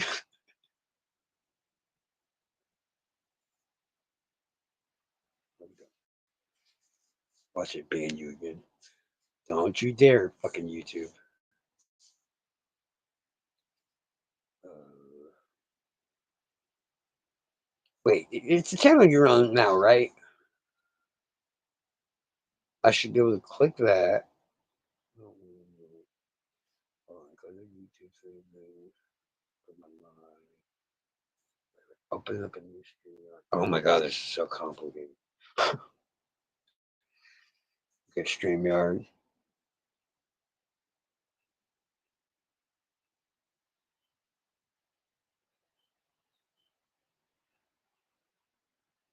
Oh shit. Good, good, good. Good. Ha. Okay. Be on YouTube.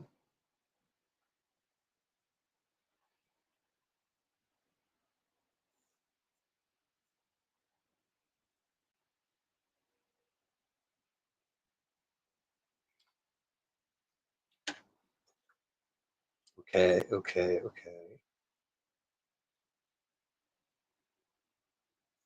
Okay. Click. Go to channel. Oh, you can actually still hear me? Fuck. I was under the assumption that you couldn't hear me anymore. Go to channel.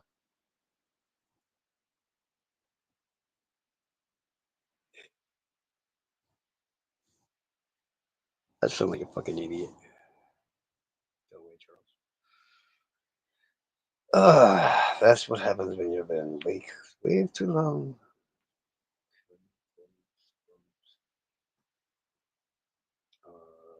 Now go back to the original thing that I was at. Yeah. Okay. Now, hopefully, that second viewer is me because I was just on there. Okay, I subscribed.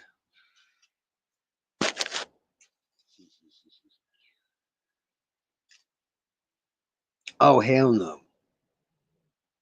It's always when people think that everything's at its most boring, that's when I actually start getting real comical.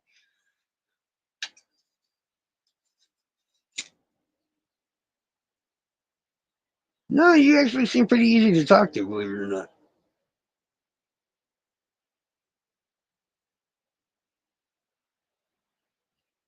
Like the way you hear me talking right now is usually how I would speak to Dan and people like that. So it's actually not that normal for me to just be able to do that quite easily. Yeah. Plus, I'm gonna be stoned off my ass when I get in there, so that's just how it goes. You can't do a comedy fucking thing without fucking being stoned. I'll probably take a minute or two and go through. Oh, you don't have them posted. Fuck. Ah, damn it. I was gonna say I was gonna look at the other live streams or whatever and see if there was any jokes I could glean off of those and then add them in and mix them in, you know. But if they're not posted, I can't really do that. Irritating. I know I can make some gold out of that. I know I can make some gold out of that.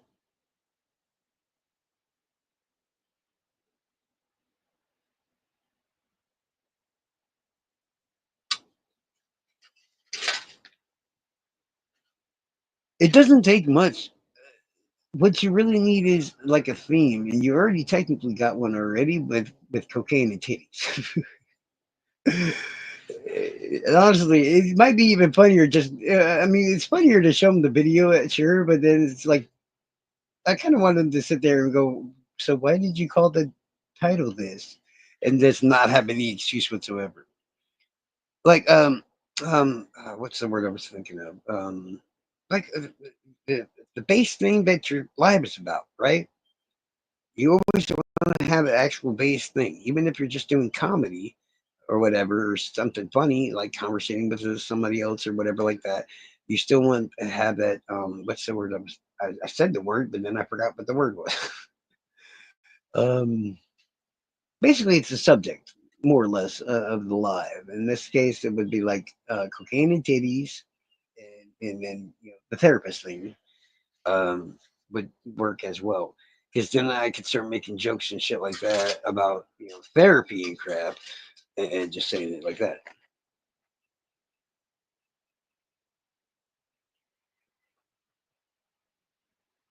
And then what you do is then in the middle of the conversation, you wait for little times and shit. Like you can sneak in there and bring back up the cocaine in the titties. Because if you time it right and you don't use it too often, it's fucking gold. It is gold.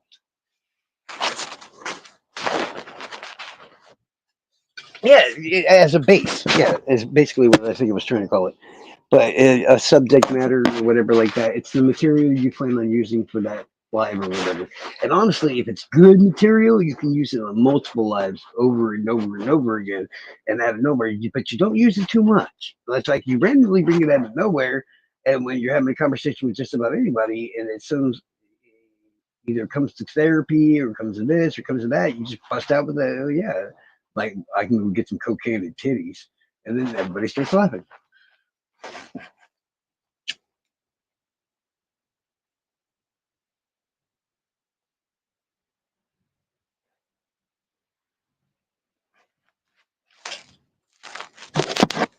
What's that guy's name?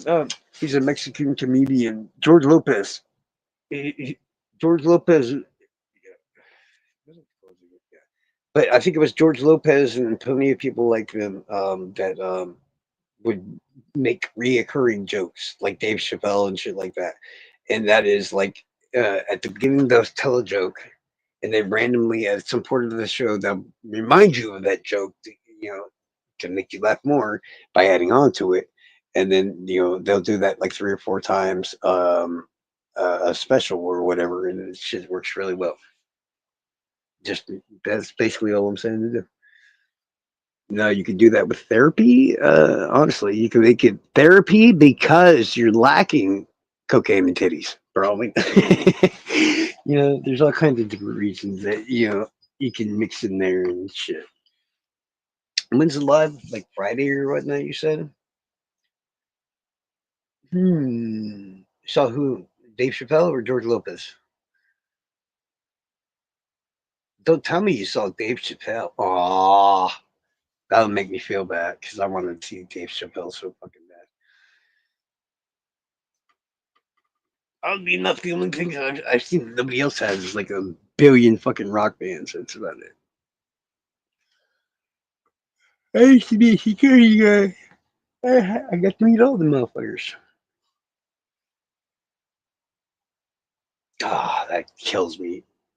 Now, yeah, George Lopez, he had that. Why you crying, man? Why you crying? And Dave Chappelle, I love Dave Chappelle. That's probably on my bucket list right there. Ah, I think I've seen Kevin Hart, that one guy that does the hot pocket jokes, the really goofy big white guy. Um, him. Yeah, I've never really. We have some comedy clubs around here, and quite often they'll have some decent people there and stuff. But it's just like I don't know why I just don't go. I don't. Chocolate bunny. What the hell are you talking about chocolate bunny for? Girl, I know it's almost Easter, but you get a little into it now. The chocolate bunny. Oh, gotcha.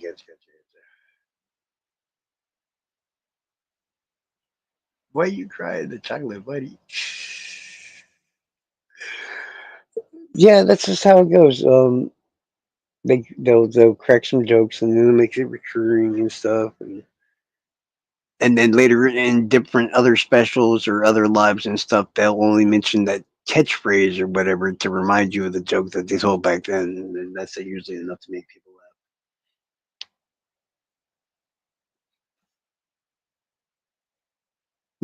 Yeah, why you crying? Why you crying? Dave Chappelle does have some reoccurring jokes too. Yeah, yeah, he had the O.J. Simpson reoccurring joke. Like he kept saying he kept running into O.J. Simpson everywhere he went, and he's like, I have run into O.J. Simpson a total of 5 times, and throughout the night, I'm going to tell you each of those times. And sure enough, he does, and it's fucking hilarious.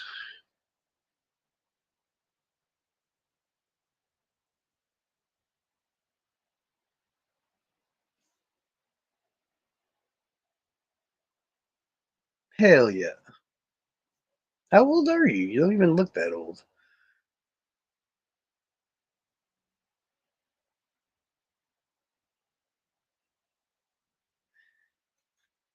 Yeah, your comedy is like my rock bands and shit, my rock concerts and stuff.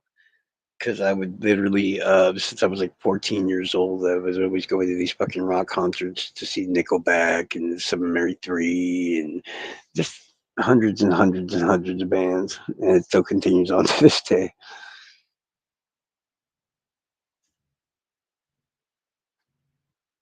But what you got to do at some point also is then you got to make an intro and shit for your channel and an outro video for your channel. I have one, but I don't like the person that made it for me anymore, so I'm not going to use it. That's spite.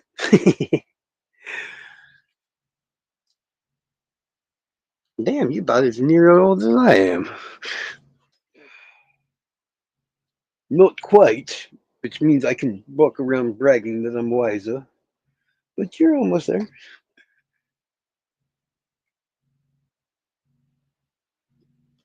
I've got 2 years, but more than likely it's probably like a year and a half. I am 43. December 8th, 1981.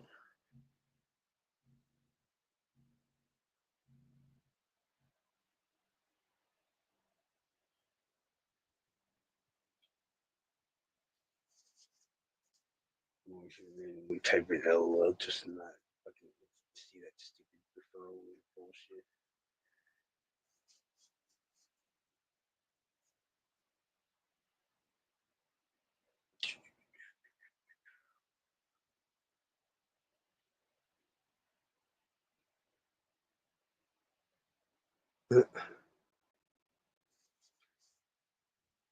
But yeah, I'm 43. I'll be 44 in December, so I'm old.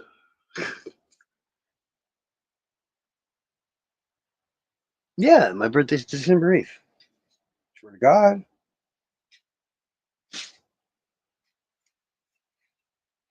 My mom's birthday is December 12th.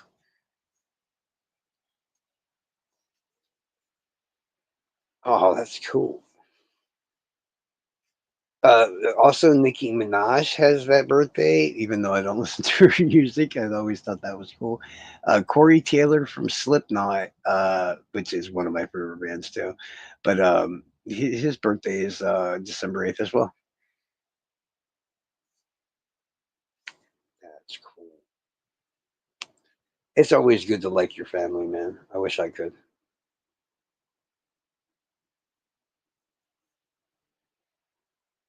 YouTube rejected me saying that's awesome. Really? What the fuck? Fuck on YouTube? I can't type that's awesome because YouTube says I'm spamming. Holy shit.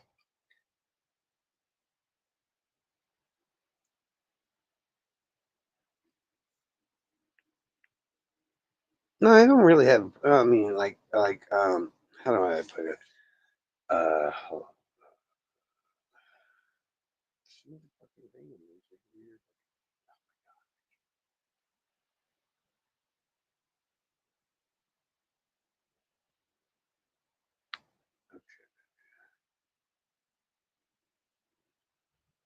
Are they? That is true. I'm a very blunt fucking person. Everybody always thinks I'm mad or being mean. I'm like, I'm not being mean. If you want to see me mean, you'll know the difference. I'm like, I'm not a mean person. I'm like, I'm a blunt person. That's all it is.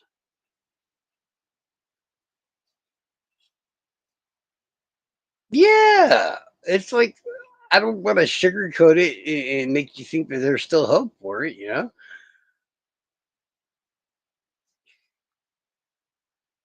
All right. Well, don't look at me, man. I finally found somebody to talk to, so I'm gonna just sit there and talk shit to them. You have a good day, all right? And yeah, I'll be there when you're doing the live and stuff like that. So if you need me, you know how to find me. Oh, and if you got Discord, hold on, I'll just type it in there. No, no, no, no, no. Yeah,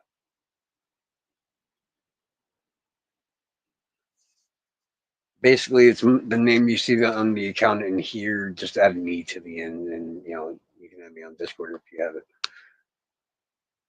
Yes, you go to sleep. I have to probably go to work, do something adult like. Oh, that's cute. Your 4-year old that stays up till 3 a.m. Well, it's okay until they're about 6 and they have to go to school anyways. It seems that way, honestly. It seems pretty easy to talk at you. Yeah, it's like, why would we have? I have got no reason to lie to somebody about this shit, and I don't want people to think or assume that I'm meaning something else. It's just like, no, no, no, no. I'm just telling you what I remember off the top of my head.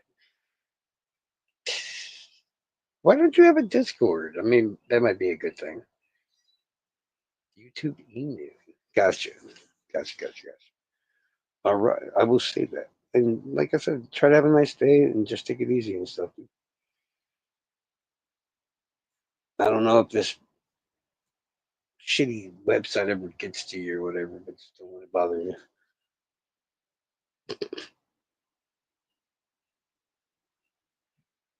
I don't know why I'm trying to tell you you're a fucking therapist. So you probably already got it figured out anyways. So, yeah. All right. I'll talk to you later on.